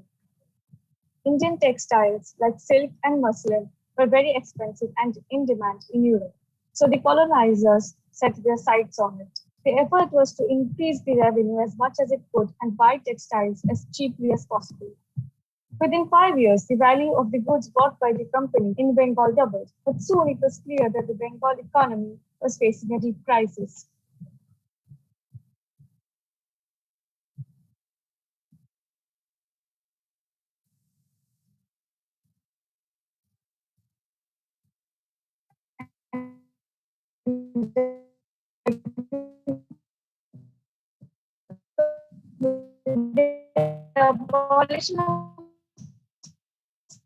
Radhe, your voice is breaking. Machine cotton. The company did not need to rely on Indian artisans. But the coercion of the cotton farmers continued. Is it okay? Yes, it is okay. And you may actually close your video just to improve the network. I'll do that.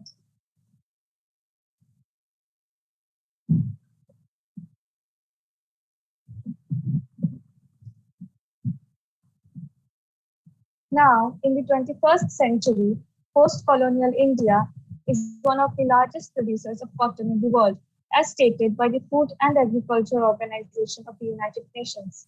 This extensive production has, on one hand, supported the economy of India, but on the other hand, has led to multiple woes of farmers.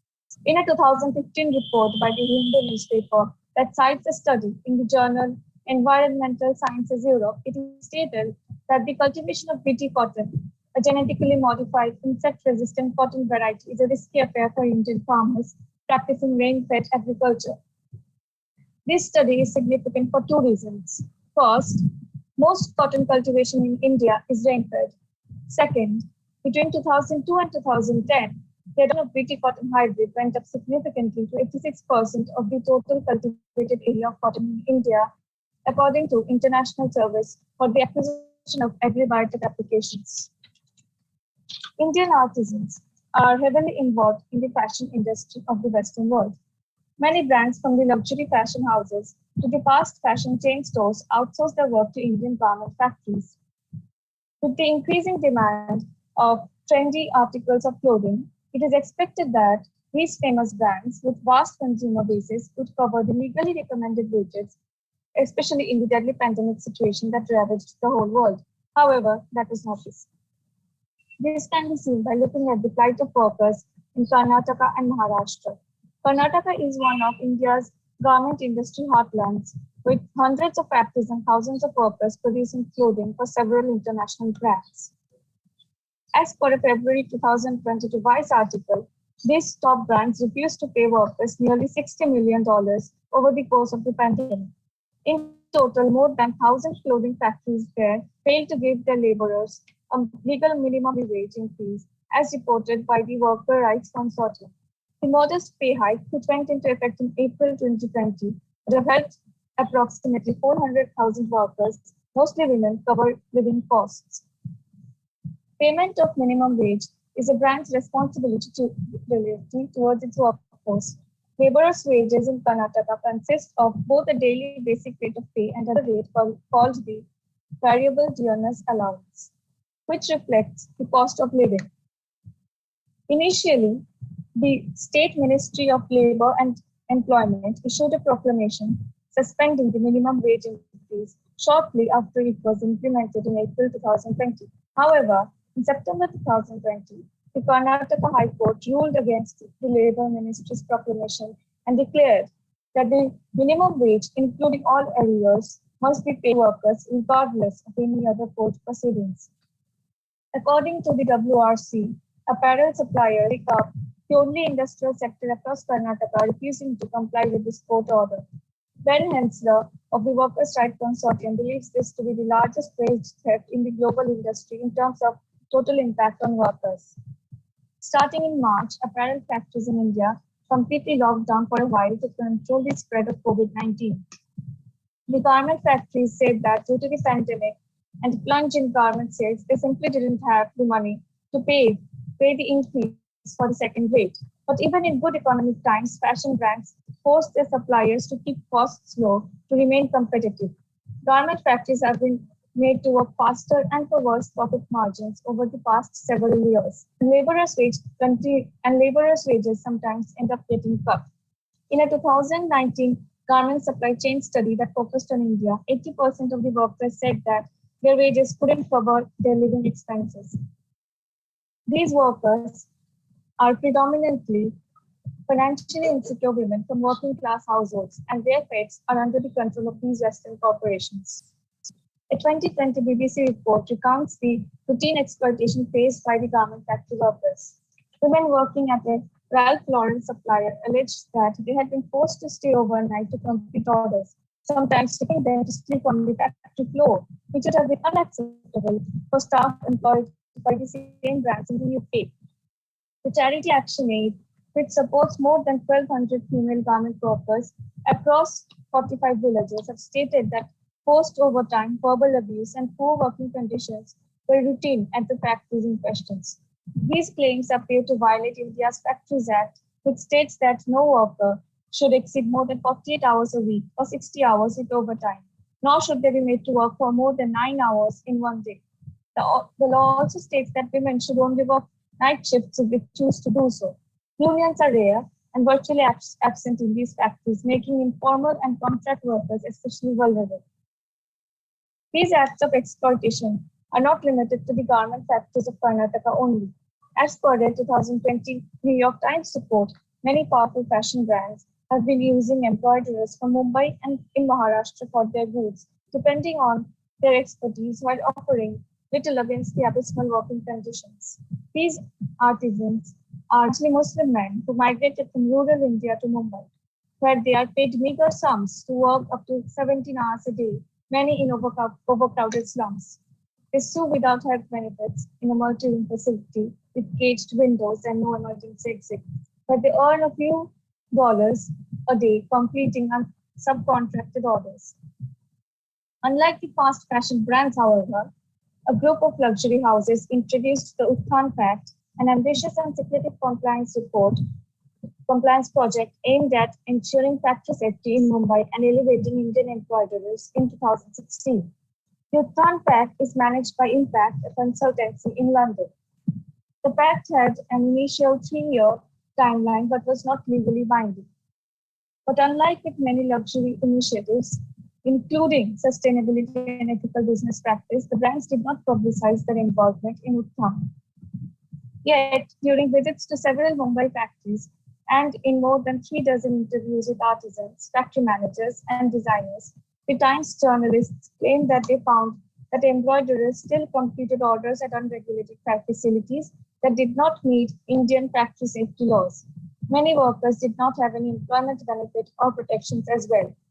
Michael Posner, a professor of ethics and finance at New York University, says that despite the price tags for luxury brand goods, the conditions in these factory process supply chains can be just as bad as those found in factories producing for fast fashion retailers. This large-scale exploitation of financially insecure workers in a developing country like India challenges the authenticity of glamorous European fashion shows. The attractive apparel, magazine covers, and the so-called sustainability movements carried out by several of these brands. Radha, 10 minutes. Thank you, ma'am. It reveals the colonialist and racist mindset of the Western fashion world hidden underneath the facade of desirable and luxurious goods. In January 2022, the Business and Human Rights Resource Center also started publicly reaching out to 22 companies that sourced clothing from Karnataka and worked with factories accused of wage theft. Although many companies have issued statements, very few have actually taken steps that will benefit the workers in the long run. For Maharashtra, Ms. Hurst of Impact said that about half of the 2,810 artisans working for Utthan signatories were covered by employment benefits, and that Impact was working on increasing that number. But despite all these efforts, as Posner says, the truth is voluntary pacts with bands alone do not guarantee very much.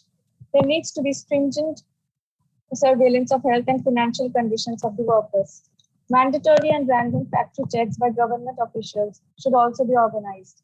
Proper and informed worker unions should also be put in place, and their unimpeded progress should be ensured to protect worker rights.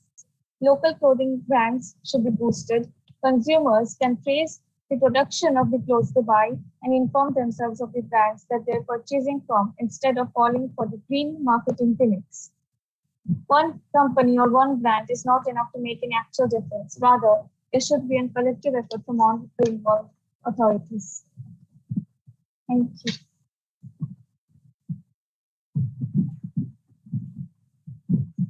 Thank you very much, Aradhya.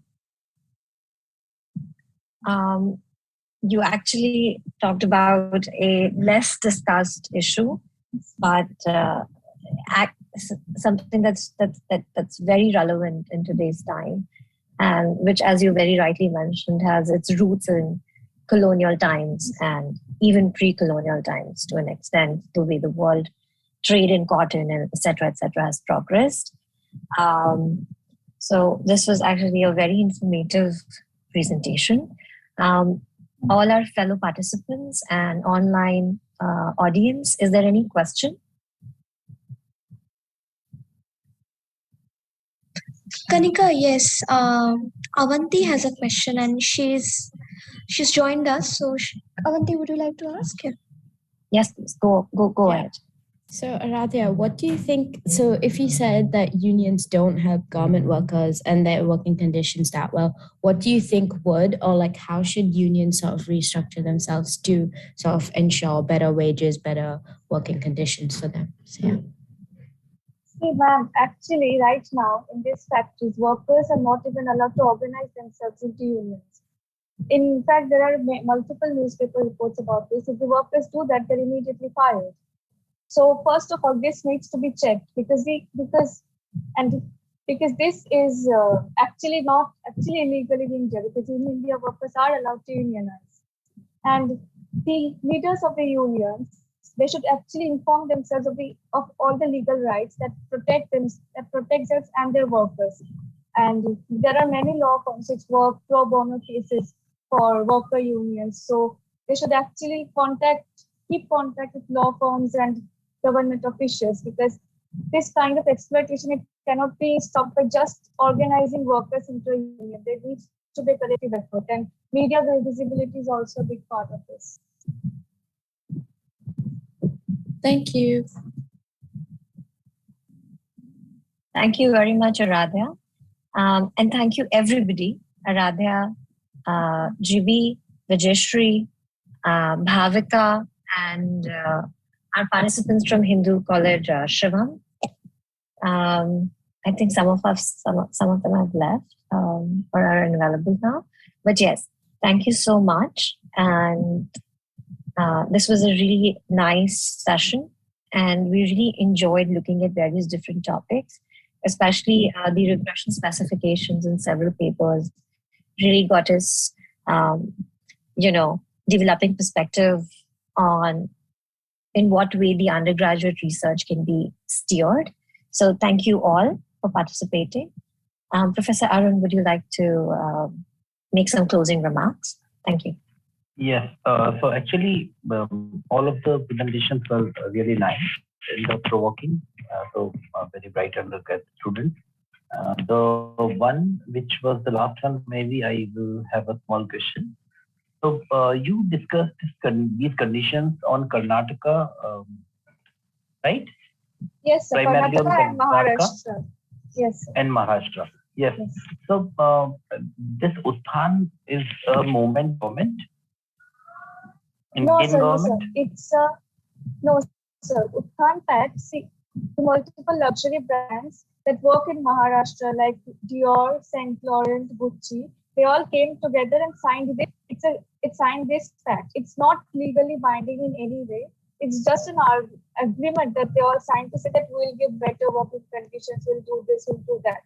But the thing is, in reality, since this is not a government pact, since this is not a government pact, so there is no one to oversee if actually all of these agreements they are followed through. And in most cases, it is found that none of our agreements are followed through, and these brands they actually do not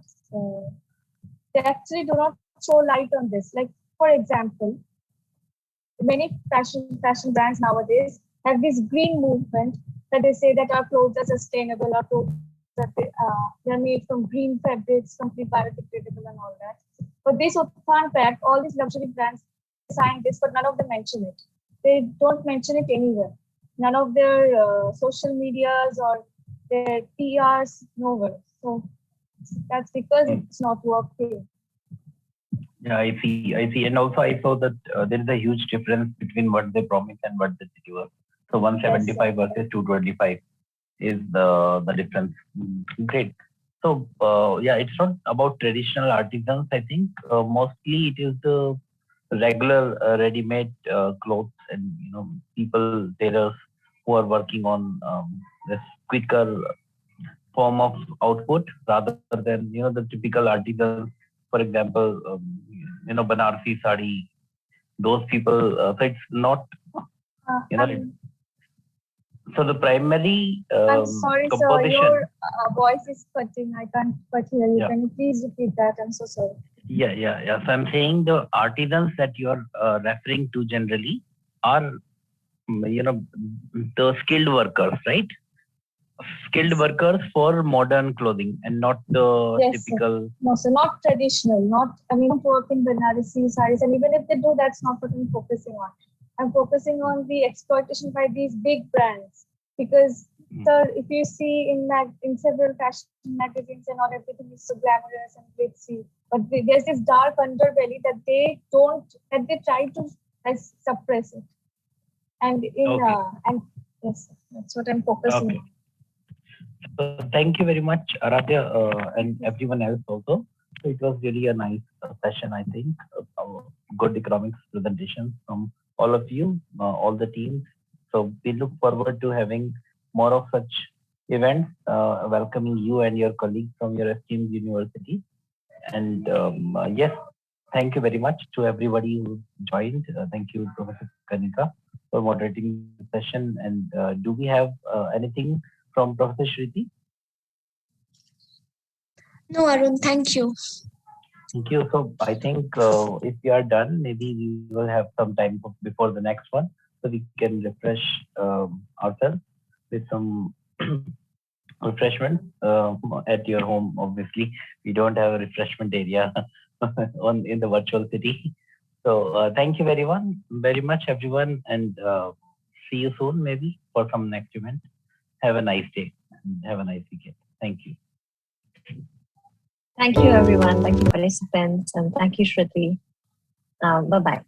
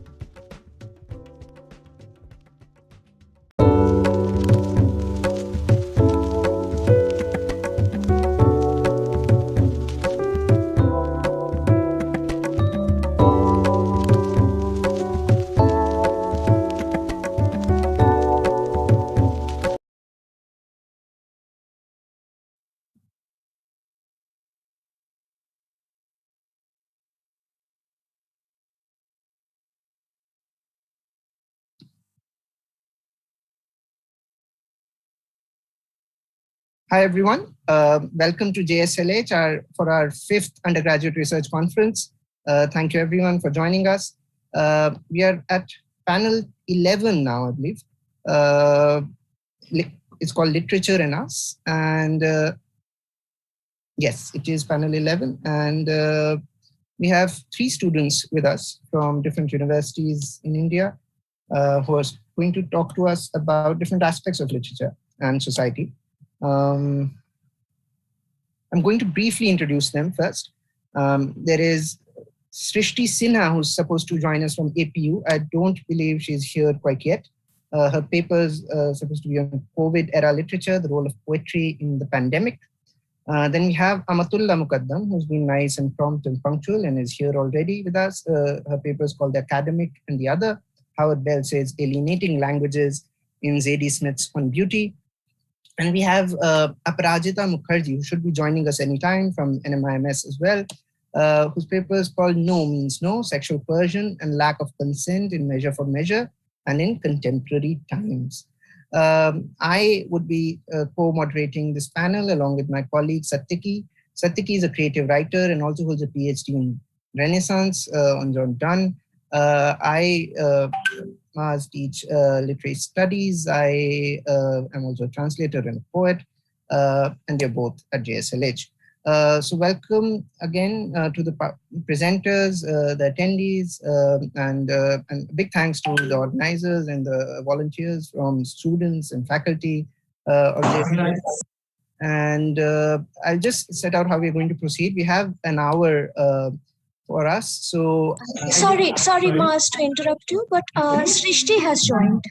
That's wonderful. Good to know. Okay. So we have all 3 presenters with us finally. So we will have each of them present for 15 minutes each. We'll proceed in the order that I introduced them. So Srishti will go first, and then Amatullah, and then Aparajita. And we'll have all questions together and responses all together at the end. So we'll have 15 minutes for that. Both Satyaki and I will be responding to the papers, and we are happy to take questions and responses from the audience, I think primarily on YouTube. So, and we will be collating the questions, and I will be reading them out, and the presenters could respond to them then as well. So before much ado, I will then ask Srishti to take over and tell us about poetry during COVID times. Hi, can I share screen? Sure. And in the meanwhile, I'll also request those who are not speaking to turn off their microphones just to avoid echoes. So please go ahead, Srishti. Yes.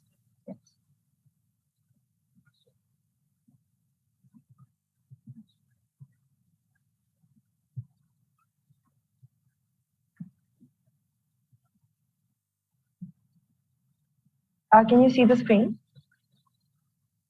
Yes, we can. Okay.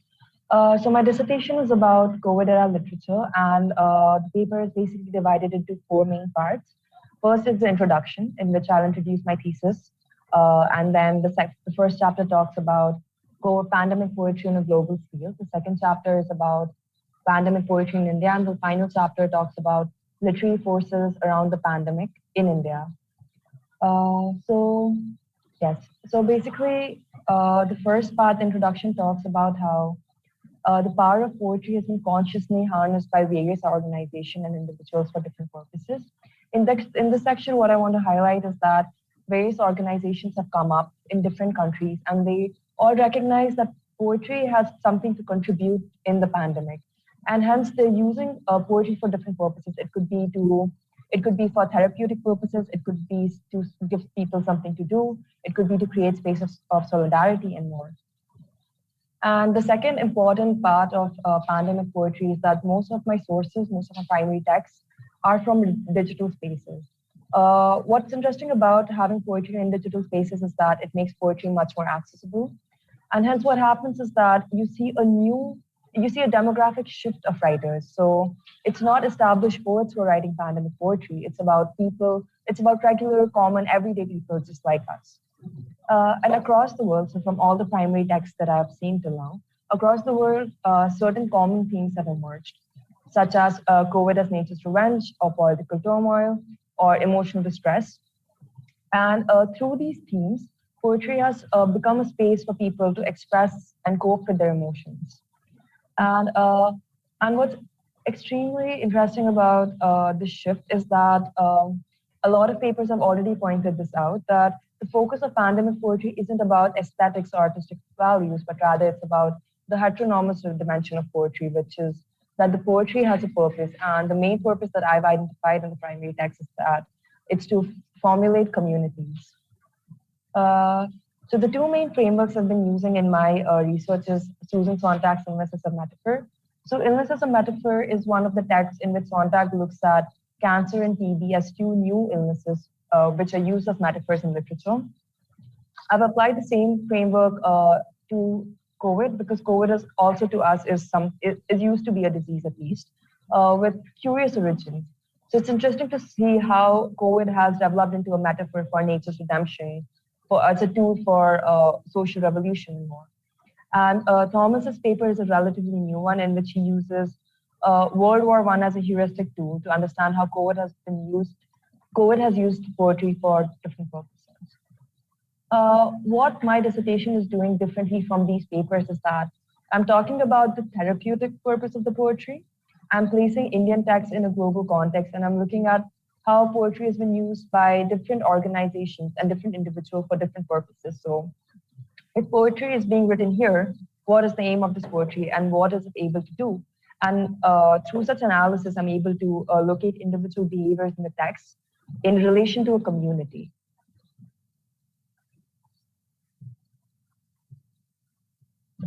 So in this chapter, I'm looking at certain collections that have been published online in different countries. And what's common in these collections is that they've all been funded by the government. And all these collections have assigned prompt to them. I've sampled 4 to 5 poems from each collection, and the regions I've looked at are Australia, the US, and the UK. I'm going to present my findings from Australia. So Australia's Council of Library and History Services collated a COVID-19 community archive, which has stories, anecdotes, artworks, and images. The collection had its purpose very clearly stated, and the purpose was that it wants to help future historians make sense of the pandemic through contemporary accounts of everyday people. So this ties into what I was saying before, that these institutions have a very conscious reasoning behind why they're collating these poems, why these poems are important, and why they want it to be by everyday people. And the two main things that I found common throughout the poems was that there's a binary of indoor and outdoor created through the poems. So how people are understanding the pandemic is that indoor is something, the pandemic is something that confines you indoor, and what is outside and what is happening outside is a post-pandemic world. It's something outside the pandemic, and what technology, your phone screens, balconies, and windows serve as is like a portal from the inside to the outside.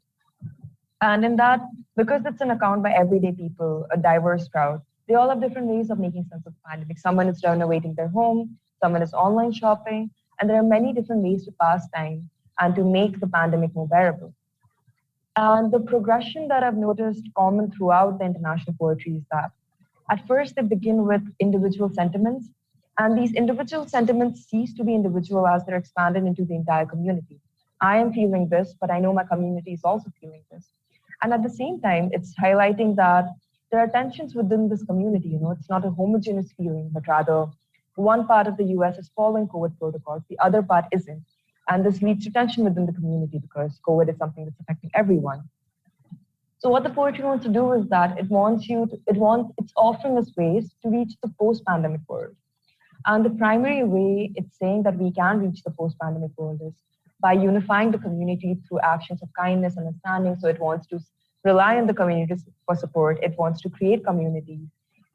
And it's creating a safe space, it's creating solidarity, it's providing comfort, and it's providing security. And what's interesting is that these texts have been compiled by the government. So the government recognizes that poetry is something that can provide solidarity to people. It's providing comfort to both readers and writers. Hence, it makes sense for the government to fund something like this.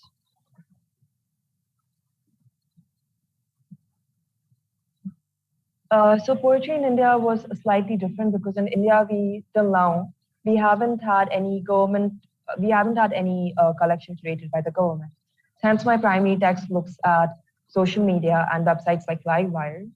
And the main three themes that I have identified in Indian poetry is nature's revenge. So it's basically looking at how COVID emerges as a savior figure for nature, and the humans become the evil that we need to rescue nature from, and COVID becomes the savior that does rescue nature. And there's political distress. It's talking about, mainly it's focusing on the second wave, where there's a overflow of imageries regarding people dying, there's suffocation, there's burning fires. So there's also the imagery of respiration and suffocation that runs a common theme across, runs a common thread across these poems. And then I have a certain points in which I'm comparing Indian text with international text. So my first point was, so when tensions within the community are being recognized, have they been hierarchized?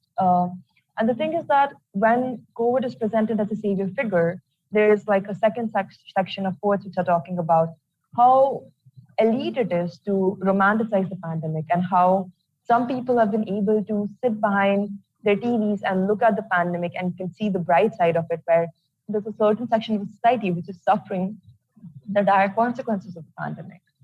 And then I'm seeing if the imagery of respiration and suffocation is also present in the poetry outside India, because as we know, in the second wave, India was the country which was struck one of the worst in the pandemic.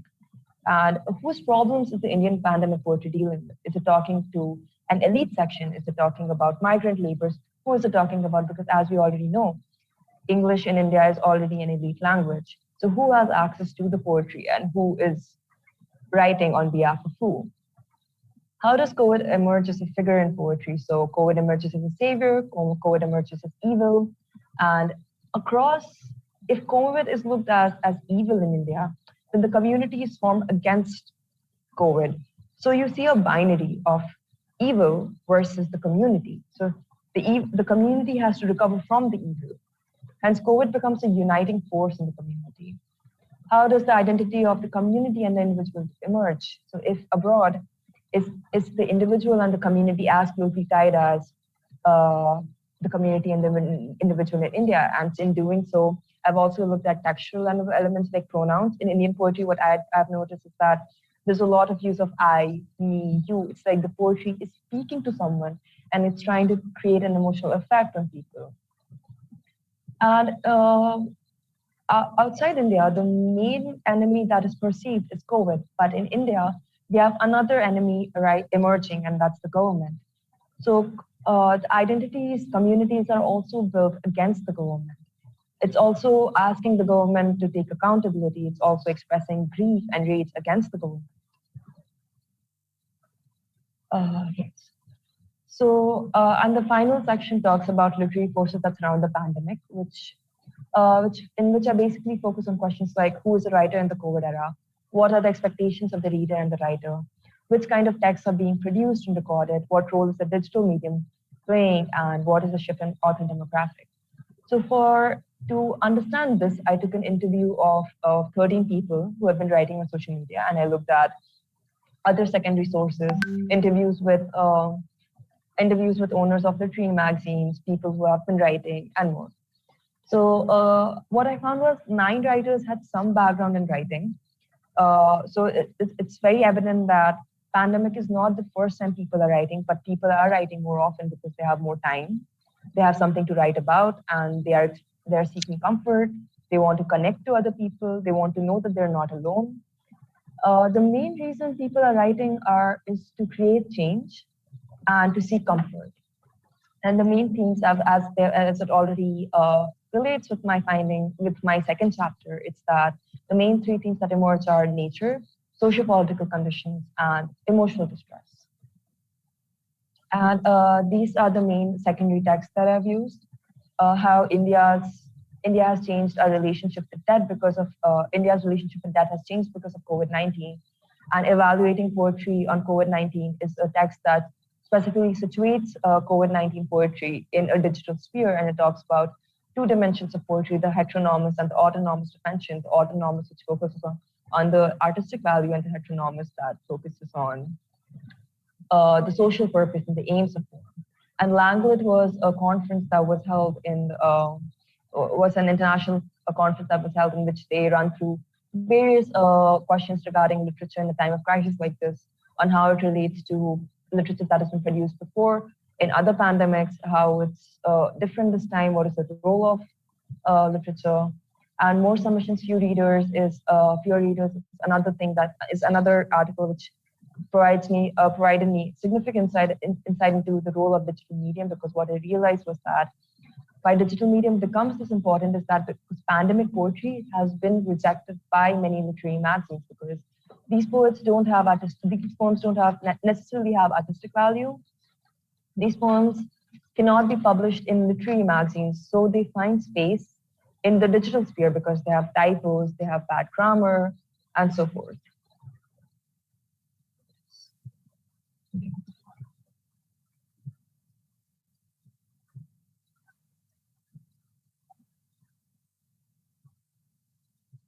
Are you done, Srishti? Yes. Thank you for a very lucid and insightful paper. I do have comments and queries, but I'll reserve them for later. We'll move on to Amatullah, who's going to talk to us about on beauty and use of language, academic language specifically on beauty. Over to you, Amatullah. And you have 15 minutes as well, and I'll send reminders in the chat box when you're close to your end. Srishti ended well in time, so thank you. Great. Yeah, over to you, Amatullah. Yeah. Could I screen share if Srishti, you're done? Srishti, you might have to turn off your screen share. Thank you. Just one moment.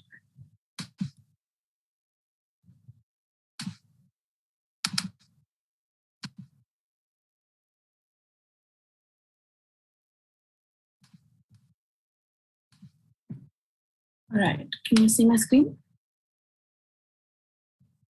Yes? Okay, great. So the topic for my paper is called The Academic and the Other, Understanding Howard Belsey's Alienating Languages and Zadie Smith's On Beauty. The research question for this paper is, of course, whether academic language alienates academics from the others around them.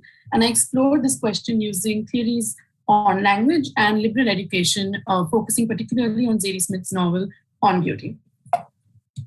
So, yes, for a brief introduction, Zadie Smith has returned with her fourth novel, published in 2005. It's a comedic and humane piece of fiction. It's almost satirical. It can be classified as a campus novel because it focuses, although a tag of an academic novel seems more fitting because it focuses on those who work as academics. And they portray adult predicaments in marriage and home as well as the workplace. And they, most importantly, focus on midlife crisis plots. So Zadie Smith is no stranger to the world of academia. She studied undergraduate English at the University of Cambridge, attended Harvard University's Radcliffe Institute as a visiting fellow, which is primarily what informed her writing of On Beauty and setting up the campus space in this novel. So my paper focuses on academic language versus personal language.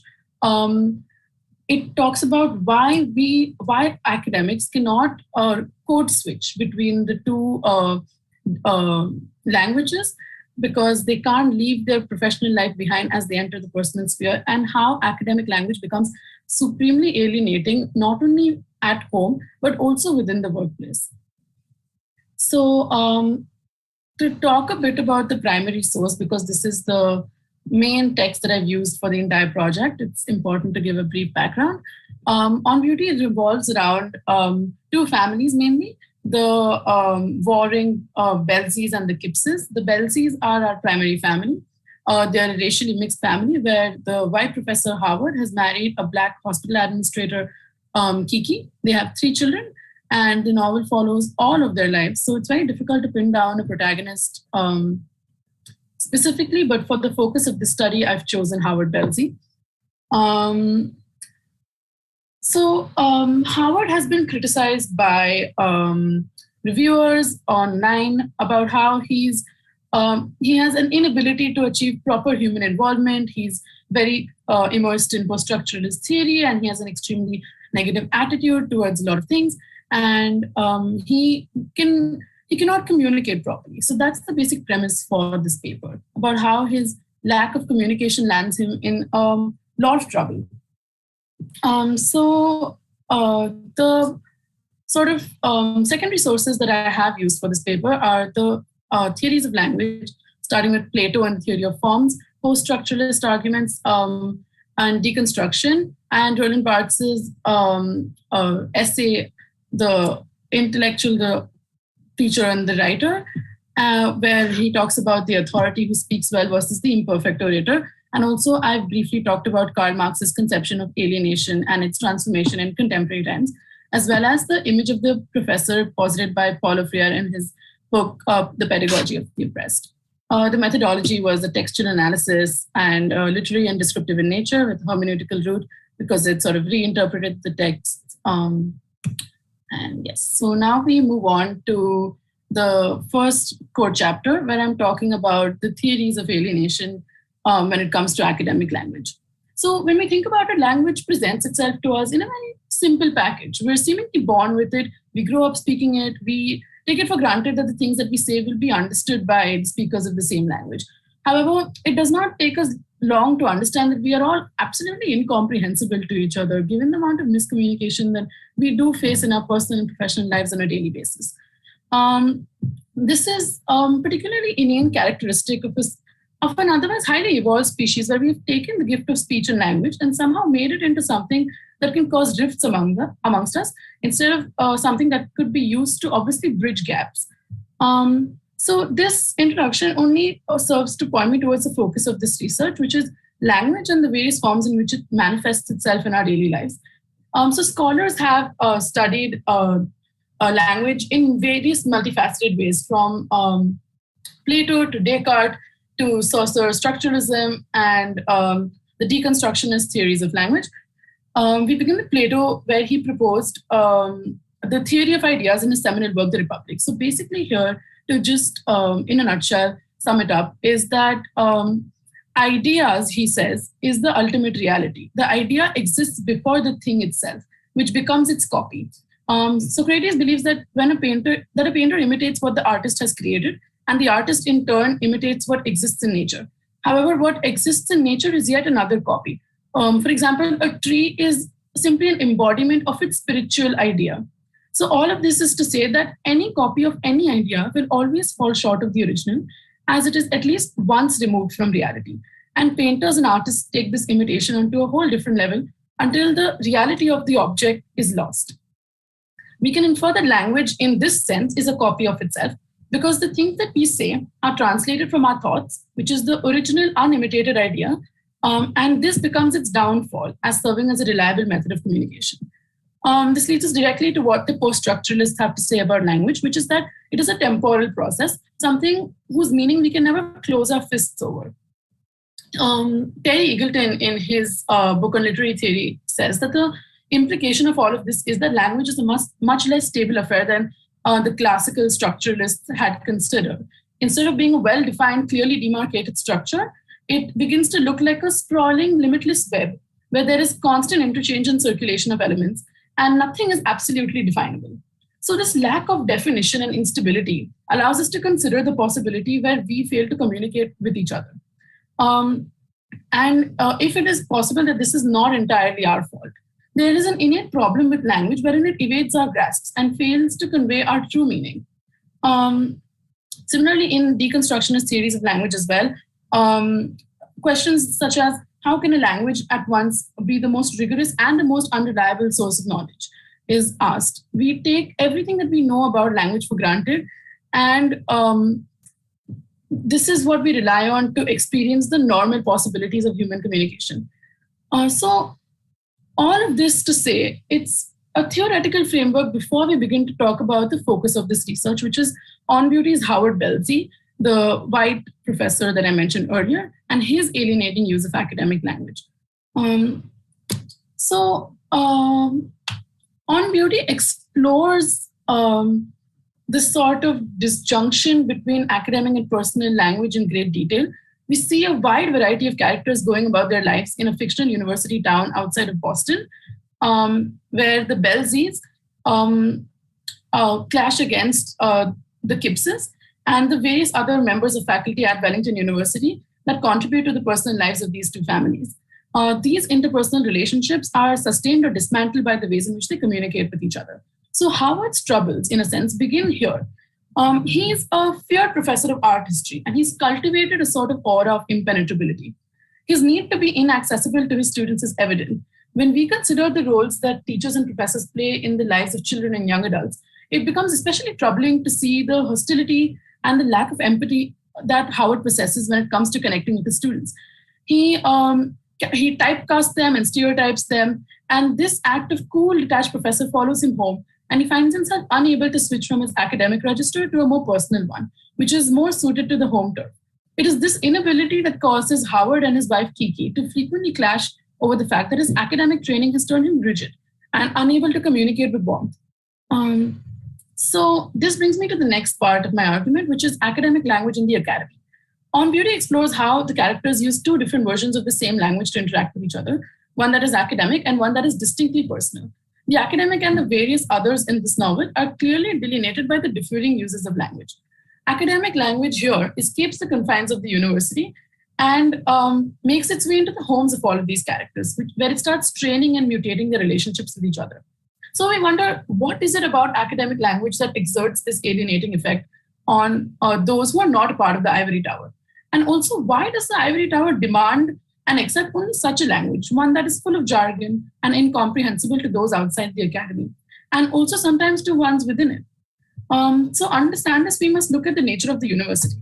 As one of the structures of modern civilization that supposedly embodies Enlightenment knowledge and humanistic values, the university is regarded as an authority and influence in a much larger sphere. When you obtain a university education, it is considered a privilege and something that a lot of people aspire towards, as this will comfortably place you within the upper strata of society. A university campus is also an embodiment and expression of the educational worldview, where the dominant value system, the nature of language itself, the process of teaching and learning, and the intellectual, physical, and psychological status of adolescents and young men and women, and the role of university in society is explored. This is what it embodies in our current society as well. However, despite all of these quaint vignettes, the university is acknowledged to consist of an elite community, one that defines itself by excluding others. And exclusion is the first in its list of problems that the university has now embodied. The problems constitute marginalization, class consciousness, misogyny, competition, and xenophobia. And all of these complaints are valid and paint an unreliable picture of, Sorry, I think I'm running a bit behind. I'm just going to skip a little bit to come to the crux of the argument. Okay, so the final chapter sort of discusses how Howard has a wide list of identity markers. He's a 56-year-old white English male from working class origins. He's an Oxonian Rembrandt scholar and a professor of art history. We are introduced to Howard by being introduced to his anger. His son has consorted with the enemy in a sense. And he travels across the Atlantic to sort of put things right. That's how much his emotions get the better of him. But in all other matters that warrant a profound display of passion, such as his marriage falling apart due to him engaging in an extramarital affair, Howard is subdued and calculated and calm. So what is it about the academic world and its insulated relations that causes Howard to react and behave in the way that he does within the ivory tower? Whereas some professors would strive to bridge the gap between professors and students, Howard revels in it. He says that when he first began teaching, he had tried stupidly to coax students out of their fear of him, and now he relished it. The fear was respect, and if you didn't have the fear, you had nothing.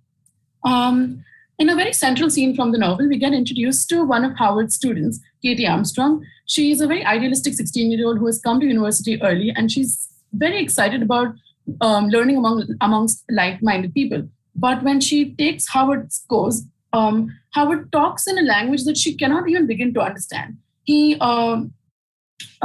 says that a lot of the time she feels like the professor was talking in a language that she had no idea about, and that they were talking a different language from the one that she had spent 16 years refining. Howard, in his class, poses questions around liminality, the mything of the artist, the quasi-mythical notion of genius. And in other words, he complicates already complicated concepts by addressing them up in inaccessible academic jargon. This different language makes Katie feel less like the part of a class and more like a fly on the wall. So Katie, I'm not sure I understand. Sorry. Katie is an excellent example of someone who's been initiated into the grooves of the academy, but still remains, due to her age and background, slightly an outsider. Her conception of a class on art history hinged on the fact that other intelligent people attending would share a common love of the artist and not be ashamed to express that love. But this is exactly what we see happening, because Howard in his class moves away from actually talking about art and the raptures of beauty and into a world where it's only theory and only jargon. And even outside the university, Howard struggles with affection and human connection. Some part of his academic identity has fractured his ability to talk to anyone in a way that means anything, as his wife Kiki is fond of pointing out. So here his family is being alienated by his academic language, and we've already seen how he's alienated his students.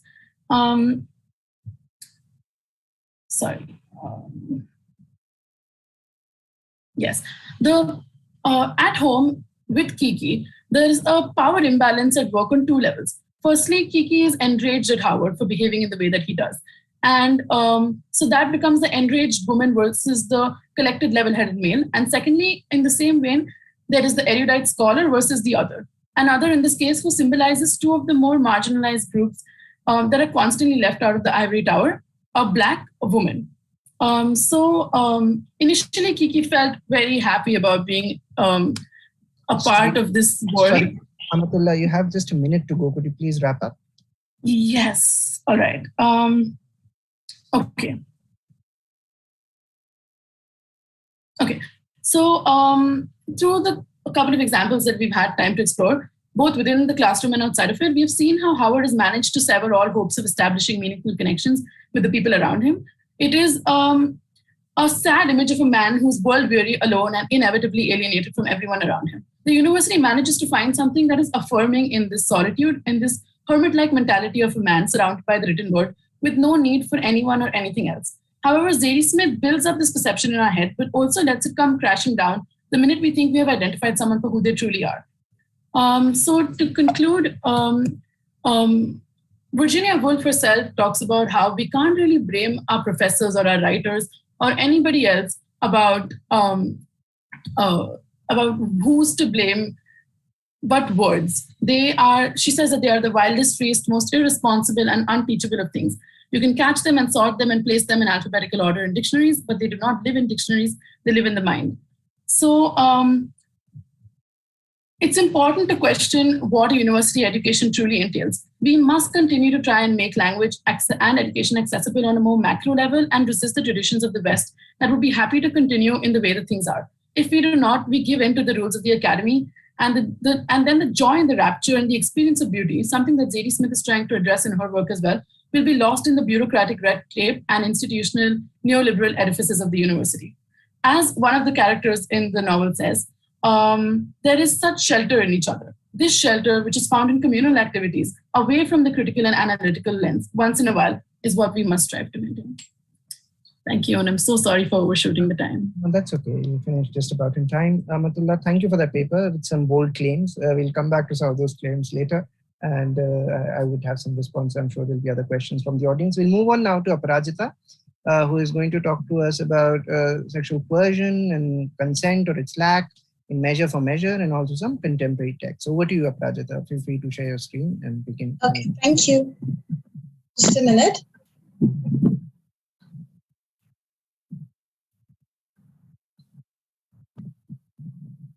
I hope you can see my screen. Okay. Yes. Okay.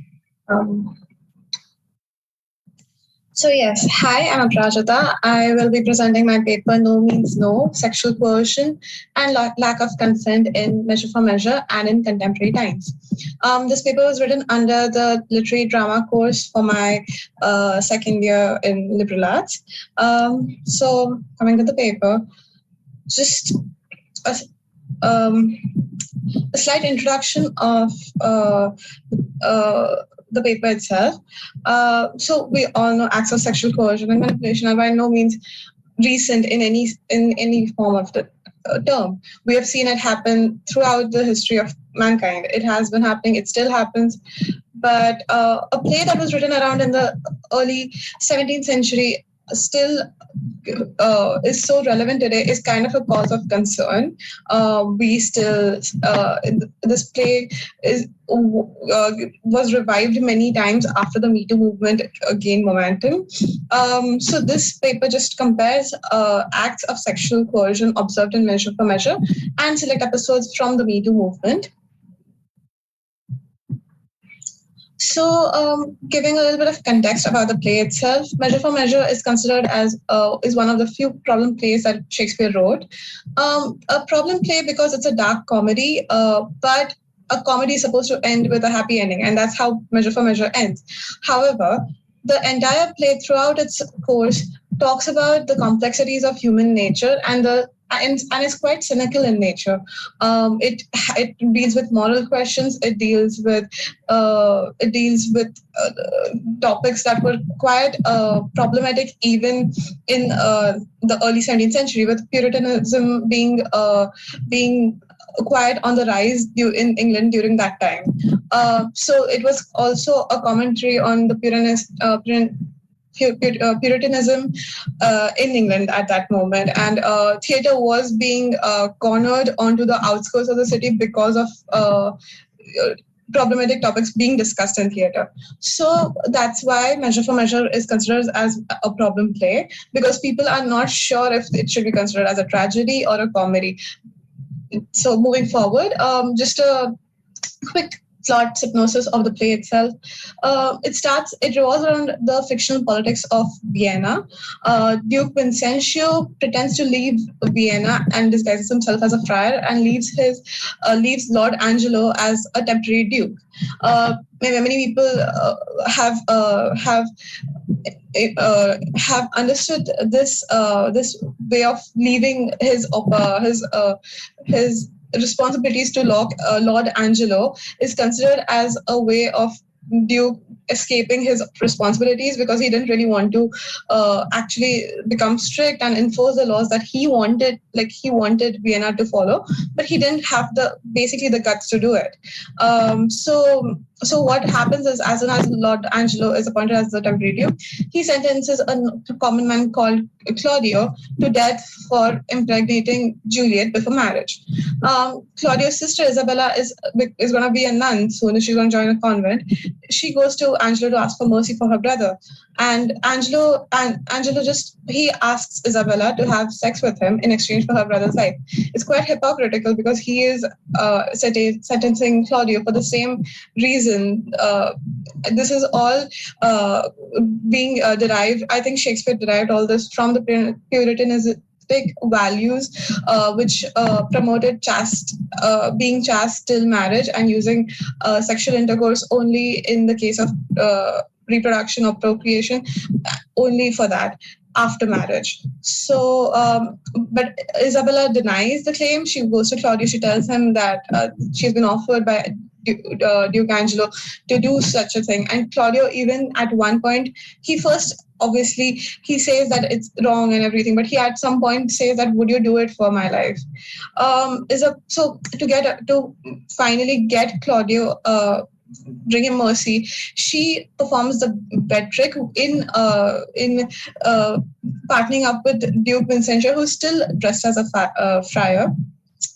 And they perform the bed trick where Mariana sleeps with Angelo, but Angelo is not aware that Mariana is the one who he's sleeping with and not Isabella.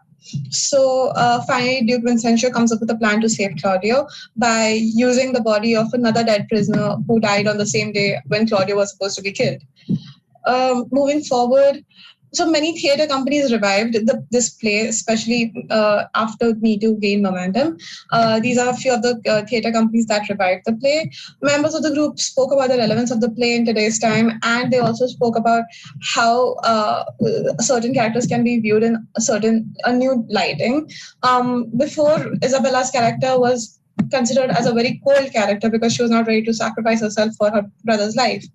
But now, after the Me Too movement, people do realize how it was not correct, and even expecting her to do so is just problematic. So the Me Too movement, just a quick discussion on the Me Too movement. The term was coined by Tarana Burke in 2006, but it wasn't as famous till about 2017 when Alyssa Milano brought the phrase back after the certain allegations that came up against Harvey Weinstein, the Hollywood mogul. So he paid off people who he had sexually harassed or assaulted in order to buy their silence.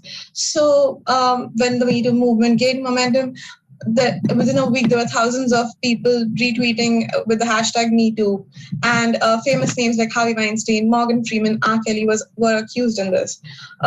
Women have been sexually abused by heteropatriarchal men in positions of power for ages, and they finally had a voice to speak up against the harassment that they faced.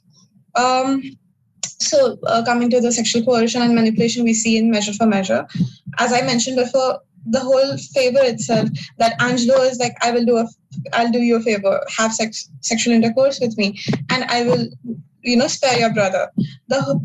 And Isabella threatens Angelo that I will tell everyone that you have offered me such a deal, and if you don't release Claudio. But when Isabella threatens to tell everyone, Angelo replies by saying that no one will believe her. The exact quotes being, or with an outstretched throat, I will tell the world aloud what man thou art. And Angelo replies, who will believe thee, Isabel? My unsoiled name, the austereness of my life, my vouch against you, and my place either state, will so your accusation overweigh. This is very interesting because when I was reading about the Me Too movement, a DC conservative judge in the United States, Brett Kavanaugh, had a very similar case that came up in the Me Too movement. It talks about how Brett was accused by Palo Alto professor Christine Ford, and no one believed her, and he got away with all accusations. He was also accused of being present during when someone else was raping one of the girls he knew in college. So he denied all the claims, and he got away with everything without a scratch. And he also was voted as Associate Justice of the Supreme Court of the United States. It's very interesting how the same parallel can be seen in Angelo and Isabella's case, because Isabella is nobody, but Angelo stands as a representation of the state itself. And in Brett Kavanaugh's case as well, he stands as the state in his accusations as well.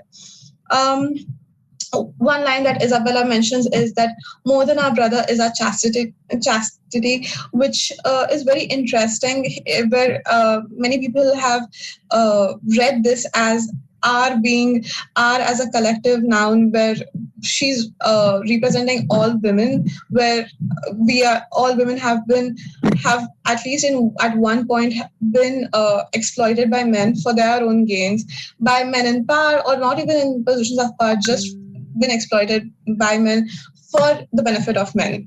And it implies how it is enough that we need to stand for ourselves. Isabella was considered cold for not being ready to save her brother. And it shows how even though this entire case is wrong, she's still considered cold. No one's questioning whether the entire offer itself was wrong. In the case of Brett, Trump supported him throughout his election, his voting, and yeah, he got away with it. Harvey Weinstein, however, was not so lucky. He was sentenced to 23 years on charges of rape and sexual assault.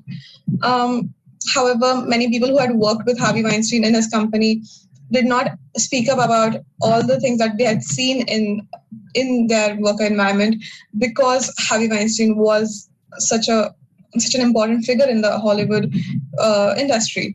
So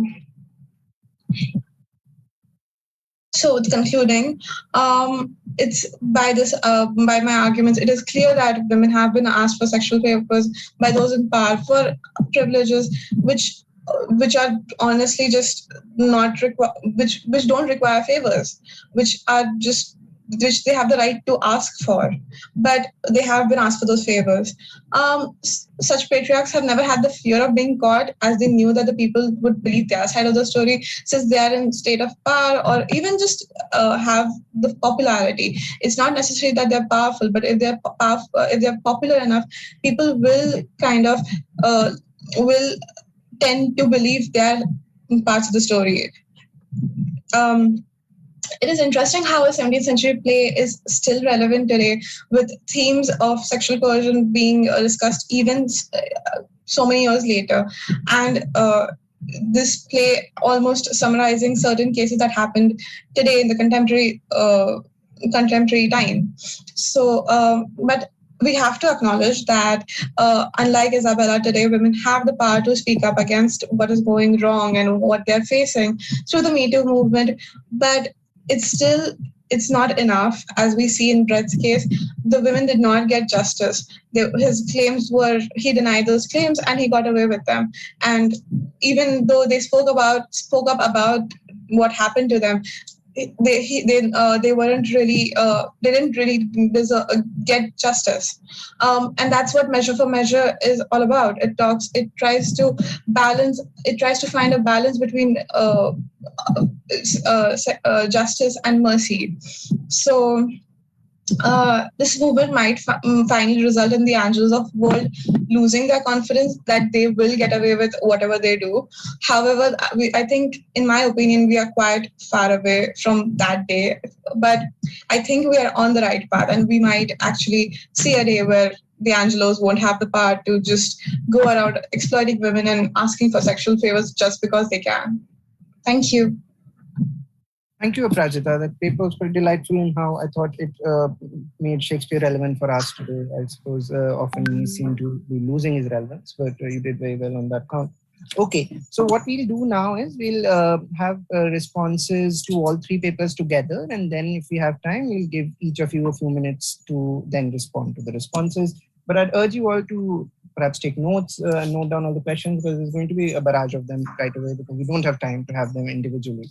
So I will begin. I'll begin and we'll go in the correct order. So I will respond first to Srishti and to Amtula, and then Satyaki would respond to Aprajita, and we'll take other questions from the audience as well. So, so to Srishti, I quite enjoyed the paper. I thought you've done an excellent job of the manner in which you work comparatively between different locations. And you have astutely brought out the differences in the attitudes towards COVID of different governments, towards COVID of different poets, and also of the governments towards poets and the poets towards governments. Therefore, I thought all of that was very well done. There is also, I liked how you focused on digital spaces to move away from conventional forms of poetry. That generally, I think these days an important aspect to focus on. Also in certain ways radical, but therein I had certain doubts as well, and I will highlight those now. One was particularly with regard to India. Never in your paper presentation, and some of these could be just queries, and because it's a short presentation, so I mean the queries maybe just because it's a short presentation, we couldn't express everything together, but one was about language. Have you only looked at English? Because in India, there's been excellent poetry in other languages. Parul Khakar's Gujarati poem, whose Hindi translation, the line from the Hindi translation I remember very well, Sahib Tumhare Ram Raj Mein Shab Vahini Ganga, became quite the iconic poem. So there has been a lot written in regional languages as well. I don't know if you are taking that into cognizance at all. I think it will be a strong point to take that into cognizance in your paper in general. Poets, like you seem to be looking at social media poets, the ones who are writing for the first time or who are relatively new, but established poets also wrote on COVID. So are you not looking at them at all? You spoke about different governments sponsoring anthologies, but in India, at least I know there has been, I mean, I am incidentally part of one anthology, so I know of that. There's an anthology from Penguin, Singing in the Dark, I don't know if you've looked at that at all. And I believe there have been other privately published anthologies too. So why not look at them? I mean, it will still provide you more contrasting and comparative material compared to the digital spaces that you're looking at. Class, you touched upon class briefly, I think, but I would like to hear more in the final paper about what is happening vis-a-vis class. I think that's interesting. So maybe develop that more. I don't know if you could, if you have more on it already, but maybe you just couldn't present it. The demographic shifts that you're talking about in terms of digital spaces are important, but like I said, it's also important to look at what more established poets are doing, I think, just for even to heighten that contrast.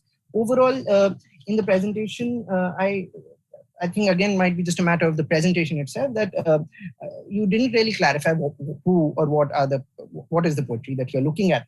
So maybe we'll give you time and you can tell us about some of those things. I hope some of those other things are useful for you also. So I've given not very theoretic feedback in that sense, but just in terms of the samples that you're looking at and what you can do with that. There is a question from the audience for you, Srishti. I'll read that out quickly as well.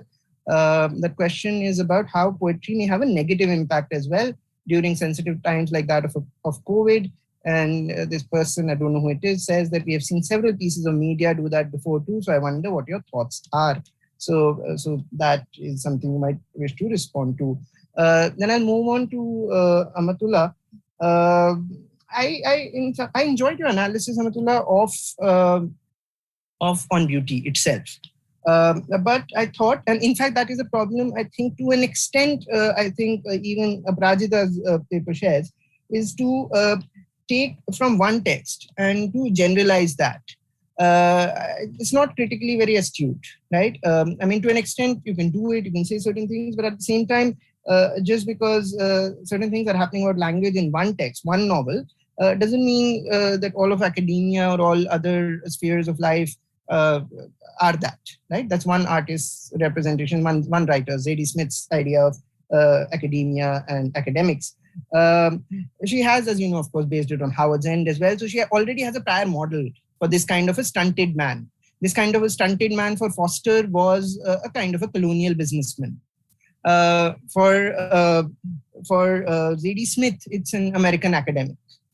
But yet, if I remember correctly, he's not stunted to the extent that, I mean, he's not sexually limited or sort of sterile in the sense that the character on which he's based from Howard's End was, but he's in fact a bit of a philanderer as well and so on. So there is that more complex dichotomy therein. And that does seem to have an impact, even that use of almost the snobbish use of academic language that you seem to be implying and ascribing to him is having an impact on his philandering as well, sometimes a positive impact. So we have to study that curiously as well, because academic language in that context then is working to his advantage in his personal sphere too. So is it only stunting? Another important point I thought with regard to your analysis of academic language as one jargon and a jargon that you seem to imply needs to be avoided and needs to be gotten rid of. But aren't all professional spheres full of jargon? How does that work? Like people who speak in the stock market will speak a certain way, or people who are engineers will speak a certain way, and they'll all have their own language spheres. And all of these language spheres then impinge on their private spheres. So how is that any different? You seem to be isolating academic language and academia as if it's something out of the world and particularly jargonistic. Whereas each sphere, like even, I don't know, F1 racing has its own jargon, right? So anything, even sport will have its own jargon. Everything will have its own jargon. So maybe a comparison with that or an acknowledgement of that will be important.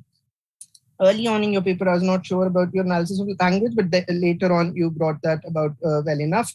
But yes, like I said, I'm happy with the analysis of the novel itself. So when you are generalizing based on the novel, therein I think there are certain problems that you need to be aware of and not generalize in that fashion. I have already made one point about Aprajita's presentation, and with that I'll just pass the baton to Satyaki, who will then respond to Aprajita's. Hi, thank you, Mas. Aprajita, I enjoyed your paper. And just one, I do have one major concern about how you thought or you were reading this paper in Contemporary 21st Century. You brought up Brett Kavanaugh, and something I made a note of. You said that he got away with it. True, I agree, he got away with it. But you also said no one believed him, or no one believed the accuser, the people who came after these many years. And I believe that's not quite true. The comparison is not, that's where I had a problem, because you see the target audience there where Kavanaugh was like being accused, during that time, the Senate as well as US Congress was controlled by the Republicans. And they were, even now, Republicans equals to Trumpism, right? So whatever Trump says or whatever Trump does, it's not possible for anyone, no matter how well-meaning they are, to stand, or it would be more or less career suicide. So I'm not sure if comparison with Brett Kavanaugh is warranted, because even people believed, like majority of Americans, I think, believed the accusers. It's just that the politicians didn't do anything about it. That said, about Harvey Weinstein, totally spot on. So good job with that. You also brought up the fact that that play is a problem play. And as a reader of the play, I'm just curious, if you were to identify it, put it in, or identify or put a label of a genre on that play, what would you say it is? That would be all. Thank you. Shall we go in the reverse order this time, perhaps, to give the last speaker? I think so. Yeah, but we don't have a lot of time. Officially, we have just 3 minutes, but maybe we can extend by 5 minutes. I don't know. IT can confirm. But so as brief as you can, but we'd like to give you all a chance. So we'll begin with Aprajita. Okay, thank you so much. Thank you for your questions. Yes, I do believe that people, I'll start with Brett Kavanaugh's case. I do believe that people, yes, and the common people did believe him. Believe the accusers. But what I was trying to, I think, did not come out as well as I was thinking. I was trying to talk about how the politicians and, Trump and the Republicans were supporting case, basically how they were turning a blind eye to what the accusers were saying. So that's what I was trying to get at. That so yes, the public did believe in it, but the public does not have a lot of power. They do have power, but not enough to overpower an associate justice right now. So, and in that case, the politicians are the ones who have power to actually, get justice. And so they, well, as long as the people in power believe a certain side of the story, you really can't get justice. So that's what I was trying to get at, that the people who mattered did not really support the people who had been assaulted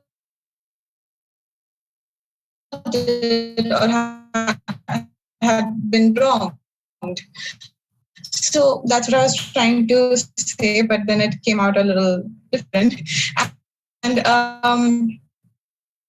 apart from that, I had to place a measure for measure in a genre. Yeah, I think we're losing Aprajita. Maybe we'll come back to her. And can you hear me now? I think it's better now. Yeah, it's slightly better. Yeah. Go on. Okay, so so I'll place measure for measure in a dark comedy genre because simply because it follows the comedy, the traditional theatrical comedy structure where it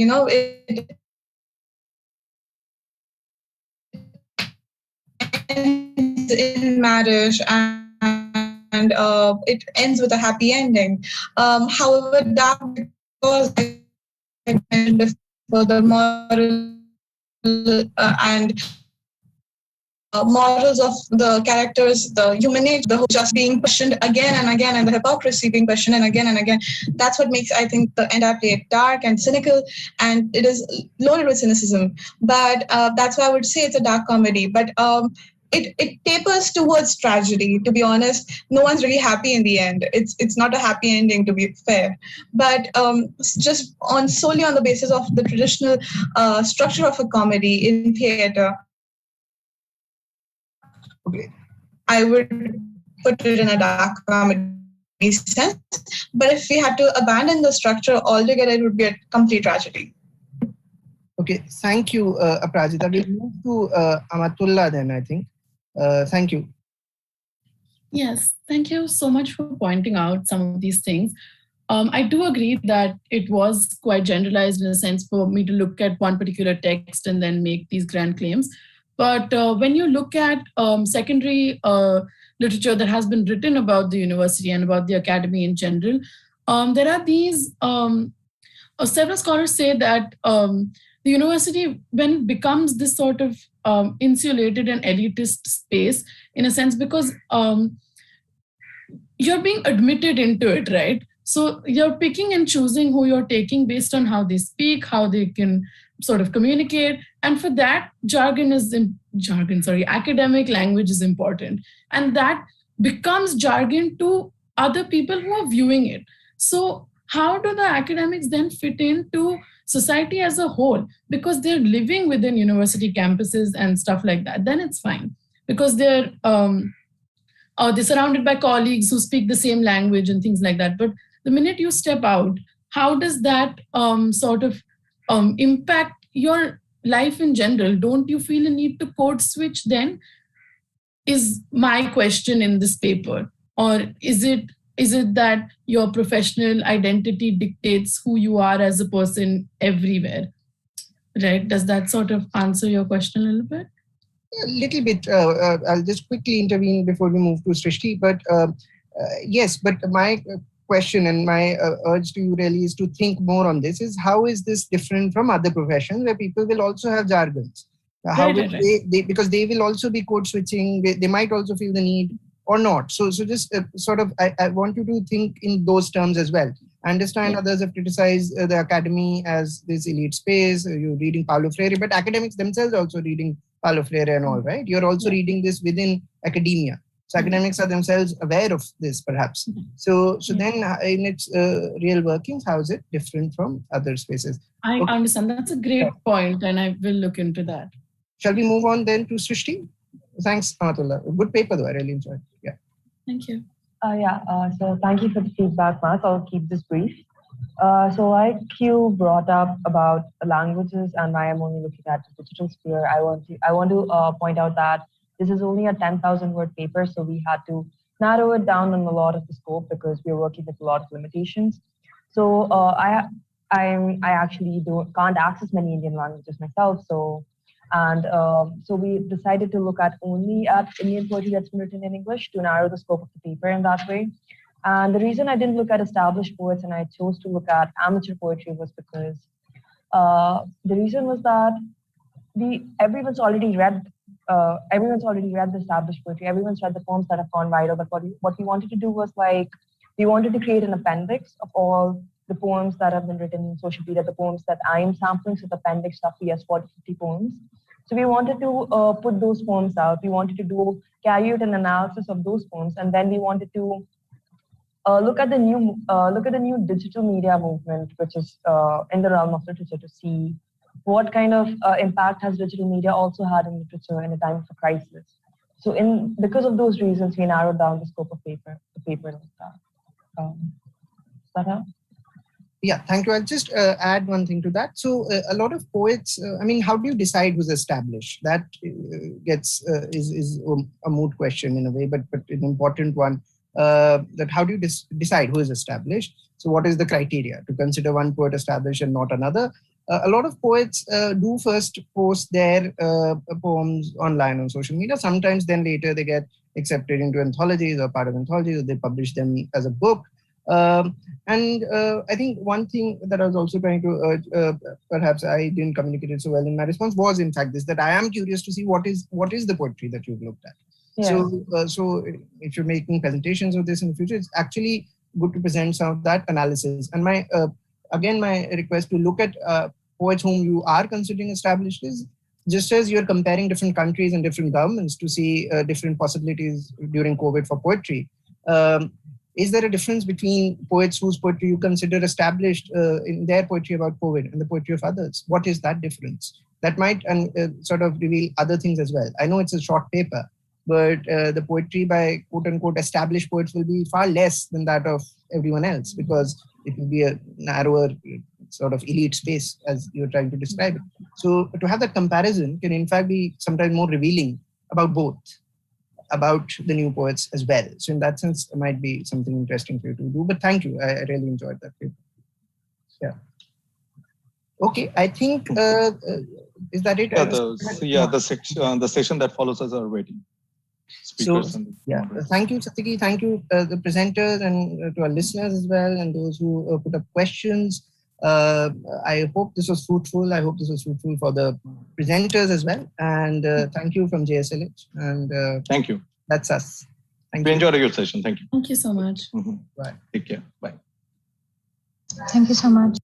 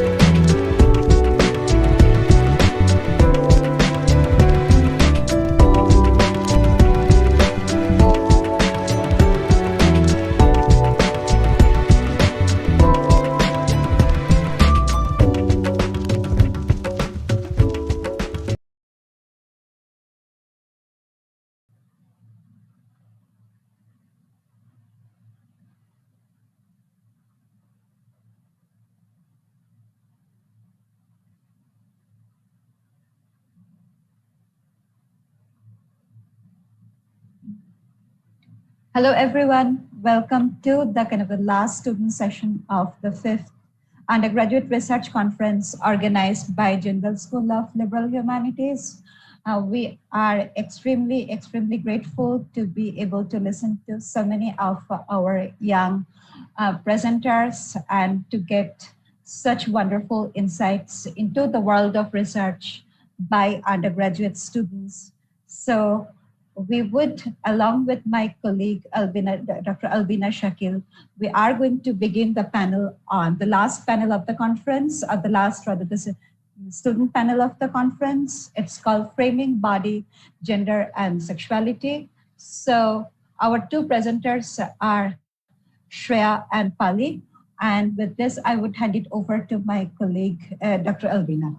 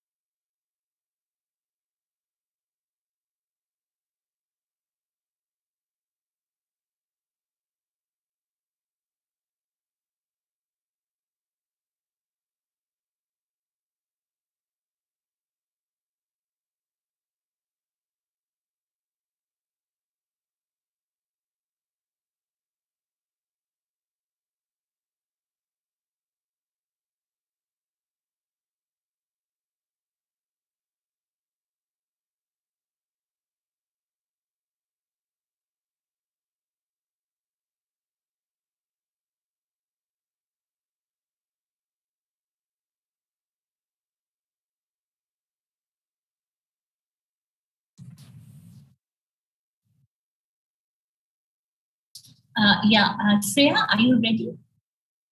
Sorry, there was some connection error. Yes, I'm ready. Yes, please go ahead, Shreya. All the best.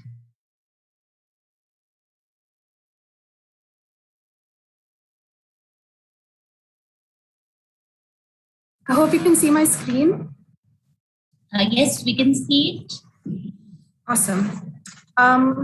So, hi, I'm Shreya, and I'm from Azim Premji University.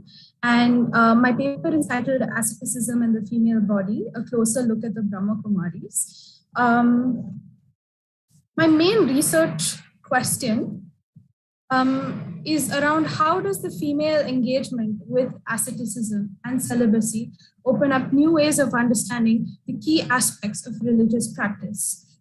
Expanding on this, I focus on highlighting the female body as a medium of ascetic practice, expand the current knowledge of religious motivated asceticism further. Before I dive into what exactly my paper is about, I thought it would be nice to just go and understand what exactly asceticism is. Asceticism is basically the renunciation or giving up of the material world. It can be in the form of food, relationships, and desires, including and especially sexual desires. There are multiple other aspects to asceticism. For example, people practice living like a beggar, wandering around towns and cities around the landscape. There is a rejection of the domestic and domesticity. There is meditation. There is definitely a connection with the divine. And there is also expressions in the form of music and poetry. When males practice asceticism, it's in conjunction with avoiding the female form as well. Now, the main goal of asceticism is moksha, which is salvation. It is the breaking away from the cycle of birth and death. And and this is done through intense body practices and mind, keeping your mind in a certain kind of state. When we look at larger Hindu asceticism, the spaces are largely occupied by males. There are scriptures that kind of detail what is supposed to be done. For example, the Samnyasa Upanishad, which is textual, but as is case with most things, it is practiced very differently on ground. When it comes to women in asceticism, there is very little avenue for women to access ascetic spaces, especially in Hinduism. Women are generally confined by the Stri Dharma, which is detailed in the Manusmriti. And there are several themes of purity and impurity, and the female body being impure at certain states, certain times, due to menstruation and childbearing. But that being said, there have always been women who have transgressed these boundaries. For example, we have Akka Mahadevi, Mirabai, and contemporarily we have Mata Amritanandamayi, Sadhvi Pitambara, and Uma Bharati. And yeah, so they have transgressed these boundaries.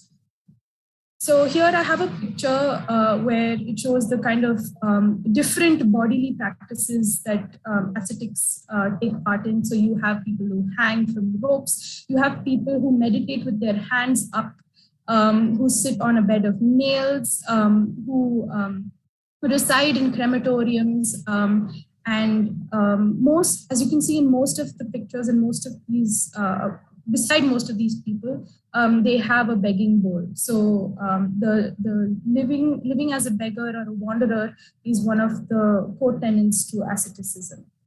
Now, when it comes to the Brahma Kumaris, it is an organization that was set up in 1937. It's relatively a new religion by a Sindhi gem merchant known as Dada Lekhraj, who's very fondly called as Brahma Baba in the sect. It is headquartered at Mount Abu, Rajasthan. And women are at the helm of this sect and take on all administrative decisions. And in conversations with some of the Brahma Kumari sisters that I've had, it was seen that the sect really promotes the viewing of the female body as something very, very important in this yuga, which is Kali Yuga. So they have around 8,500 centers in 110 countries. And this is because their supreme soul, or Shiv Baba, has ordained that at every 5 kilometers, there has to be a center. So that's how they expand. Now, Shiv Baba, the picture beside, as you can see, is the father for all, or the ultimate soul. And he is imagined or visualized as a divine light, as a soul that emanates divine light. And is a very radiant energy. So now we have the analogy of the soul. So they do believe in the concept of the soul, and they think that, so in the second picture here, you can see that they believe that the soul is analogous to a driver in a car, and the body is the car in itself. So that's kind of how they look at the body and the soul binary. Now, when it comes to cyclical time, here as it would be in the first image, they have divided time, it's cyclical, they've divided time into 4 yugas, which is Satyug, Treta Yuga, Dwapar Yuga, and Kali Yuga, each of 1,250 years, and each having their own characteristics. Now, Raj Yoga is a kind of practice where people reach for the truth. So they practice Raj Yogic meditation, which is either looking at a divine light, and they discern truth from this. And this is very, very different from Hatha Yoga, which is what we have seen here. So this is an example of Hatha Yoga, or intense bodily practices.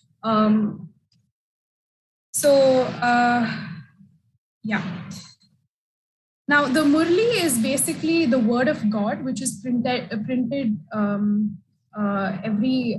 day and sent across to all the centers from the headquarters. And they have a very active online presence. They're active everywhere, from YouTube to Twitter to Instagram. Some Kumaris even having their own personal handles, and each centers, some specific centers having their own handles as well. So you can see that they have a BK Dallas, and you will also have BK Michigan. So you have location specific centers and their accounts. Now, their aim, very crudely put, is to make the world change their mindset from the material to the spiritual.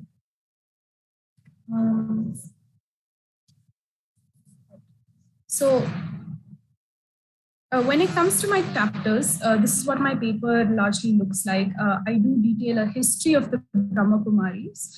Then I look at Max Weber's worldly asceticism framework and Raj Yoga in the Brahma Kumaris. And lastly, I do dabble in wellness and the Brahma Kumaris while analyzing their social media profiles.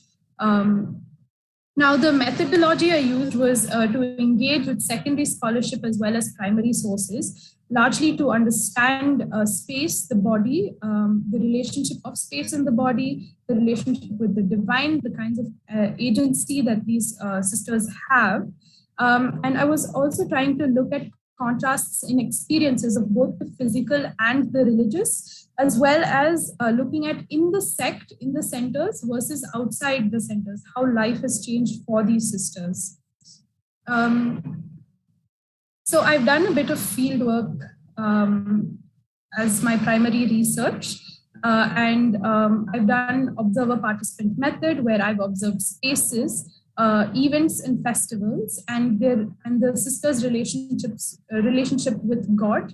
And I've also studied a little bit of their print material that they have. I've also conducted unstructured and structured interviews with the sisters, followers, as well as people who are involved in the sect. And I've also engaged with online presence. Now, some of the observations I've had is when we think of someone joining a sect, you think that their life would be very different from what it was outside to inside. And some of the sisters I spoke to said that there seems to be not much of a difference, but they do acknowledge and are very aware that their life is very sheltered. They practice mindfulness and even in mundane tasks. So this is where the worldly asceticism framework comes in, where they practice mundane tasks like cutting vegetables. Even while they're eating, they think of God. So they feel like, they always feel like there is a certain connection that they have with God and whatever action they are performing. And these sisters feel like they haven't sacrificed much as they've come into the sect. Now, when I asked them about their religious transformative experience, they said that they've seen a divine light and that they have felt a sense of unconditional contentment. On asking about their personal lives, I was told that people have their own choices. Some Kumaris choose to stay single, some stay in celibate marriages, and some Kumaris join the sect even after they've had children. The most important observation I've made is that there is a feeling of family that they have, and there is these kinship relationships that are established between God and between the sisters, and even amongst the sisters themselves. And this was very interesting. When it comes to the question of caste, caste is something, this is definitely a upper caste movement. It has upper caste origins. And although it does have upper caste origins, there is no thing that says that lower caste people cannot come into the sect at any point in time. And it's not discernible even when you talk to these sisters, unless you ask the sisters for their full name, which in that case you might get a caste-based surname, but it's not discernible sometimes even with their full names. So looking out for caste is actually very difficult in this.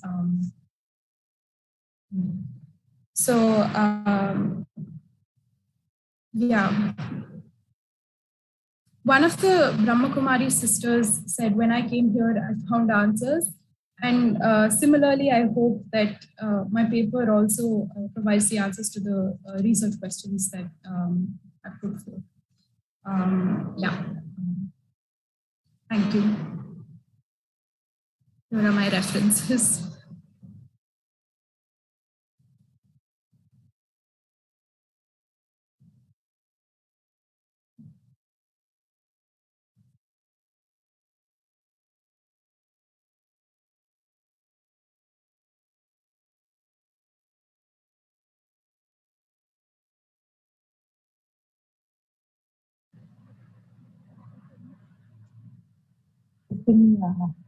Fieldwork and interview-based paper.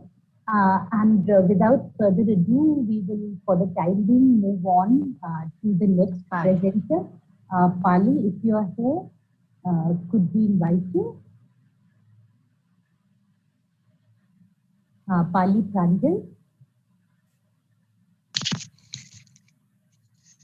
Hi, Pali. Hello. Good evening. Am I audible? You're audible, Pali. And we Thank can you see so your much. screen. So Okay, all the thank you best, so much. Pali. Thank you. Right. So my name is Pali Pranjal, and I'm a student of Shivnari University. And I'm glad to be presenting my paper on sex trafficking in India and Bangladesh. It's titled The Vicious Circle, a Cycle Designed by the Sociocultural and Economic Factors. So yeah, this is my paper summary. My paper basically discusses the anatomy of sex trafficking and how the common structures of patriarchy and the impact of globalization, which happened around the same time in both the countries, has increased the vulnerability of women to sex trade. Then the third section finally talks about re-trafficking and what are the three major reasons why women go back to this sex trade, and how these elements finally constitute a vicious spiral of sorts, from which we perhaps will see how we can break through in the last section of my paper. Now, human trafficking, according to the UN Palermo Protocol, three important elements: transportation of the person, second is use of force, fraud, or coercion, and finally exploitation. And sex trafficking is a subset of human trafficking only, where deception is used for prostitution and pornography, etc. So can we please go to the next slide? Thank you. Right. So my theoretical discussion of the paper has three sections. I'm talking a little bit about the difference between sex work and trafficking, which revolves around the issue of consent. And there are two important camps here: the neo-abolitionists, which will say that all sex work is trafficking, because the sex trade industry is primarily driven by male demand, and all women are exploited in this industry.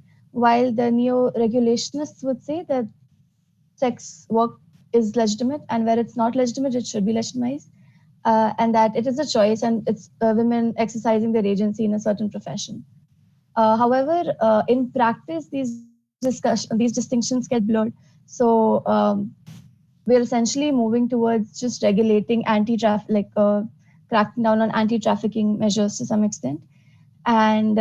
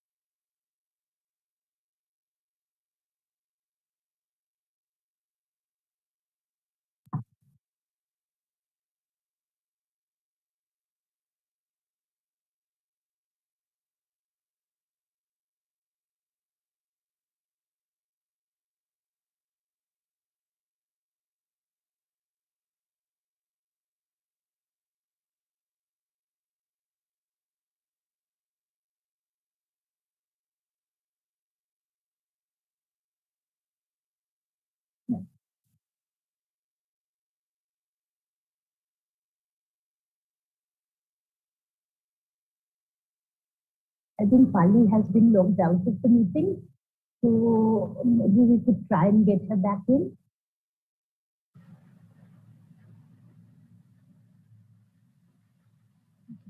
Okay, thank you very much.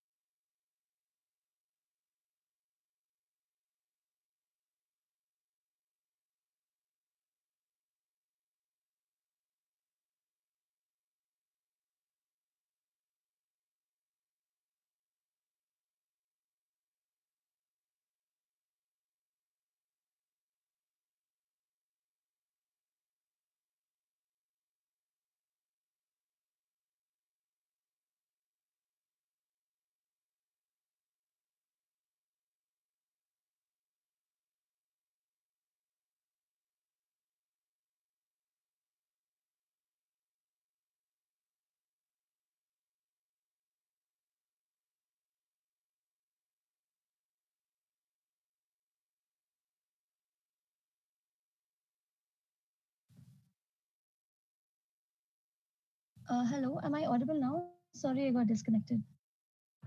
Yes, you're audible. Right. I'll just continue. The last point that I made was that the recent efforts have been directed towards anti-trafficking legislations, which are in accordance with the wishes of women. The second point that I'll be discussing is the relation between sex work and slavery, as to why we have why academic literature and popular literature also refers to sex work as slavery. So the first thing over here is that it has its roots in white slavery, and this term, in fact, was eventually replaced with the term trafficking in women and children. And the Palermo Protocol, and both the countries, India and Bangladesh, are signatories to this, categorically identifies slavery or practices similar to slavery as an integral part of the exploitation that forms the basis of all varieties of trafficking. So, therefore, slavery is inevitably contained in a definition of sex trafficking. And the way in which it manifests itself, controlling the bodies, rights, and choices of women, and forcing them into this business of sexual servitude. Over here, the profits are for all actors other than women themselves. So this essentially allows the formulation of sex work as slavery.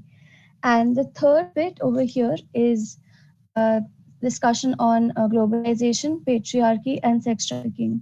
So the role enforced by patriarchy and the kind of perception it has constituted for women, that of an inferior, underpins the entire institution of sex trafficking.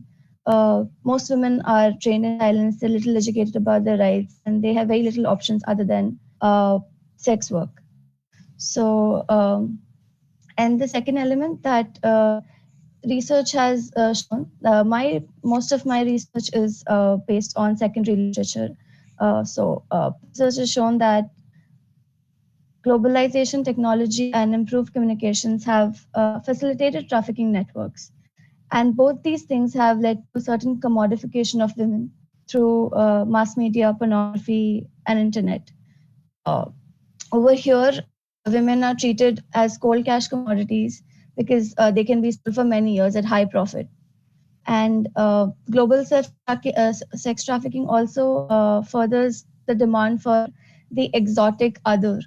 And it has been recorded in interviews that clients have said that what you do to a foreign woman is different and it doesn't really count. The World Bank and IMF led measures which have encouraged sex tourism as a developmental strategy is also a part of my discussion here.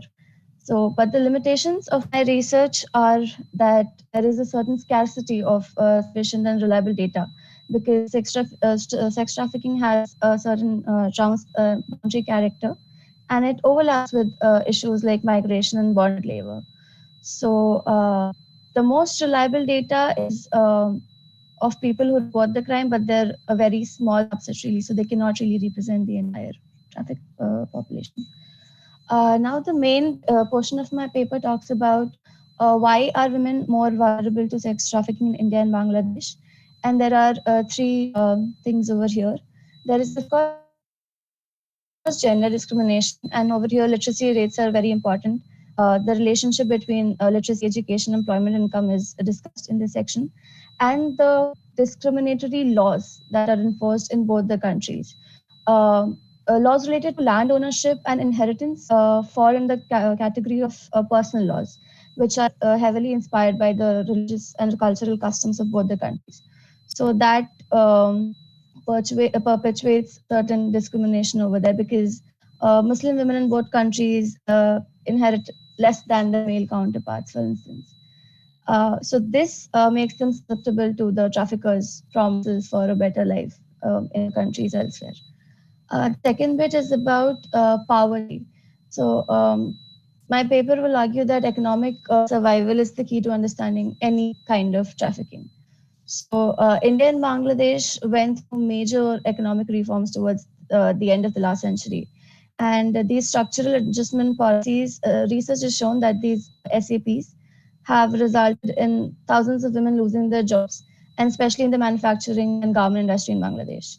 The third reason over here are the restrictive laws around migration that we have in both countries. In India, women below 30 years of age are not granted immigration rights for domestic work. And even in Bangladesh in the 1980s, there has been a lot of restriction on migration of women to save them from trafficking, so to say. But all of this is really counterproductive because of the economic need. They really have to migrate. This section is on the society traditions and practices that explain vulnerability. So in parts of Bangladesh, selling the bride has become custom. This essentially means that the bride is forced into prostitution, and then the in-laws sort of blackmail the family of the bride for money.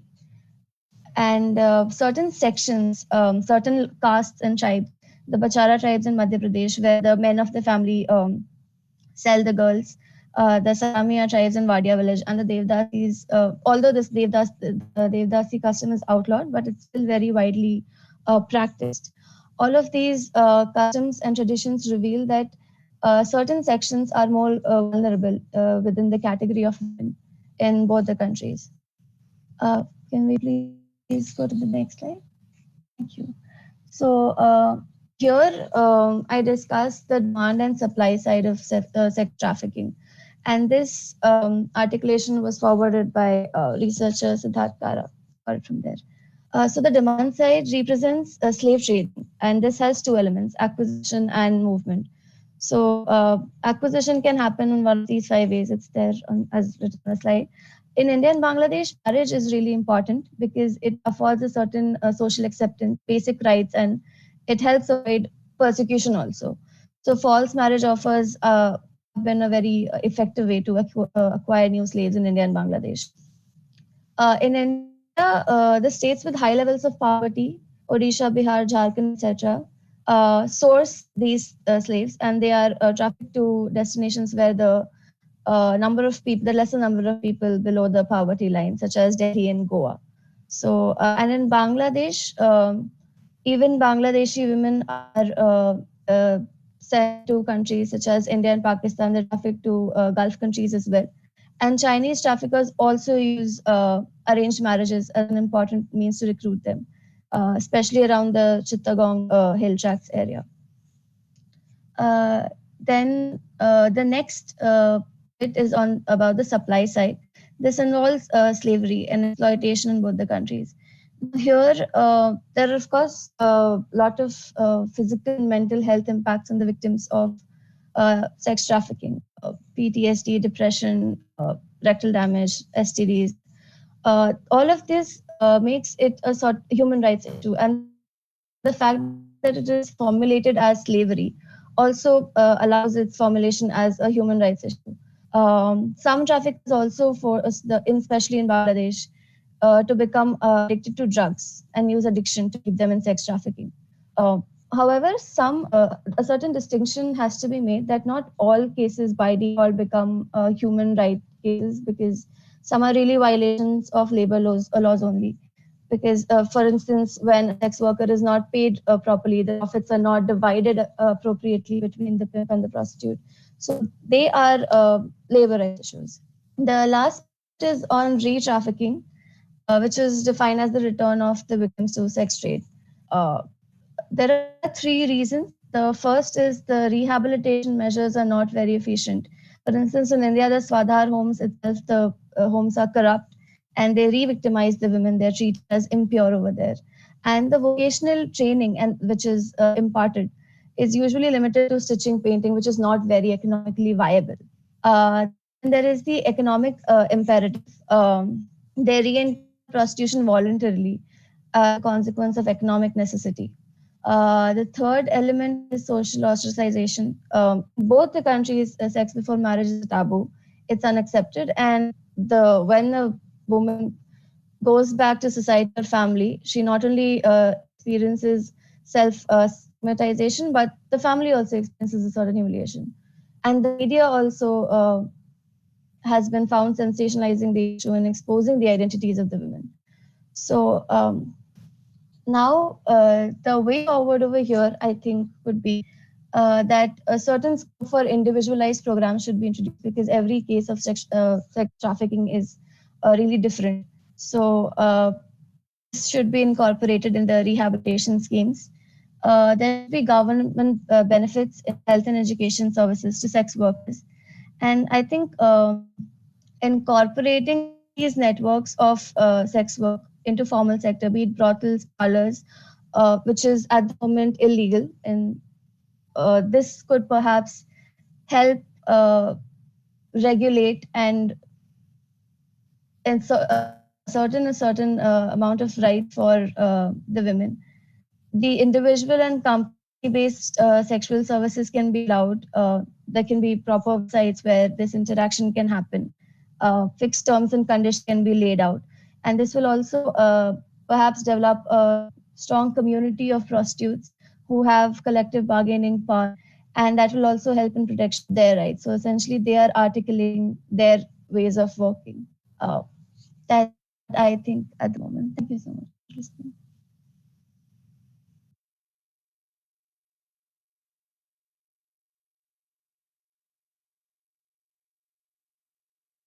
Thank you so much, Pali. Nandini, should I go first with my comments? Please go ahead. So let me respond to both Shreya and Pali's papers. Shreya, for all sociologists, it's a tough one. That whether one goes for field work with sort of strong opinions already, and thereby frames the questions, or does one go to field work with a very open mind and then draw conclusions based on what one's study reveals? Now, to me, it seems that you have gone with an open mind. Among the Brahma Kumaris, had some interviews. If you could share some more of those, it will be really beneficial. You just gave us a very tiny snippet of what were the kind of response that you received from the Brahma Kumaris. And it felt that perhaps the evaluation of the Brahma Kumaris is something that you are in the process of doing. At least that's what it seems like to me.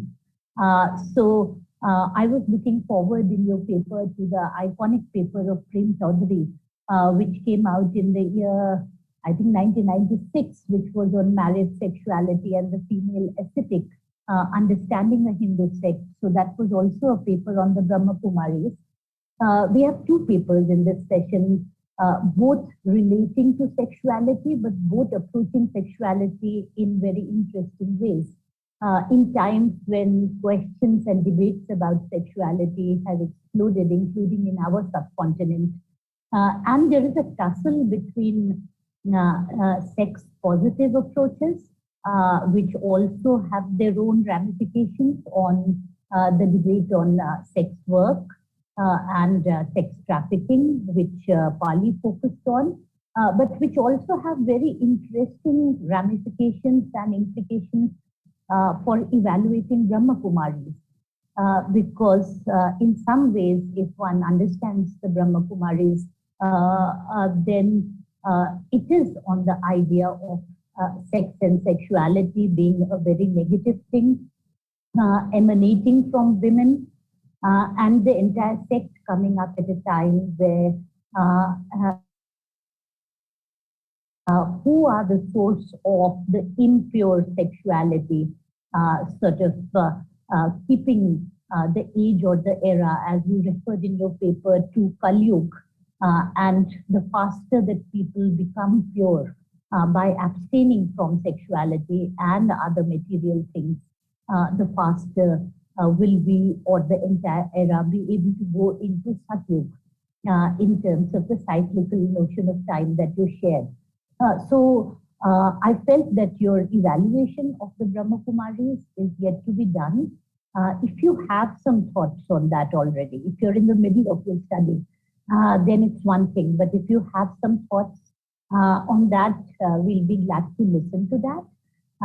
Second is that the Brahma Kumaris came up at a very turbulent time in Sindh, with the partition looming round the corner. So somewhere it was also to demarcate the Hindu identity of women in some ways through very separate practices and separate measures. And the initial entrance of Brahma Kumaris was with parental consent, where the questions of dowry and other things which you slightly referred to in your study sort of had an impact in terms of why women choose this way of life and why families also supported, not a married life for their daughters, but a life of, abstinence and no marriage. Now, you very interestingly told about three kinds of Brahma Kumaris. The one who chose to be single, the one who were sort of, who had marriage without sex and sexual relations, and those who joined the Brahma Kumaris after having a married life as well as children. So now Prem Chaudhary's essay is a 1990s essay, and we have moved several decades ahead. So I was wondering if you had anything to say about whether the entry of Brahma Kumari still requires parental consent. Can women choose this without parental consent now? Secondly, among the three types of Brahma Kumaris that are there, is there any internal stratification, as in can the three kinds of Brahma Kumaris all move up in the hierarchy of Brahma Kumaris the same way, or does one who is choosing this way of life on their own having a greater or a sort of more senior possibilities to reach more senior positions because it's a very strong organization now? And thirdly, whether they're urban and upper caste, you said that there's a difficulty in accessing or evaluating their caste in field work, but whether in their urban and upper caste sort of existence, which has been traced to their genesis itself, that they had an urban appeal.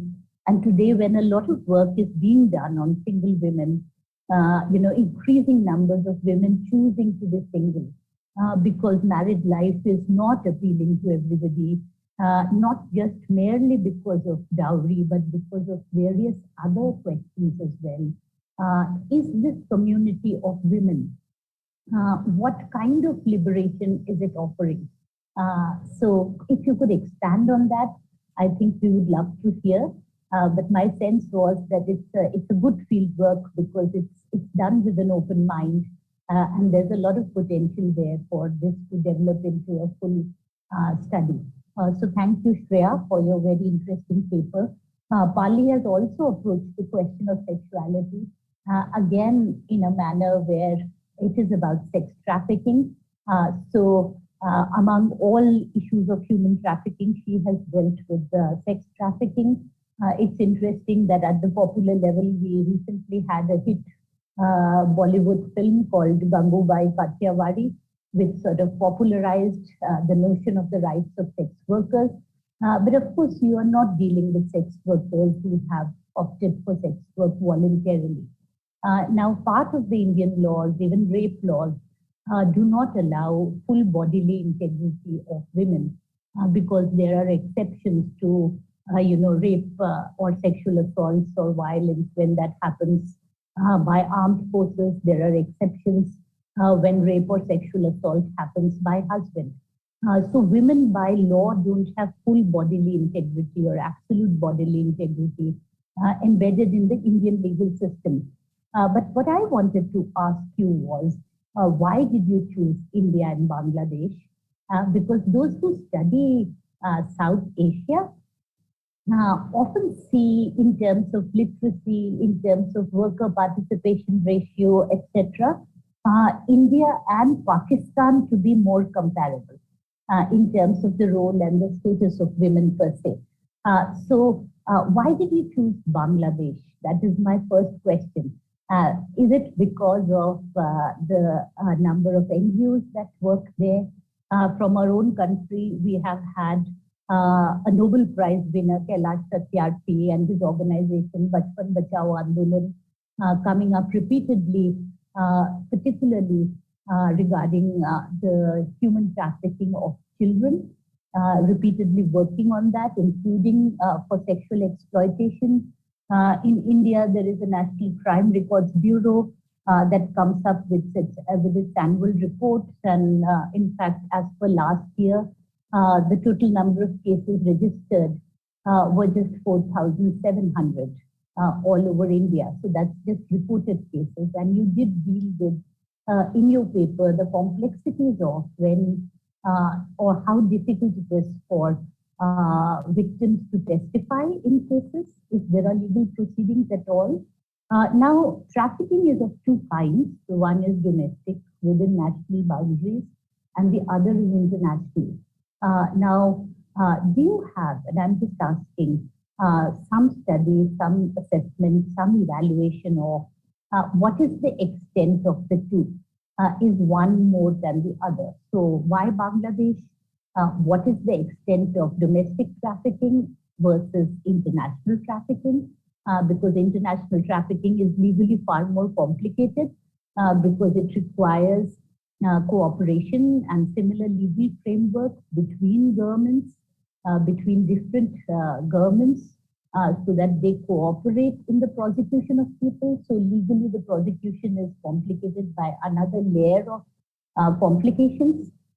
When you said the way forward, you suggested more in terms of laws that are national laws, that what should be done for rehabilitation, what should be done for those who are victimized in this manner against their consent, and are therefore, if they're looking for another life, is another life possible for them after a life of forced sex work in some way? So you were suggesting more domestic measures. So I'm asking you whether your focus is also on linking globalization with domestic trafficking and not just international trafficking. So is the paper focused more on that? That was my question. So with these two, and really looking forward to how both of you sort of conclude your studies and what conclusions you draw. It is very, very interesting, and thank you for your papers. So looking forward to listening to you, and over to Nandini for her comments now. Thanks, Alvina, and thanks Shreya and Pali. Both of them were extremely exciting papers. So I would begin with some of my comments and questions on Shreya's paper.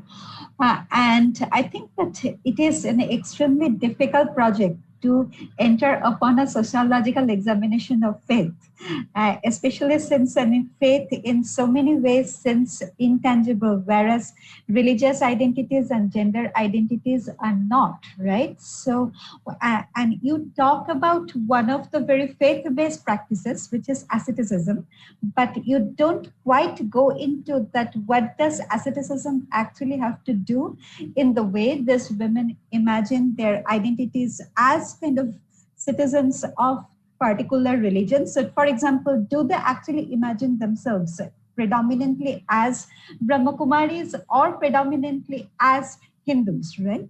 So in a way, how do we begin to think about this discards when we think of them as belonging to a sect, and how do they actually conceptualize themselves in terms of their identity? In the same way, you talked quite a bit about their coming to taking up this space of women practicing asceticism within a historically or spiritually defined space of asceticism being predominantly the reserve of men, right? But also, how does it actually enable them to change the practice of asceticism itself? So how do they actually think of, like, do they at all reconceptualize asceticism as an idea?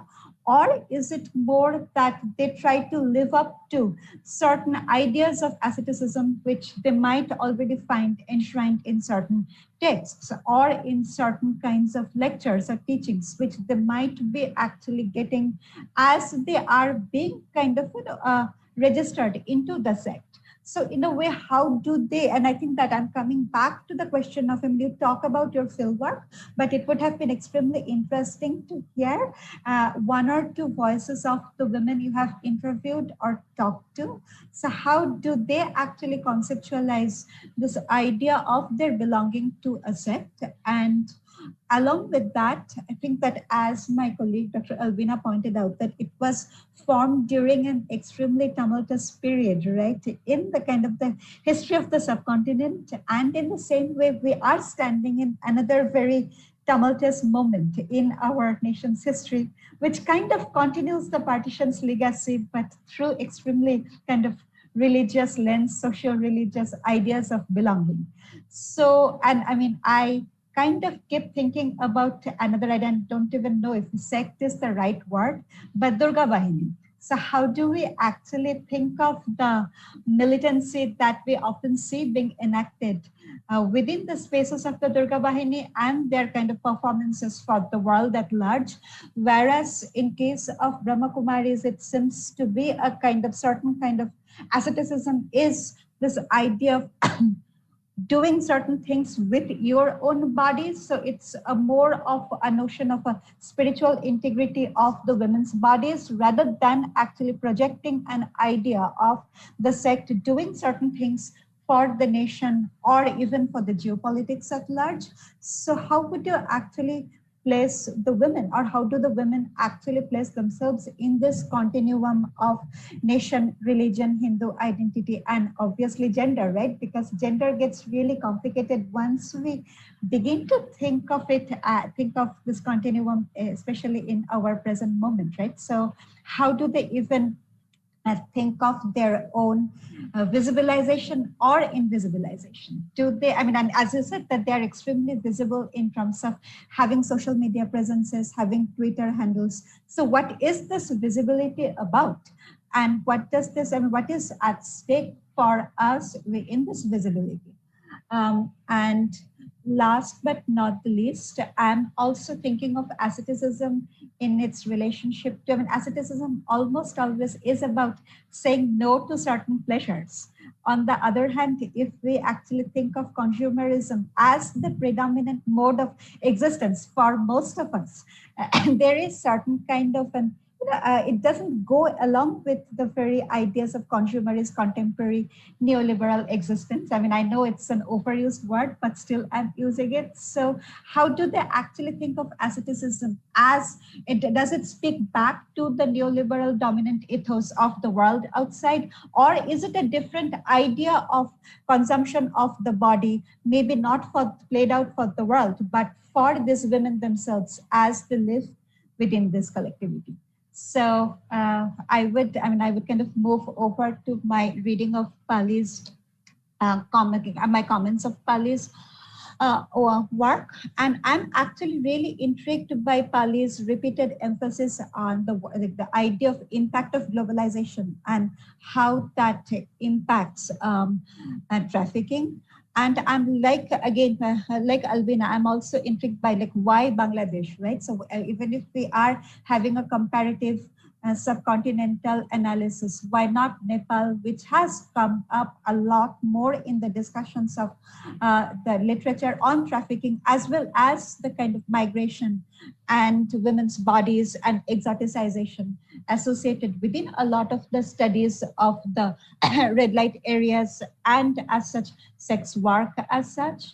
And I'm also kind of a little bit interested in how you look upon the relationship between neo-abolitionist and the neo-regulationist perspectives, because that brings us to a really thorny issue in trafficking, right? Which is the issue of labor, which is also something that, so trafficking, when it is just trafficking and without the consent of the women, it is somehow a lack of consent, but somehow the work in itself gets, or the kind of the exertion of the women, their bodies become dubbed as work within the neo-regulationist framework. So again, how do we even begin to think about it in that context, right? In the sense that if we think about labor as the primary guiding force in the both of the neo-abolitionist and neo-regulationist ideas, I mean, do we have a way of thinking through choice, the idea of choice a little bit more, right? I mean, if we push the analysis a little bit, so none of us are actually quote unquote choosing our work in the perfect sense of the term. So choice, I mean, we are all working within certain constraints. So what exactly are you trying to do by bringing up these two ideas of neo-abolitionist and neo-regulationist? What do they actually mean for the women and children who are being trafficked?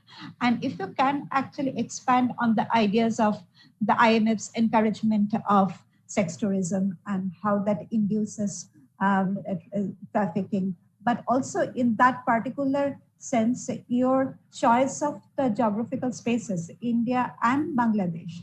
And it seems a little bit haphazard to me because in our common, I mean, of course, there is sex tourism, but these are not understood to be the sites of sex tourism predominantly. And last but not the least, in the two spaces that you talk about, is there a way we can think of the relationship between pandemic and sex trafficking as we stand at this juncture, right? So has the pandemic actually changed the nature of sex trafficking? Has it also intersected with that kind of what you call the impact of globalization?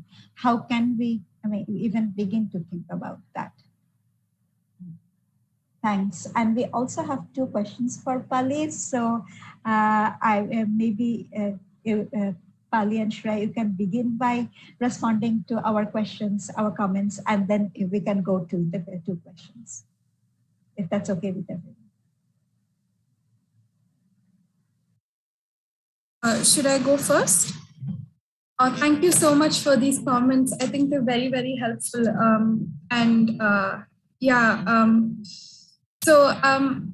I think I missed one of Dr. Albina's questions, but I will try to see how much I can answer. So yes, the evaluation is yet to be done, mostly because I'm still in the process of writing the paper itself. And I did read Prem Chowdhury's 1996 paper on thing, and I thought it was a very interesting point of view and historical trajectory. The historical trajectory is very interesting there as well. So So yeah, I think when it comes to talking about the Brahmakumaris and their parental consent, I think one of the interviews I did do was of someone who was in their mid-30s, who was actually looking for a certain kind of spiritual path to follow, and against their parents' consent and against their parents' words, they happened to choose the life of a Brahmakumari. And that was one of the sisters I had interviewed. And another sister I interviewed, her family was actively involved in the sect when she was younger. So she was, so she just had that kind of influence already, and she was also indoctrinated. So she wrote her letter to Mount Abu, so that's the process in how they get indoctrinated. So there is a certain sense of seva that they have to do, and they have to write a letter saying that they intend on giving up certain things, and they send it to the Mount Abu headquarters, where then they are accepted as official Brahmakumari sisters. And I don't think there is a kind of internal stratification, because one of the Kumaris who is very popular, Shivani Ben, has, I think she has children. So there is no kind of internal stratification, but I think most of the administrative positions, for example, the head of the organization has always been a single woman so far. So there is no like overt stratification in that sense or discrimination, but there is, I guess this is an observation that comes to mind. And yeah, some of them choose the life of their own. So yeah, that's something that they do. So one interesting thing, so the reason I chose to study the Brahmakumaris through Max Weber's framework of worldly asceticism was because it's a very, very different kind of abstinence from how we understand asceticism. There is definitely an abstinence from material things, but it's not it's not taking that body out of that domestic space, like how normal asceticism would function. Here you are practicing asceticism, you are practicing detachment while occupying a domestic space and while having interactions with people around you, and going to the sabzi mandi or doing tasks like that. So there is interaction with domesticity in this case. So yeah, I hope I haven't missed out any of your questions, but yes, I will be in my paper. I will be looking at the history of Sindh and how the partition affected the organization. And Professor Nandini, your questions. The Brahmakumaris don't really see themselves as Hindus. They see themselves as a knowledge production university. So they don't associate with the Hindus. And I think it is in Prem Chaudhary's paper that he also says that it initially came from a small tweaking of a Jain and Buddhist ascetic practice. So I don't think they identify themselves as Hindus, they identify themselves as Brahmakumaris.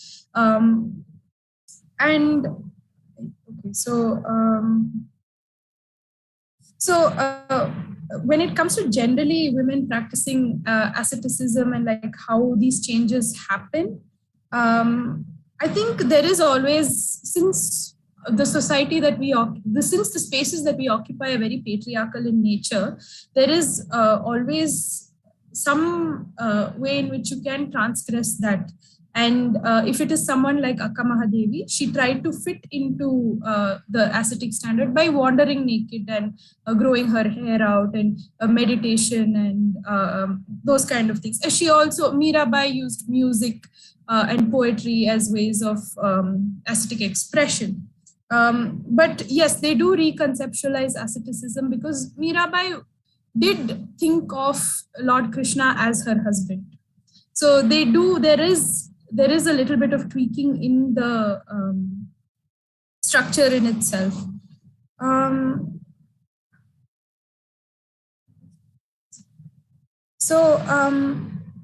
When they place themselves, I think they detach themselves from the idea of nation, religion, and Hindu or gender, because one of their fundamental teachings is that they are a soul. So every time I would prod and ask, I would try to ask questions like, do you see yourself as a female body or something like that? They would immediately tell me that we don't see ourselves as a body, we see ourselves as a soul.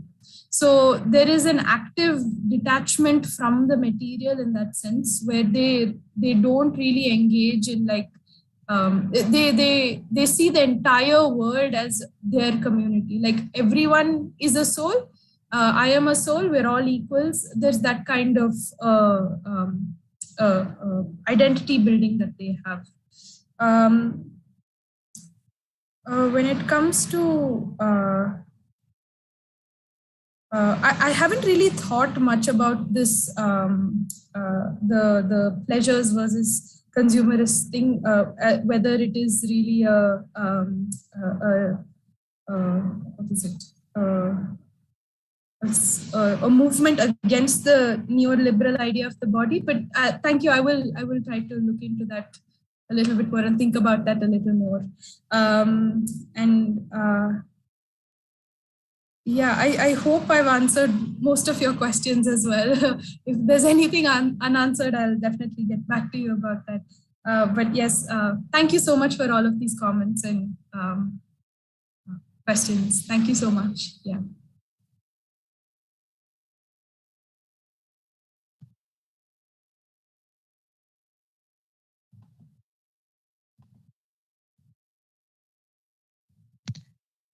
Hello, am I audible?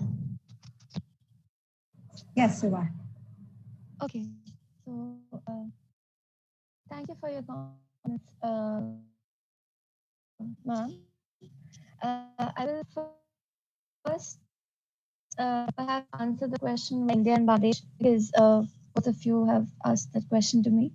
So it is because I was watching a couple of documentaries of everything's frozen for me. I hope I'm still on. Right. So I was watching a couple of documentaries on the prostitution circuit and the sex circuits in Daulatabad and Cox's Bazar. And because I understood that a lot of people are researching already on India and Pakistan, for instance, I thought that it would be interesting to make a different comparison. And the link I found was the impact of globalization, which you said that I've emphasized, because both the countries had to undergo these structural reforms around the same period. And what I wanted to understand was what was the impact of these reforms on both the economies and how that resulted in job losses for most of the population, but especially a certain class and, of course, the women. So, which is why I wanted to focus on India and Bangladesh over there. I think Professor Alna also talked to full bodily integrity for the women, and I think my paper did not really.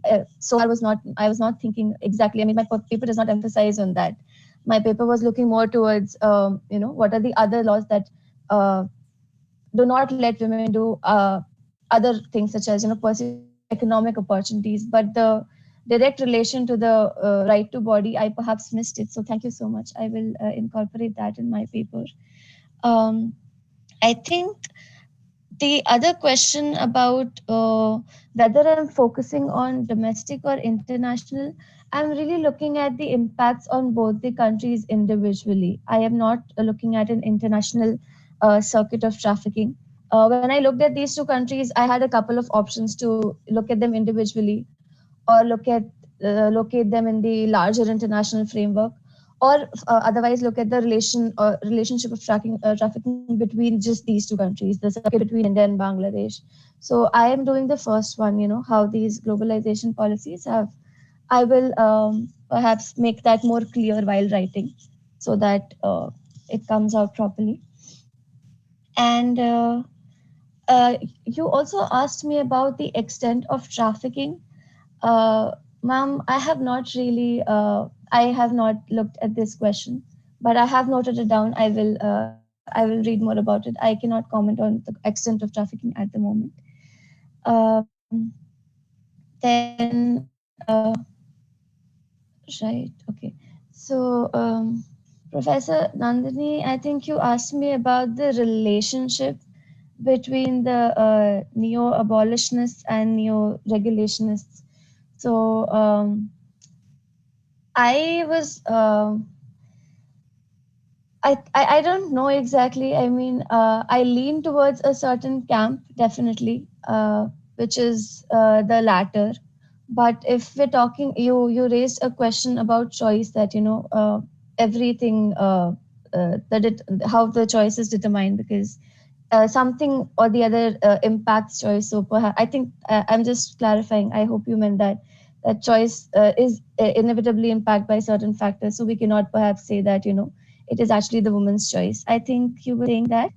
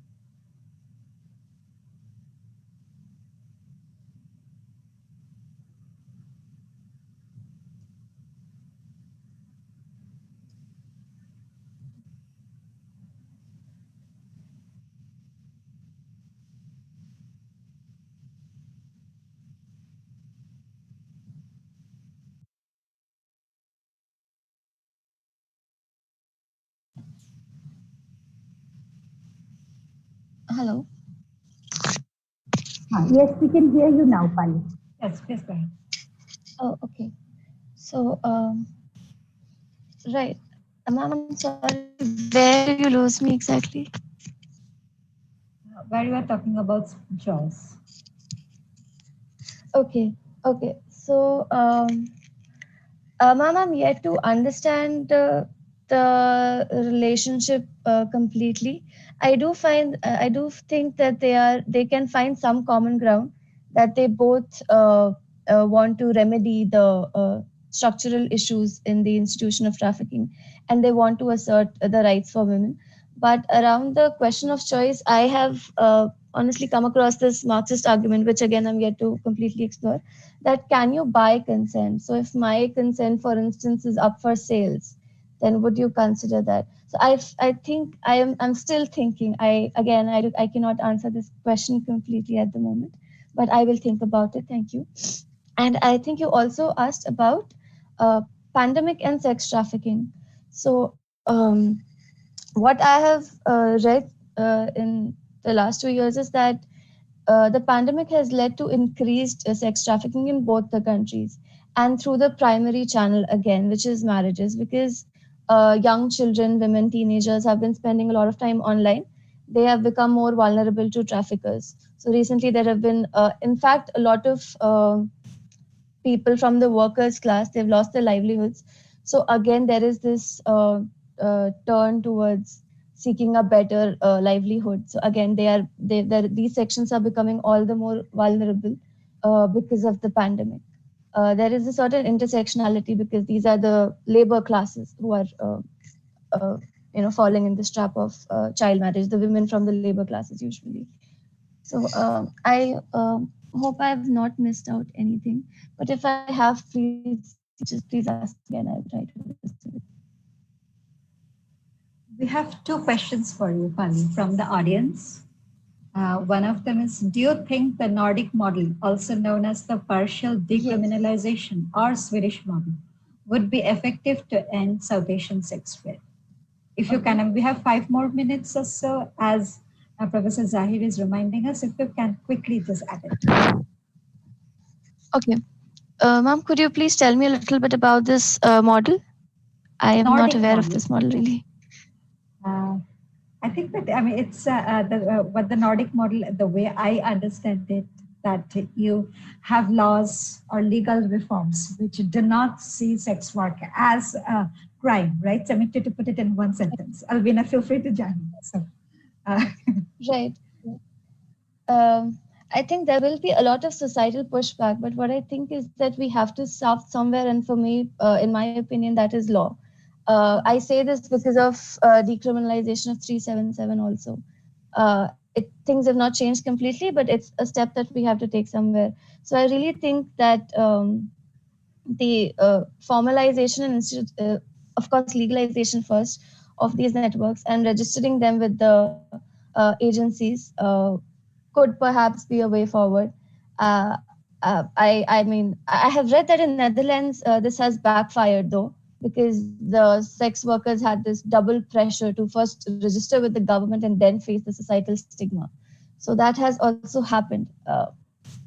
But I still think that these need to be incorporated in the formal sector, because that is how they will be able to argue for the rights. If the legitimacy is not there, groups of women will continue resorting to these shady means of migration, work, and all of that.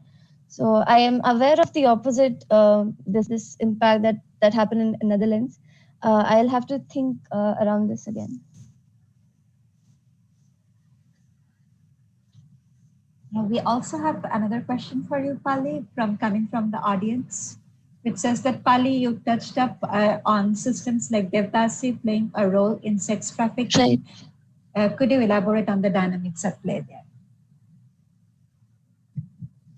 Ma'am, I'm sorry, I did not catch that. Your voice was breaking. Sorry. So basically, that the role that Devdasi plays in sex trafficking and the dynamics at play there. If you can elaborate on that a little bit, like just in a minute, literally. I still didn't catch the main word. The role of what exactly? I'm so sorry. The network is really bad today for some reason.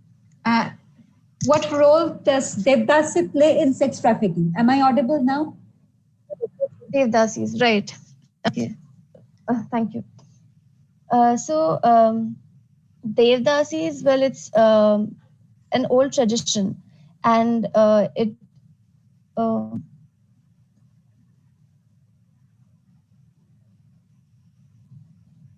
it's basically a thing where the virginity of girls is sort of auctioned off to the upper caste people. So this tradition is so widely practiced that the women are, this is given as a natural choice to them. As the first choice, they're only pushed towards this certain profession, so to say. So this is more about the little choice that they have in exploring other options. And they also form a major community of people who are then recruited to the sex trafficking networks. So that is the relation here.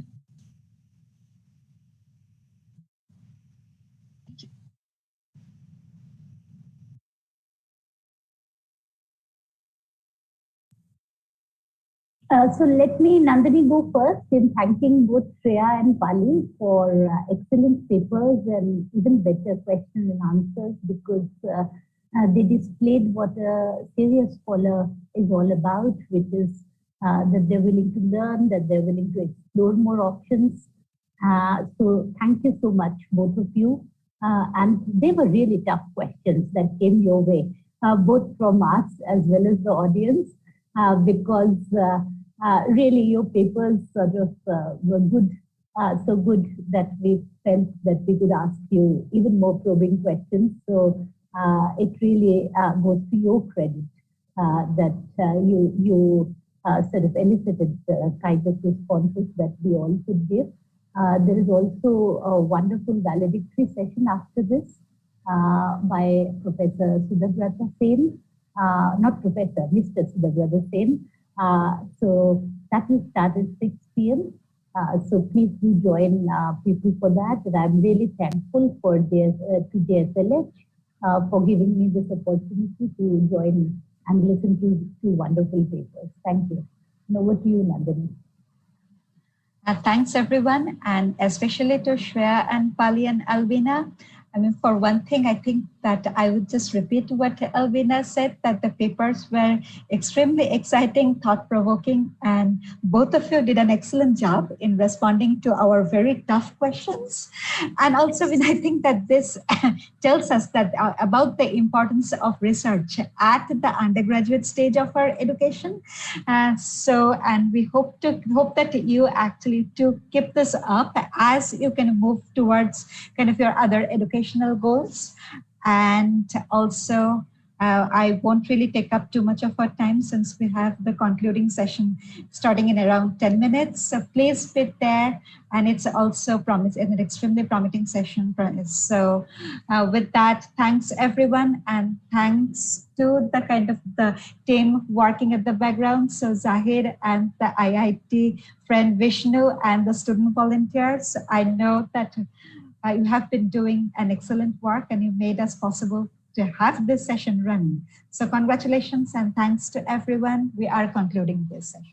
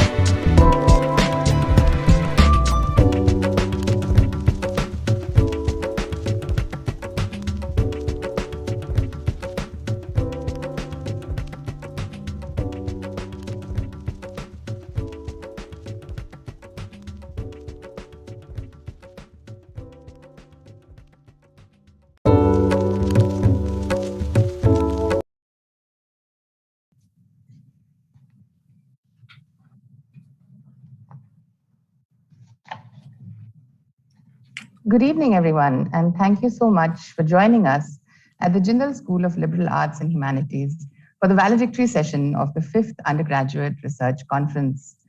It has been a very exciting and action-packed 2 days, and we had a great start with an invigorating and incisive keynote speech by Shri T.M. Krishna, and that has been followed up by an extremely diverse and engaging set of presentations by young scholars from across India.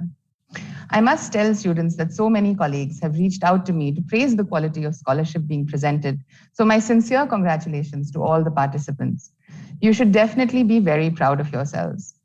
It is our hope to carry that energy forward by putting together all the best papers into a conference publication. So please do look out for our communication regarding that in the very near future. To continue with this great energy of the past 2 days, our valedictory session also promises to be very exciting, as we are extremely fortunate to have with us Mr. Shudabrata Sen-Gupta from the Rux Media Collective. We also have with us Professor Dr. Mohan Kumar, Dean, Office of International Affairs and Global Initiatives, and Professor of Diplomatic Practice here at OP Jindal Global University. Thank you so much for joining us. Without further ado, I request Dr. Gargi Bharadwaj to make the introductory remarks for the session. Thank you, Rukmini. And welcome again, everyone. Welcome especially Shudabrat. Thank you very much for agreeing to do this for us. And we are really looking forward to a very intellectually stimulating session. One has followed Rux's work for many years now. And each time something is awaited, there is a lot of excitement around it. I have been following the work myself as well. So I'm very, very pleased to be introducing. I don't know Shudabrat, we haven't met, but I've been following the work very closely. And I'm glad that there is an opportunity now to interact. So I'm very happy, and it is with utter delight and pleasure that I would be introducing you to this group here. For those of us who may not know much about Rux and about Shudho, here is an introduction. Shudabrata Sen-Gupta is an artist, curator, and writer with the Rux Media Collective, which is a contemporary art practice based in Delhi. Rux Media Collective was formed in 1992 by Jibesh Bakchi, Monica Narula, and Shudabrata himself. The word Rux in several languages denotes an intensification of awareness and presence attained by whirling, turning, being in a state of revolution. Rux Media Collective takes this sense to mean kinetic contemplation and a restless and energetic entanglement with the world and with time. Rux enlists objects such as an early modern tiger automata from southern India, or a biscuit from the Paris Commune, or a cup salvaged from an ancient Mediterranean shipwreck, and turn them into devices to sniff and taste time. Devices are deployed in order to undertake historical subterfuge and fabulous adventures. Rux practices across several media, making installations, sculpture, video, performance, text, lexica, and curation. Their work finds them at the intersection of contemporary art, philosophical speculation, and historical inquiry. They are shown extensively globally, as well as curated numerous exhibitions, including the Shanghai Biennale 2016, titled Why Not Ask Again. They were the artistic directors for the Yokohama Triennale 2020, titled Afterglow, where they developed sources around toxicity, care, and the luminosity of friendship with artists and publics. Hungry for Time 2021 and 2022, their recently curated exhibition at the Vienna Academy of Fine Arts tackled the issue of how the question of decolonization in European institutions with the collecting history can be addressed with strategies of epistemic disobedience. From 2000 to 2012, Rux were active at Sarai, an interdisciplinary platform for independent research and practice that they co-founded at the Center for Study of Developing Societies in Delhi, and were members of the editorial collective of the Sarai Reader Series. Sen-Gupta also regularly writes social and political commentaries, publishes regularly in The Buyer and Caravan. The title of Shudabrata Sen-Gupta's talk this evening is Vision and Revision, a few things that education can learn from art. You're very welcome, Shudho, once again, and we are really looking forward to this session. The floor is yours. Thank you, Gargi. Am I audible? Yes, you are. Yes. Thank you, Gargi, Sonam, Rukmini, and Professor Kumar for this wonderful invitation to speak to you all and to the students of this very exciting, I think, conference that you've been having. And it's wonderful to see research being foregrounded even at the undergraduate level. I know that this was meant to be a physical offline event, and I wish I was there so that I could actually be with all of you, but I hope that there will be opportunities to do that too. But just to say that it's a real pleasure for me to be with you. And I'm going to spend some time thinking with you some of the notes and sort of queries that we in RUX have over the years processed in our own thinking about let's say the pedagogic or the knowledge field of art production. Because for instance, what is the relationship between art and knowledge? Or how does one know things in art? Or how does the practice of art aid in the process of the acquisition or the circulation of knowledge?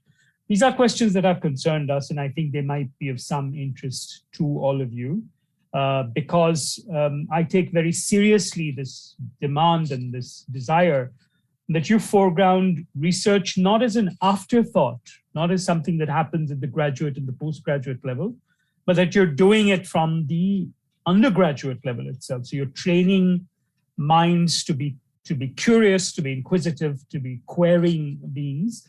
And that strikes a very sympathetic chord with what we try to do in our practice.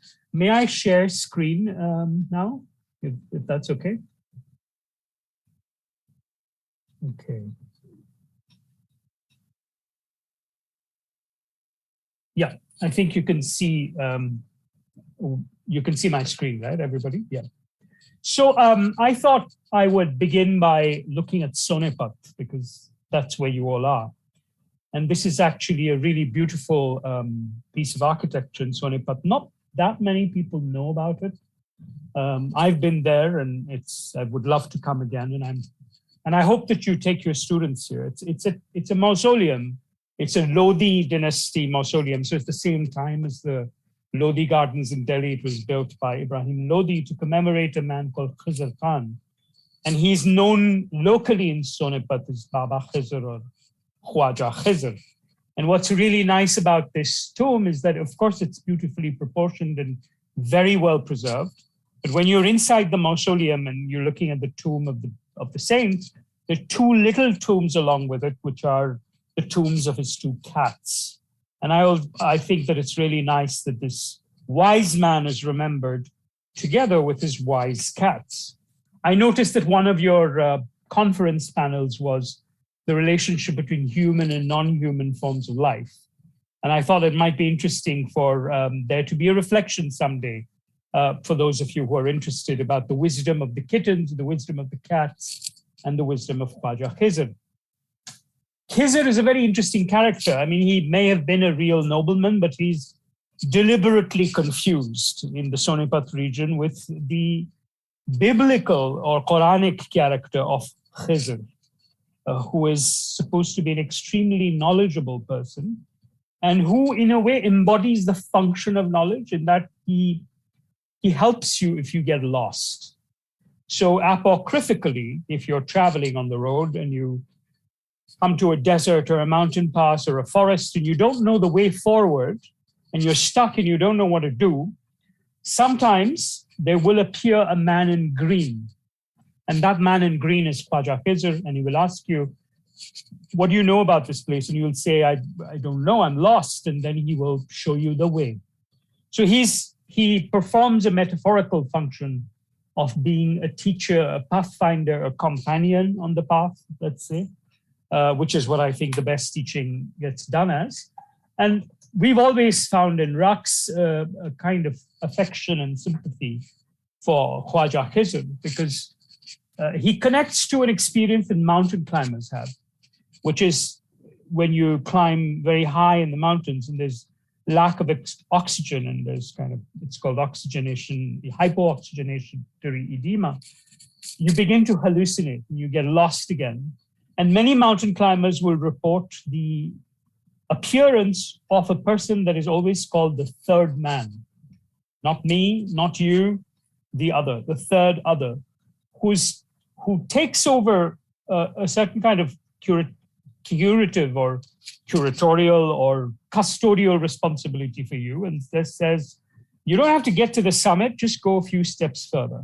And by doing that constant, like, let's go a few steps further, come here this way, he takes you, or she takes you, third man, third woman, onto the path that you may have strayed from. So he's like a hallucinatory Khwaja Khizr. And in Raqs, in our constellation of ourselves, we always think that Raqs, the entity, is like our third man. And because we are three, we each become the third man, third woman for each other, which means that the production of knowledge and the research of daily life, if you like it, is always a question of being lost and having someone else say, why don't we try this path a little further?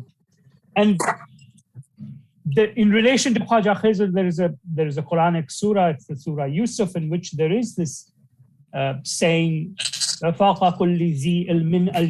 which means above every knower, there is a greater knower. So it posits a kind of stepwise and ever-expanding field of knowledge. It says that there's never going to be a time where you know everything, because the moment you think you know everything, even more ignorance steps out for you. I always like to think about this equation that we may all know different things. Like, for instance, if you're undergraduate students, those of you listening, you probably know a little less or a lot less than your professors. And your professors may know different things vis-a-vis the subjects that they're teaching. But your professor's ignorance is also infinite because ignorance is infinite, right? There's infinite things that we don't know. And your ignorance is also infinite. So that while you may know different levels of things, what you don't know is always greater and always infinite. So there's a kind of, it produces a strange kind of beautiful radical equality between pupils and professors, between teachers and the taught, between knowing and not knowing even, right? And for me, Khwaja Khizr is the emissary or the ambassador of the Republic of the Infinite, who comes to you when you're lost and says, take a few more steps in the direction of the infinite.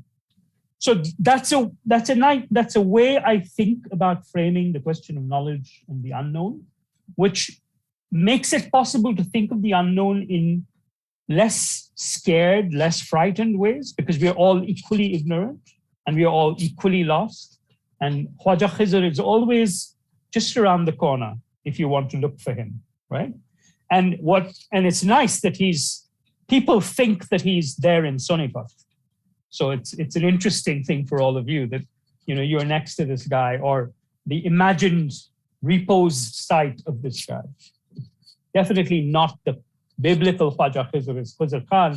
But since people in Sonipat think this is Khwaja Khizr, I'm willing to go halfway with them, okay? All right. So what are the different words that we have for knowledge? We have ilm in Arabic or Urdu. We have talim, which comes from ilm. We have vidya, which is a nice proper noun. It's a name for people as well as very closely related to its cognate in Latin and English, which we know very well, which is video. So video and vidya actually come from the same roots, and they both mean, they go back to the old Indo-European word vid, which means to see, from which we get visual or visualize or video. And as an artist who works a lot with video, I find this quite appropriate, that because our work deals a lot with knowing and unknowing and the borderline between knowledge and ignorance, between knowledge and wonder, and that we work a lot with video, that there is a nice kind of etymological digression, a story that can be told between seeing things, knowing things, not knowing things when you see them, and figuring things out. Figuration is also drawing, so it's like making a figure, visualizing something, creating a model, finding a way to give expression to a thought or a question or a query. One of the most important philosophers of education and of aesthetics is John Dewey, who used to be Dr. Ambedkar's teacher in Columbia. And I think he said, I mean, I always try to imagine the very young Bhimrao Ambedkar, who would be the age of all of you who are undergraduate students or going to be graduate students, in this foreign country, with these massive students, this completely unfamiliar world, trying to make sense of things and trying to find relations, and listening to this great teacher, John Dewey, who always insisted that there is a reason why art and aesthetics plays a role in education, because for him, it tunes us to the sensory nature of the world. And he says that there is no knowledge that is not at its root sensational. So even if it's an abstract thought, it arises in our mind as a sensation. It processes things from what we see, from what we hear, from experience. And that relationship, that sensation of sensation, or that awareness of experience, is another way of looking at what we call artistic work, right? And by artistic work, I don't just mean the work that me or Sonam, who is an artist, makes in the world. It's the work gets completed and it gets produced every time you, as a member of the public, look at the work, and you do half the work of artistic work. When you begin to see things, we do half the work, and we meet halfway. And we take the conversation further, because sometimes people bring to a work of art an idea or a sense that even the artist didn't have. So they fill the work of art with more knowledge than what was put into it by the artist. So there's something of the work, and by work I mean the labor, the making of art, that actually ties me as a producer to you as a viewer, and to you as the producer of the meaning that even I may not have brought to it. So there's a kind of circuit or relay between what I do in the making of art, what you do in the visualizing of art, and what we do together to produce a third new body of knowledge that comes from that artistic work. So I was looking at some of your titles of sessions in your conference, and it seemed to me that they were all in some ways tied to this re-envisioning, the revisioning of life itself. So if you think of the word research, and this is a research conference, you were discussing the products or the outputs of your research. You were basically asking each other to look again at what you had looked again. You'd searched for something, and then you'd searched again for it. You'd researched. It's a kind of what we call second sight. This second sight is prophetic vision, it's mystical vision, it's intuition, but it's the sharpening of our sensory faculties to be able to find things that were not available at first sight, right? They come to us when we look again. So you could be looking at the pandemic, and you might be thinking about the pandemic in ways differently now from what happened in 2019 or 2020, right? When you're looking at literature and us, and maybe reimagining the act of reading in solitude and quarantine, it changes both literature, us, and this time.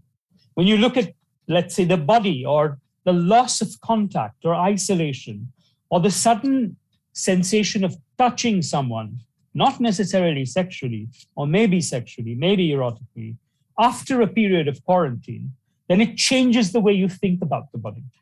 That's also research. What I'm trying to suggest is that the very processes of thought that you bring to the classroom, that you carry with you when you're on the metro or on the bus, that you take with you when you go on a walk, or when you meet a friend, or when you're on your own, or in a crowded room, or in a party, there are ways in which you're rethinking everything that you're doing. And that's a kind of research. It ties the quotidian, the everyday, the ordinary life, with the extraordinary, the perhaps miraculous accident of the fact that we are all still alive despite the pandemic, still talking to each other, still having a future to look forward to. We are in a strange time where being a student or being in a university is itself weaponized. So your ordinary life of being a student is actually now deployed as a weapon. I'm showing you stills from a film that you may or may not have seen, the Kashmir Files, but the central crux of action in this film actually takes place in a university. There's a provocation presented in a university, and a university and the act of teaching and the act of learning are both weaponized, so that the teacher is made into a kind of criminal, a proto-terrorist, a student is made into a gullible person who is brainwashed into producing thought that is not their own. That's interesting. I mean, why are universities, the daily life of universities, the ordinary life of universities, why are they of so much interest right now to regimes of power? I'm not meaning one government or another government. I'm quite interested in the fact that 19, 20, 21-year-olds are surveyed, are scrutinized and made into thinking of themselves as suspects and of each other as suspects. You would think that the university is not the place where that happens, but increasingly in our lives, that's what seems to be happening. You have a situation where young women are turned away from colleges because of a cloth that they're wearing. It's happening in 2 countries. You can see the same attire, like women who are wearing a piece of cloth in their heads are turned away from the gates in India. And the same kind of attire, the same kind of young woman, the same kind of knapsack is turned away from the gates of her college or secondary school in Afghanistan, right? So why is it so important for people in power, either in Afghanistan, in Kabul or in Karnataka, to decide that they're going to let some people in and not let some other people in, right? Why is the space of higher education such a contentious field right now? It's something that I want you to think about in your years to come. Why is everybody so interested in you? And I think that the real answer to this is because you guys, those of you who are students, are the future. And anybody who controls the university thinks that they're going to control the future. The first act of this regime, and I mean its earlier incarnation that came to power in 2014, was actually a set of attacks on institutions of higher learning. Quite interestingly, the first institution that was attacked was the Film Institute in Pune, where film students were deprived from their autonomy. Then came attacks on Hyderabad Central University. Then came attacks on Jawaharlal Nehru University. Then came attacks on Delhi University and, for instance, Jamia. And I want you to see briefly a piece of video that I find quite remarkable because, I mean, it's also because it's the university that I went to. So it's something that I feel that everybody should see.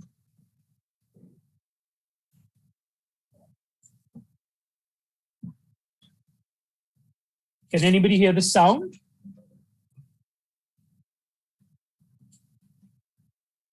Okay, anyway, we'll get to this. Sound is not crucial here.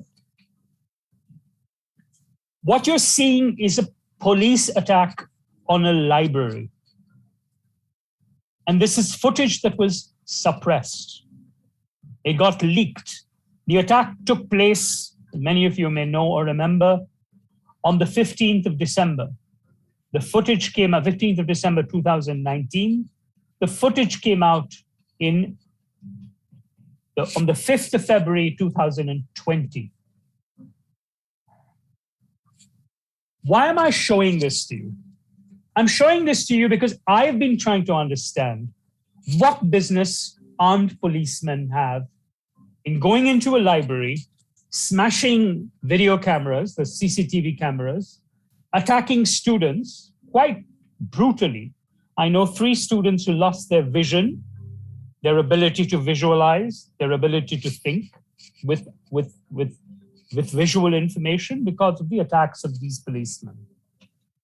And you can see the students, you can see that they're unarmed, that they were actually simply studying at their desks when the police attack them.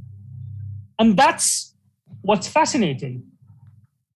Why, for instance, does this desire to hit at the spaces of learning so obsess the people who are in power today?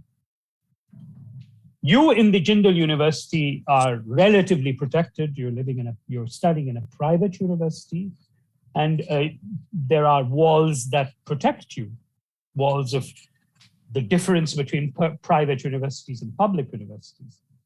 But my suggestion to you is that if public universities are not protected, then private universities are even more vulnerable.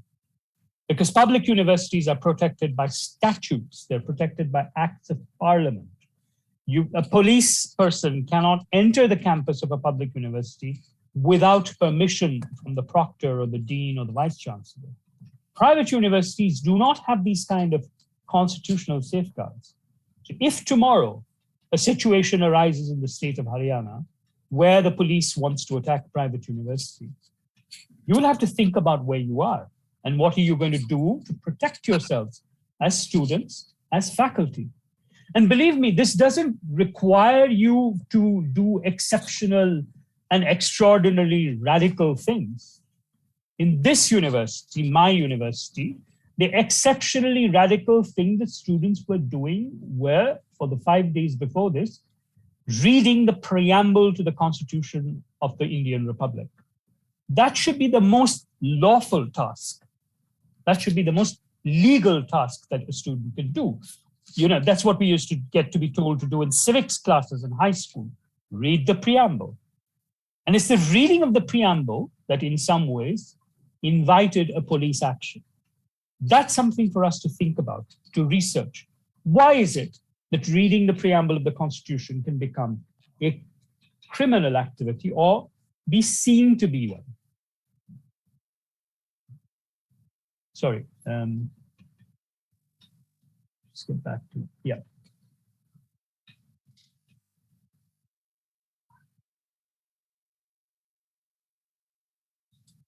So, what happens inside the walls of spaces of learning? I'm showing you the cover of a book that is actually a play about a university. It's a parable. It's Ocholayaton by Rabindranath Tagore. It's a remarkable play because it takes place as protagonists are the professors and the teachers of an imagined university outside time, outside space. And the university is called Ocholayaton, which means the petrified place, the immobile place, the place that doesn't move, where nothing moves, right? Where the same things get repeated over and over and over again. And to cut a long story short, basically the walls of this university have to be broken by the students so that light and air can come in. That's in one sentence the plot of the story. So that there can be a relationship between the students who are sort of prisoners inside the high prison of the university and the people who live outside, the two settlements of people who produce food and the people who produce different kinds of labor. And one of the things that happens in the university is these students, and I'm basically showing you a little bit of the text in Bengali, just because it looks nice, are constantly told to repeat formulae. So Tagore, who we all think of as this kind of soft figure, is actually quite a sharp and a very polemical satirist. And in this, he produces these formulae like A plus B whole squared. I know of one man in this country who constantly in many speeches talks about A plus B whole squared and then asks the question, ye 2AB kahan se aaya? As if it was some kind of magic formula. But so in Ocholayaton, one of the magic formulae is Om tot tot totoy totoy. And the students are told to repeat this 90 times a day. Om tot tot totoy totoy, Om tot tot totoy totoy, until their minds are like bhija fried, right? And it is that repetition of formulaic rote learning that then seems to be presented as knowledge. Here are some other formulae. I found them recently on the internet. coordinated horticulture assessment and management using geoinformatics, Chaman, great acronym. Gobar, galvanizing organic bio-agro resources. I'm getting some feedback from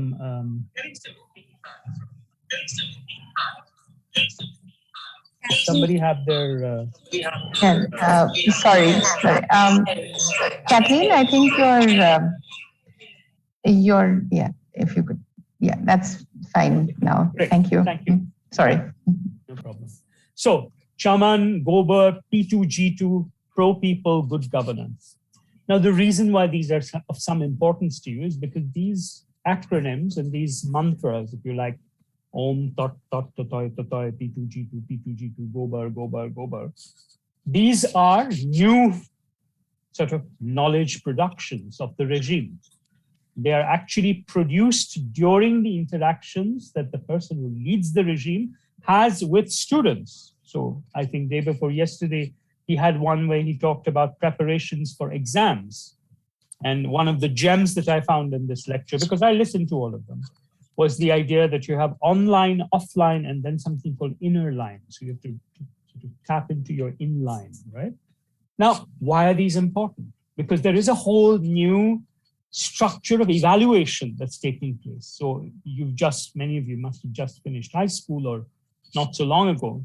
From now onwards, there will be a new exam formula called QET, which always makes me think of cute, which will be like the IIT JEE, but for everything, right? So how school has prepared you for life no longer counts. There's a new objective style, multiple choice question paper where you might be asked, what is P2G2? Or what is Gobar? And you have to give the right answer. And as long as you give the right answer, you are more or less in the path towards acceptance within the university system, which means what is not being assessed any longer is your ability to interpret, analyze, understand, to ask questions. What is being assessed now is your ability to memorize mnemonic formula. Tagore actually was attacked when he wrote Achalayatan because a lot of very high-minded Hindus said he's making fun of our mantras. And in fact, he was. But he said, as long as the mantras have a relationship to lived reality and they condense the experience of lived reality, they have a life. But the moment they become things that you have to learn by rote learning and reproduce at, when you're asked to, they cease to have that relationship with life. They become the dead wood of information rather than the living sapling of knowledge. And I take from another writer I sometimes enjoy reading, Salman Rushdie, and his book, Harun and the Sea of Stories, which is, I hope somebody has put that on some syllabus somewhere. But there is a formula in Harun and the Sea of Stories. There's actually a character inspired by the Star Wars robots, C-3PO. And this is P2C2E, a process too complicated to explain.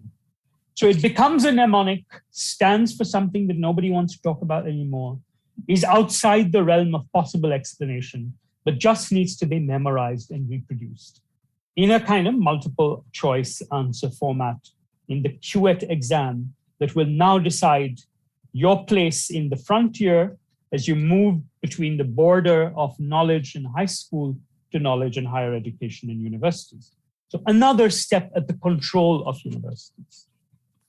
A standardization procedure that produces a false idea of equality, actually, not a true idea of equality. Because those whose parents will be able to send their children to coaching classes to max the multiple choice questions in the QET exam will get ahead, as happens with IIT JEE, as happens with the UPSC exams. They're no longer examinations of your ability to think or intuit or analyze or speculate. They are assessments of the efficacy and efficiency of the tutorial classes you've been to. So they're not your examinations. They're the examinations of your tutorial home. And that's, in a sense, something that we all need to think about if you're thinking about what is happening to education in our time in this country today. I wanted to take you to a little film which we made called The Robin Hood of Wisdom. And I'm going to try and, we can come back to it. But basically, it's, and since I'm not being able to work the sound, I might as well tell you what it is. Wait, give me a minute.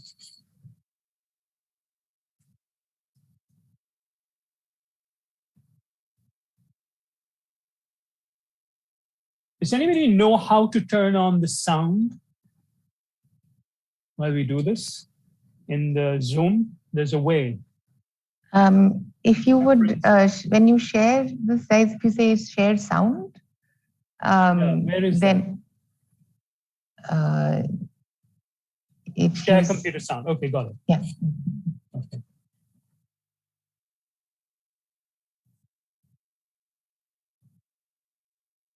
Just give me a minute.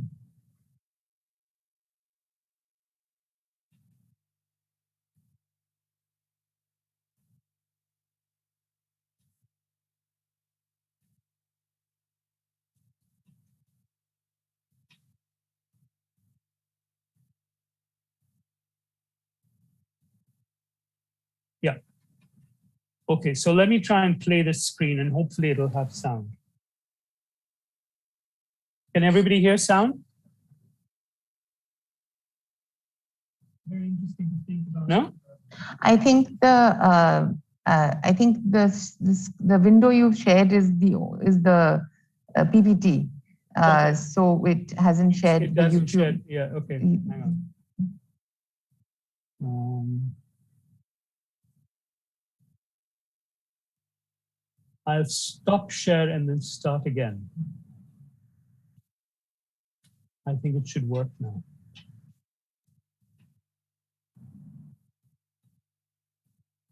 No, this is not really okay.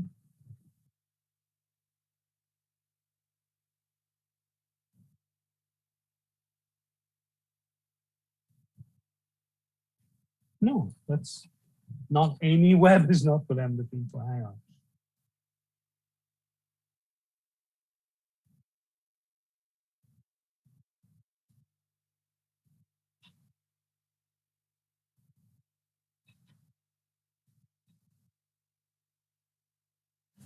Yeah.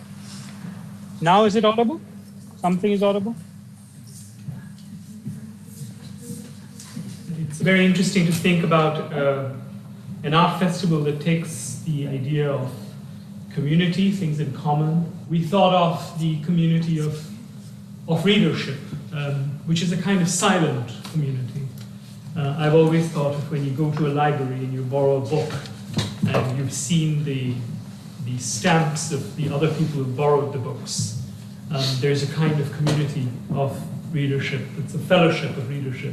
And here I'm going to read for you this little text which is in this work, which takes the image and puts it in your hands and asks you to do certain things. The Robin Hood of Wisdom. Go to your nearest public library.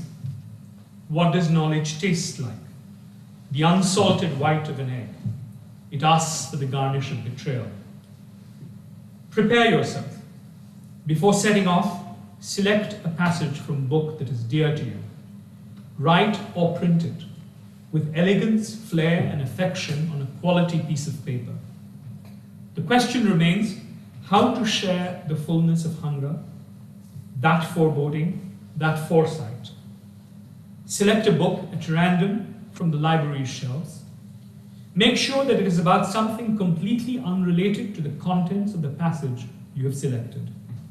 Insert the paper bearing your selected passage between the pages of this book.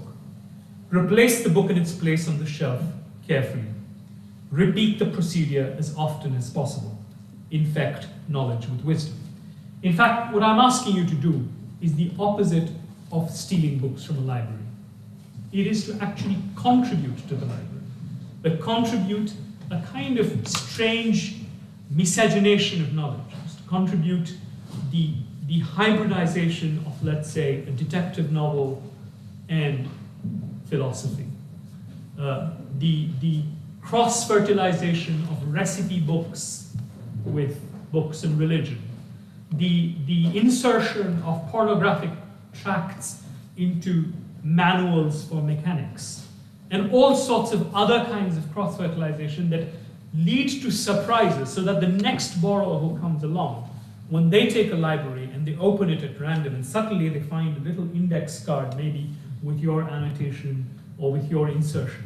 It's somewhat like the experience of going to a secondhand bookshop and buying a book that somebody else has written notes in or underlined very heavily. And I find that your experience of reading gets very influenced by this ghost reader who's come before you. And it's to do basically that. It's to create those conditions of uncertainty and create a kind of odd dance between different kinds of knowledge and non-knowledge in the library. So the reason I was sharing that with you was to suggest to you that the work of art can sometimes happen. Content is made possible by individuals. Become a supporting member and access a growing life. Yeah, so that it can happen through a kind of invisible presence. That the work of art in education doesn't have to be frontally pedagogic. It doesn't actually require artists coming and saying, oh, I'm going to show you my work and this is what you're going to learn from it. But the work of art can also produce a condition where the professor is herself the artist, that her lecture is in itself a kind of performance, that it actually produces the conditions for enlarging the curiosity of the mind of the student. And it produces exactly the sensation that is the opposite of the mnemonic formula. It isn't saying, you know, the om, tot, tot, totoi, or gober, or chom, what is it? I forget the chaman. These kind of mnemonic devices that unpack into banal government schemes, but actually creates the conditions of what education in the liberal arts and the humanities, which is what you're trying to produce at Jindal. That kind of miscegenation of what happens when you take a book which belongs to the philosophy section of the library and begin using it to think about gardening, let's say. It's not impossible. Or you take a recipe book, which is in the cooking section, and use it to think about chemistry, because actually cooking is only chemistry, right? I mean, all of cuisine is a relationship of time and heat and materials, which comes down to chemical processes. So it's possible to think in a way where, let's say, literature and law mix, right? So you begin to read court documents as if they were literary texts, or you begin to read literary texts as if they were elements in a trial. Or you begin to think about, let's say, statistics and mathematics as a device in a detective novel. So counting things, 49 Steps is Joseph Conrad's great book. It's about a kind of counting, right? So there are ways in which the kind of relationships that we draw between different forms of knowledge become in themselves aesthetic processes. And that is what this work of art, which we call the Robin Hood of Wisdom, which is a performance in a library, tries to do. And by doing that, it actually opens out the possibility that we begin to think of art itself as something quite different, or education as a form of artistic practice. I'm showing you now the picture of a woman who lived more than 100 years ago, Rokeya Shekhawat Hossain. And she was an educationist. She started a school for young women and girls, a novelist, and our first pioneering science fiction writer.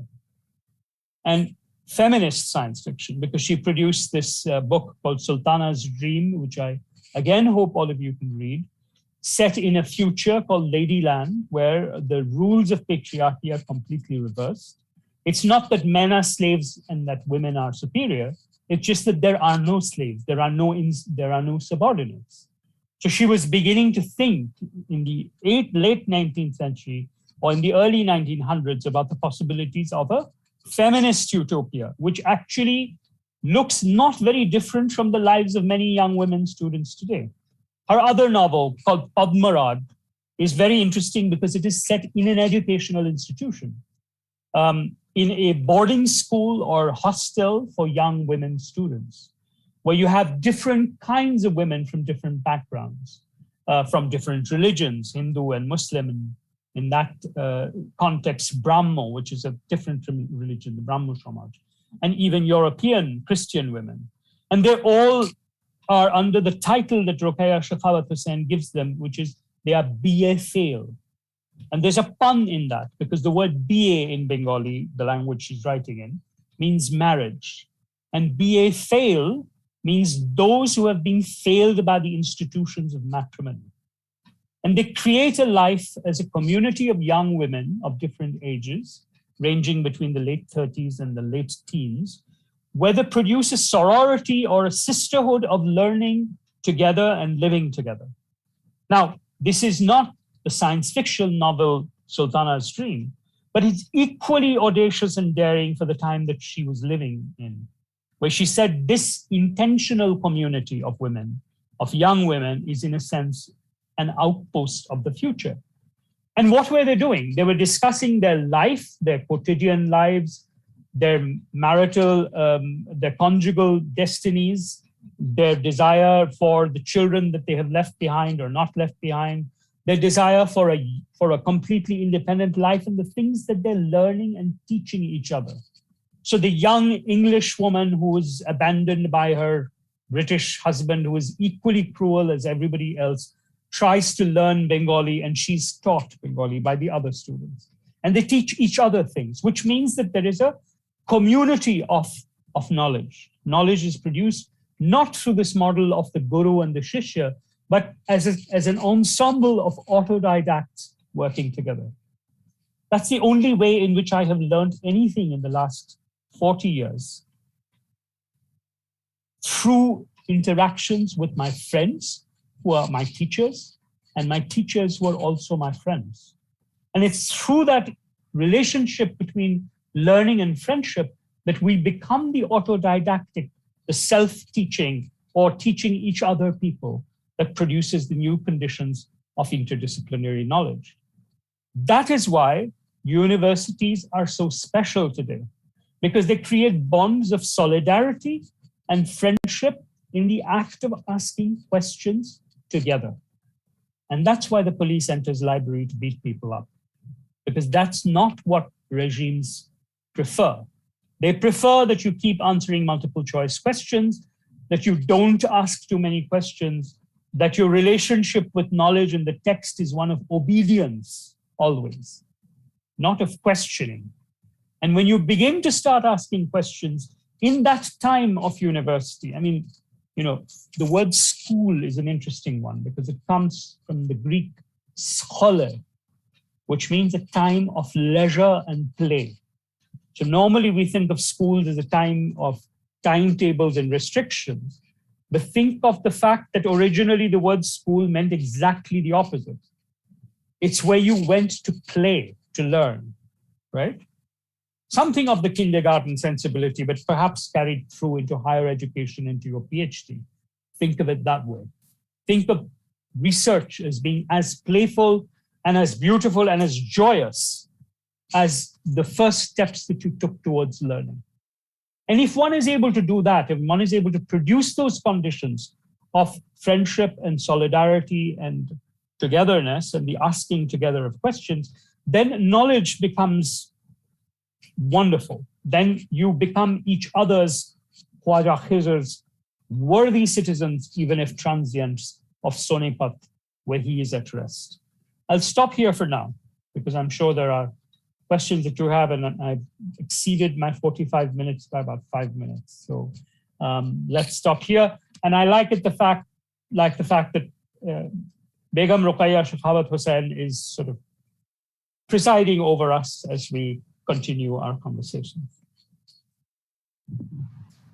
Absolutely. I think that's very fitting.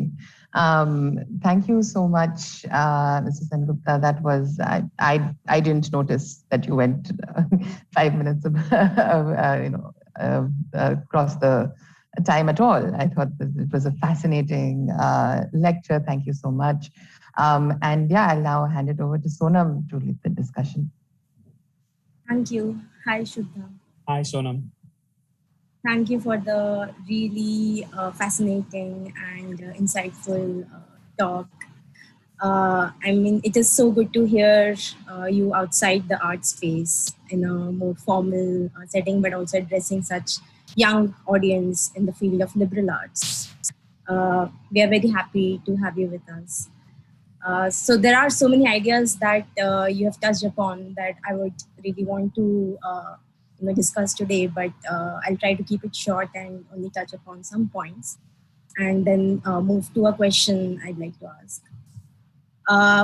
Starting your talk with locating us in Sonipat, that was really interesting, and how you are moving towards framing the questions around revisiting of knowledge, of research, of the unknown, of ignorance, which are all very important, points to discuss to understand the strange times we live in. The etymologies of ilm, vidya, school, and more that you brought forth are also very interesting and fascinating. And it also gives some relief when you say that we all are equally ignorant. But how knowledge framing and production is so important, and how it differs in different ages, cultures, groups, and how it is being controlled by the state, by those who hold power, to dictate these pedagogical spaces. And here I was reminded of T.M. Krishna's words from yesterday's keynote session, where he spoke about how, mind being the first stage of control is to control the body. Where he says the first thing that is stripped off people when they are oppressed is their mind, because the moment you strip their mind, you can do to them anything physically, which is very resonating today as the state tries to alter and control the curriculum and curriculum in schools and colleges literally every day. I also found the emergence of a mode outside the online offline really interesting. The inline mode, which is something very new, and it is, I think, a new space that of hybridity that we are also living in, especially in Jindal. We have the online, offline, and the hybrid mode. So while teaching, we are teaching both online and offline students, and somewhere, dancing between these two spaces. And moving to your library project, I have seen it earlier as well, and I completely love it. And the title is also very interesting, The Robin Hood of Wisdom. So it is so multi-layered and so performative, and somewhere dancing on the lines of so many fields beyond art, because it is not just limited to producing an artwork and completing it, but it is also growing. You are planting a seed and it is growing over the days. And here I want to connect your project to my question, because you have taken this project into a library space. So being an artist and having known your rugs practice also since my college days, I wanted to know, how do you see the processes of rugs practice seeping into the classroom space, especially for undergraduate students? I mean, library project is definitely one really amazing example, but here in a private university, how would you imagine? And adding to that question, since your practice is so deeply embedded in research, how would you imagine an undergraduate research conference to be? Or would it be a conference at all? From your what time is it conference, which was very different from a conventional conference. So yeah, these are few questions I had, and I would love to discuss so many more things, but I think we are short on time. But for later, we can definitely. Sure. Thank you very much, Sonam. These are really amazing questions and a really thoughtful, deep response to our work. I always enjoy it because, like I said, that the task of making art or the task of teaching is always incomplete without listening to what the other person says. So then it begins to go somewhere. Let me just talk a little bit more about Sonipat because I find it fascinating, right? I don't know if how many of you know that it's one of the 5 villages that are at the heart of the Mahabharata war. There's Indraprasth, Tilaprasth, and Swarnaprasth, which is Sonipat, right? And it's one of the 5 villages that is at the heart of the conflict. So it's this business of property. So these are forms of laying claim over land. Think of it if the Pandavas and the Kauravas had sort of figured out some way of sharing instead of trying to own land. We wouldn't have had the Mahabharata war. And maybe things would have been very different for our civilization. We wouldn't have been so hung up about, oh, this is my karma and this is my fate and this is my destiny. Maybe we would have found some other ways to live with each other. Sonipat is also the site. And there is a village just next to Sonipat called Khanda, and there is another one called Orad. You should go there, all of you, which are supposed to be the sites of the Khandava forest. Do you remember the story of the Khandava forest? It's where the Pandavas are in the forest for the moment, and Agni, the god of fire, comes and says, I'm very hungry, right? And so the Pandavas says, what can we do? Just burn the forest. I'll eat everything. And they burn the forest. So it's an act of ecological terrorism of the highest order, a kind of complete species side. There's only 6 animals that seven beings. One architect who builds the city of Indraprastha, Maya the Asura, he's an architect. One snake called Ashwasena, who's a baby snake, who then returns to do lots of chaos in the story. And 5 singing birds who tell the story.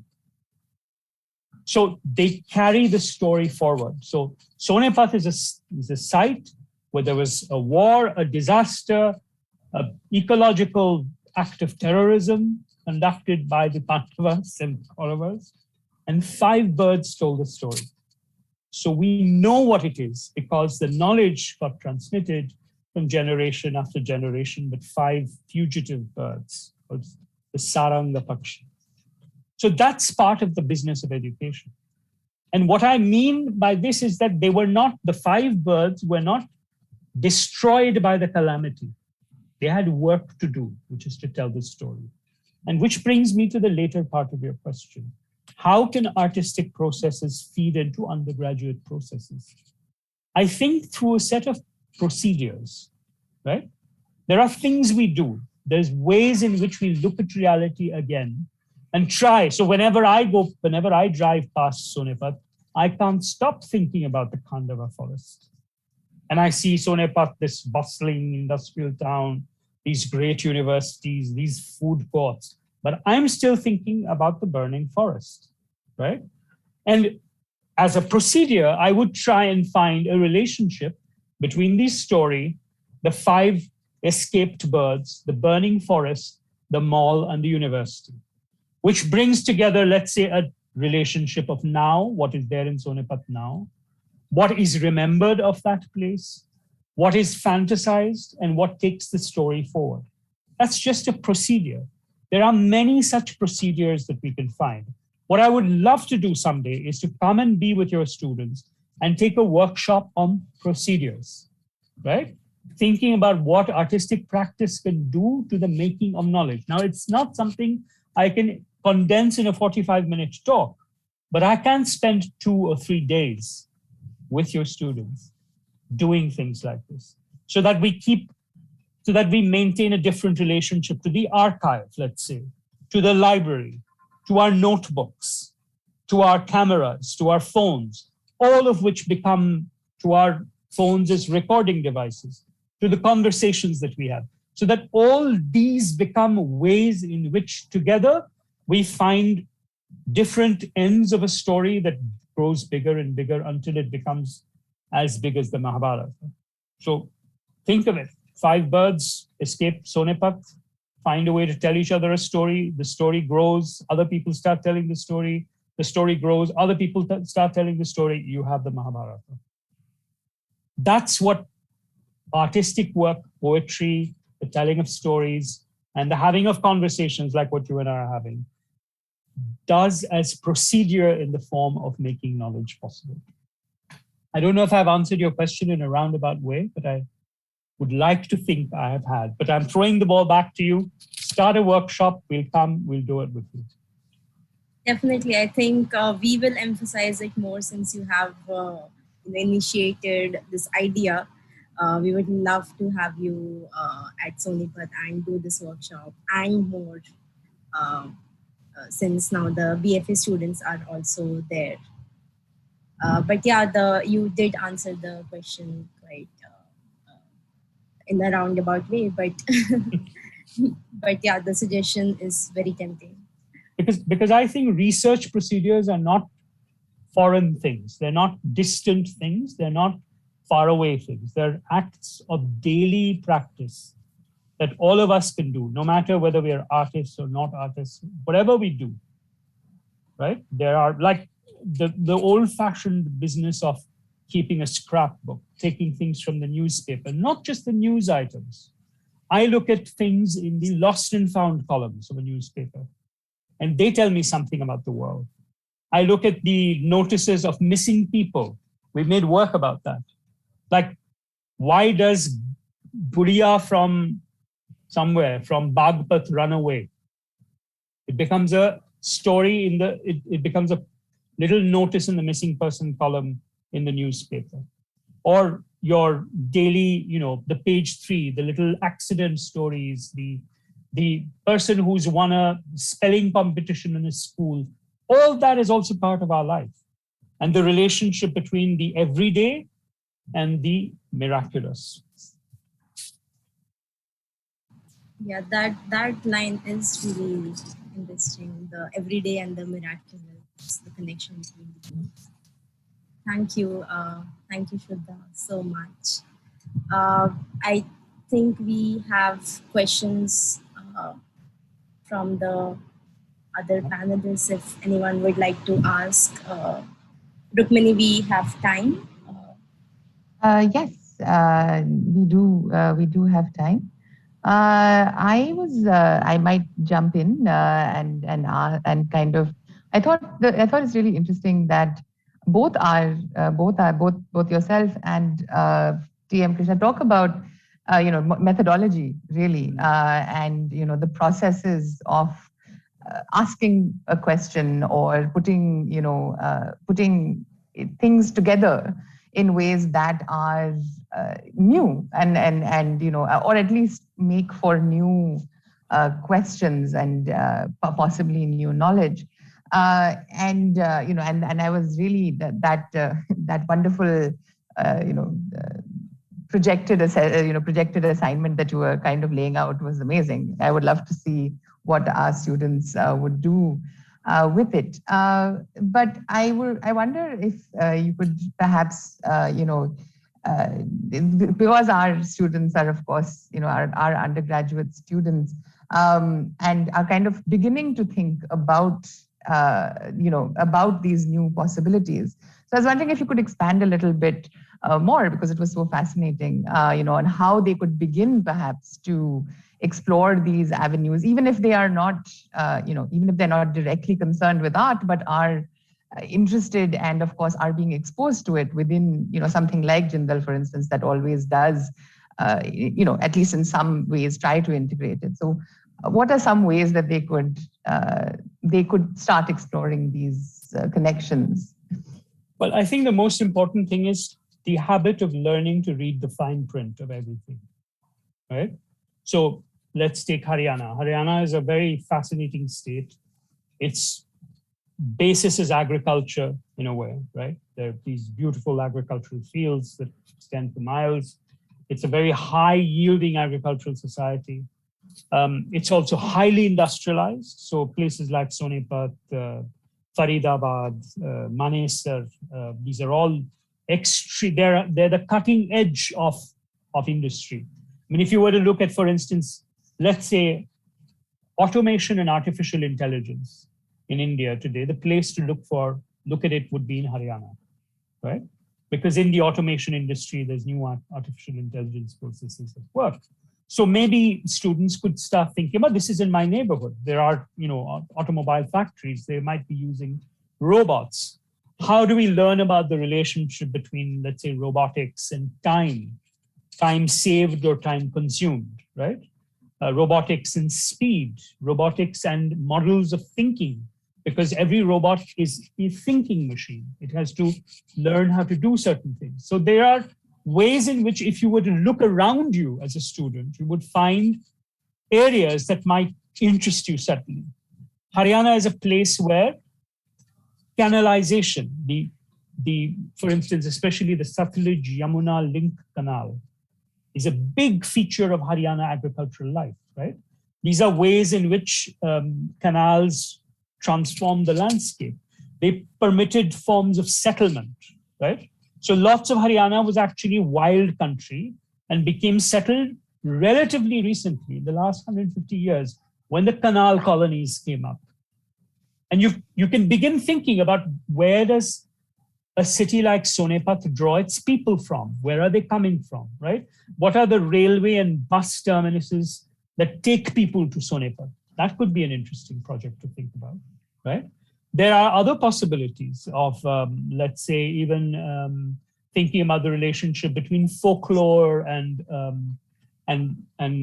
knowledge worlds. There's a very beautiful, Sonepat actually has a very interesting museum. I don't know if anyone's ever been there. It's a fascinating place. Now, there should be relationships between universities and museums, and it's possible for some people to sort of be patronizing about that museum, but actually it's a really amazing place. It's got agricultural implements. It's got histories of people who went to fight in the First World War. It's got collections of folk songs, right? And it's built in this place, which is close to a story about a king called Chakwaben, and his fight with a ascetic, with a sadhu, who cursed him, saying, "Main teri dhai shakti leke jaunga." So he took away 2.5 powers and distributed them over the landscape around Sonepat. And that contributes to a story of rise and fall, of decline of powers, and so on. So even just looking around you, both in space as well as time, can produce fascinating projects for further inquiry, so that the way in which we learn things and are taught things can actually relate to the landscape around us. And perhaps that might make for more meaningful relationships between a university like Jindal and your ambient environment, because rather than being a spaceship that came from alien planets and landed on Sonepat, if you were to be a mushroom that grew from Sonepat, it might form a more interesting relationship. And there are ways in which your students can actually think that way, that can make these relationships possible. And yes, absolutely. I mean, we do, of course, there are certain projects that we encourage our students to explore, but there's so much more. I mean, even just your lecture has already told me so many things about Sonepat that I didn't know, even though I have been here for 5 years. So there's definitely a lot of room. As you said, ignorance is infinite. So there's definitely a lot of room to explore. And we will, most definitely, try to explore, bringing you to us in some way. As I said, it would have been a fascinating discussion to also have with the students. They're all listening, of course, and it would be great to kind of build from there. So I don't see any other questions at the moment. So I guess we can conclude this part of our session. Thank you so much, and that was so wonderful to have you here with us. And the way you approached these ideas is going to, we're definitely going to be using it in our classes, and asking our students to think about that in more detail. So I would now like to invite Professor Dr. Mohan Kumar to please give the vote of thanks. Thank you. Thank you very much. I want to begin by thanking my good friend, Dean Kathleen. I think her battery, the laptop died on her, so she wanted me to say goodbye to all of you. I wanted to certainly thank her for this opportunity. I'll begin by thanking Mr. Sengupta for what I thought was a brilliant and provocative speech. After 36 years in the Foreign Service, I felt like a complete idiot. So I thank him profusely for that. Sometimes these things are good. I recognize I'm just a knower, and he is definitely a greater knower, so that's good. And I think for me, who belongs to a completely different school, the School of International Affairs, and I can't fathom why Kathleen chose me. I think Kathleen must have a sadistic bent to her personality. She probably thought, let's put Mohan in the middle of all this and make him feel like a complete idiot. If that was the intention, she succeeded enormously in it. But no, I think I realize after 5 years in the Jindal Global University and having been a diplomat for 40 years and then taught for 5 years diplomatic practice, I realized that one of the things that perhaps I'm not doing is really to interact with other schools, other faculty, and other students. Perhaps that's the main realization that has dawned on me today. I was just looking at this amazing seminar that you've had, and for God's sake, I never thought in my life that somebody could have a panel discussion on, was Snow White real? Are you kidding me? Is that even a topic? But I realize now, after listening just to Mr. Sengupta, that there must be more to it. T.M. Krishna is a great classical vocalist, and I'm glad he addressed you. Then, of course, you had the usual inclusion of sustainable development, environment, economics. I was very keen to know something about a gravity model analysis of India's bilateral trade flows. I'm a trade expert. I spent 10 years in Geneva as India's negotiator, first with the GATT and then the WTO. Never heard of a gravity model analysis of trade flows. So I'm particularly thankful that somebody said, I think Rukmani, you said that all this will be put together in the form of a booklet. Kindly do that for ignoramuses like me, and I'll be thrilled to get a copy. If nothing else, I think you owe me this one. I'm doing the vote of thanks, so send me a copy, by soft copy at least, so that I can take a good look at it. The role of poetry in pandemic, who would have thought? I mean, pandemic is a time when several people struggled with their lives. Others just were homebound. Fellows like me who were 65 years old were petrified at the prospect of contracting this COVID. So we took everything possible. I think at the times I wore double masks and so on. So who would have thought poetry is a wonderful way of dealing with the pandemic? So I find this extraordinarily interesting. To Mr. Sen Gupta, I just have to take a bow, frankly. You are amazing. And I think the key takeaway for me, because I have to accept that half the things I probably wasn't all there, but the key takeaway for me is your encouraging students or even imploring them to inquire and question. That is something absolutely critical in a place like the Jindal Global University. Otherwise, what distinguishes a university like these from the hundreds of other universities we have in India? So I think that is something that I would, if there are students listening, please listen to this man. I think this is an amazing piece of advice.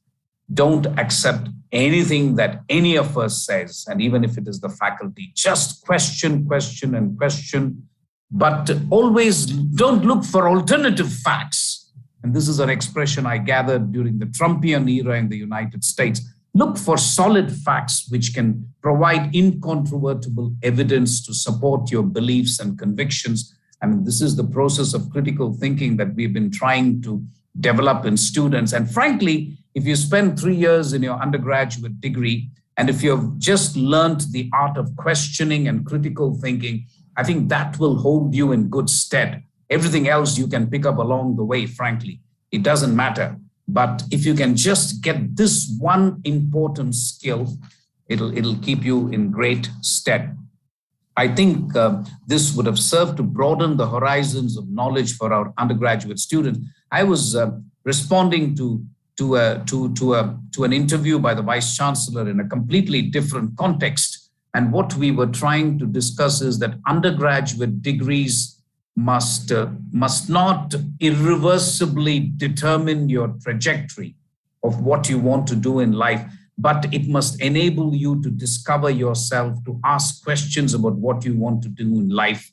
And I think that is something that this 2-day program would have succeeded tremendously in doing, because I'm just awestruck by the enormous and vast canvas of the topics that have been approached by this seminar. So once again, thank you very much for making me a small part of this. Mr. Sen Gupta, it'll be wonderful to meet with you if and when you visit the campus. I specialize in a discipline that is really far removed from yours, but that's all the more reason why I'm attracted to having this conversation with you. And thank you very much for gracing this occasion, and thank you, Rukmini and Sonam, for having me. Thank you. Thank you very much.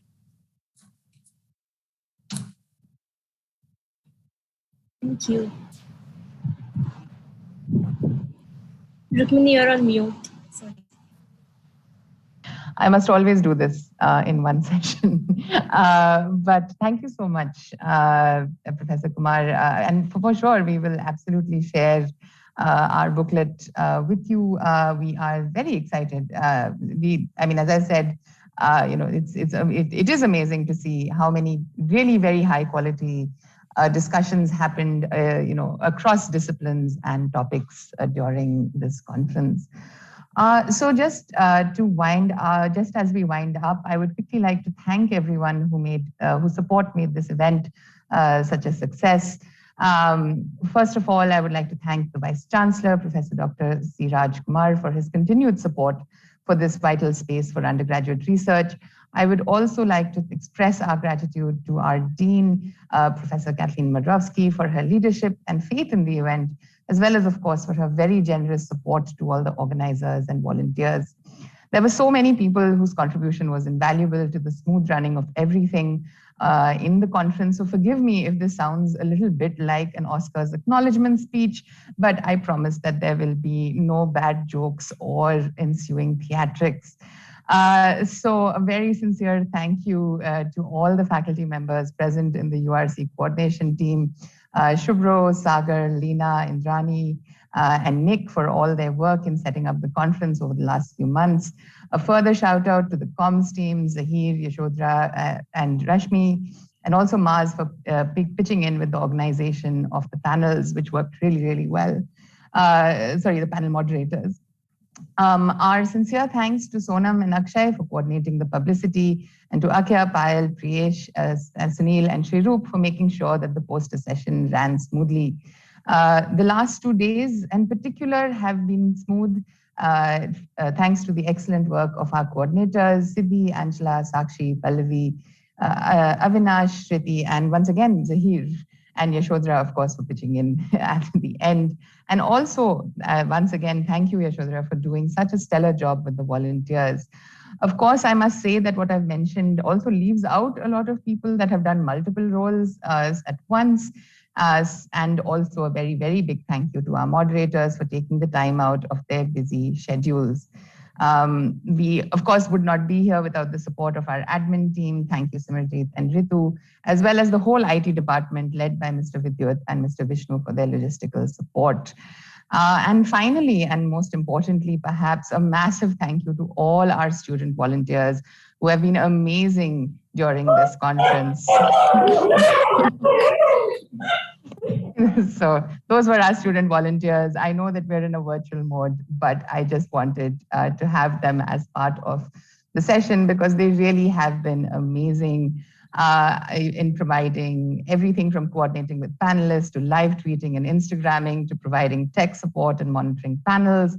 And as I said in our meeting just before the conference, this event is your event, and you all would be the reason it succeeds or fails. And I can conclusively say that it has been a wonderful success. So you should feel very proud of yourselves. I hope you are still cheering very loudly in the conference hub. And now finally, I don't know whether Dean Kathleen can sign us off. Kathleen, can you finally sign us off, or should I? I don't think so. I think the okay. All right. So she asked me to convey to you. Yeah, thanks. Yeah. All right. Okay. Thank you so much, everyone. That's it. That's it from us, and we shall see you next year. Thank you very much, everyone. Thank you. Thank you. It's been a real pleasure. Thanks.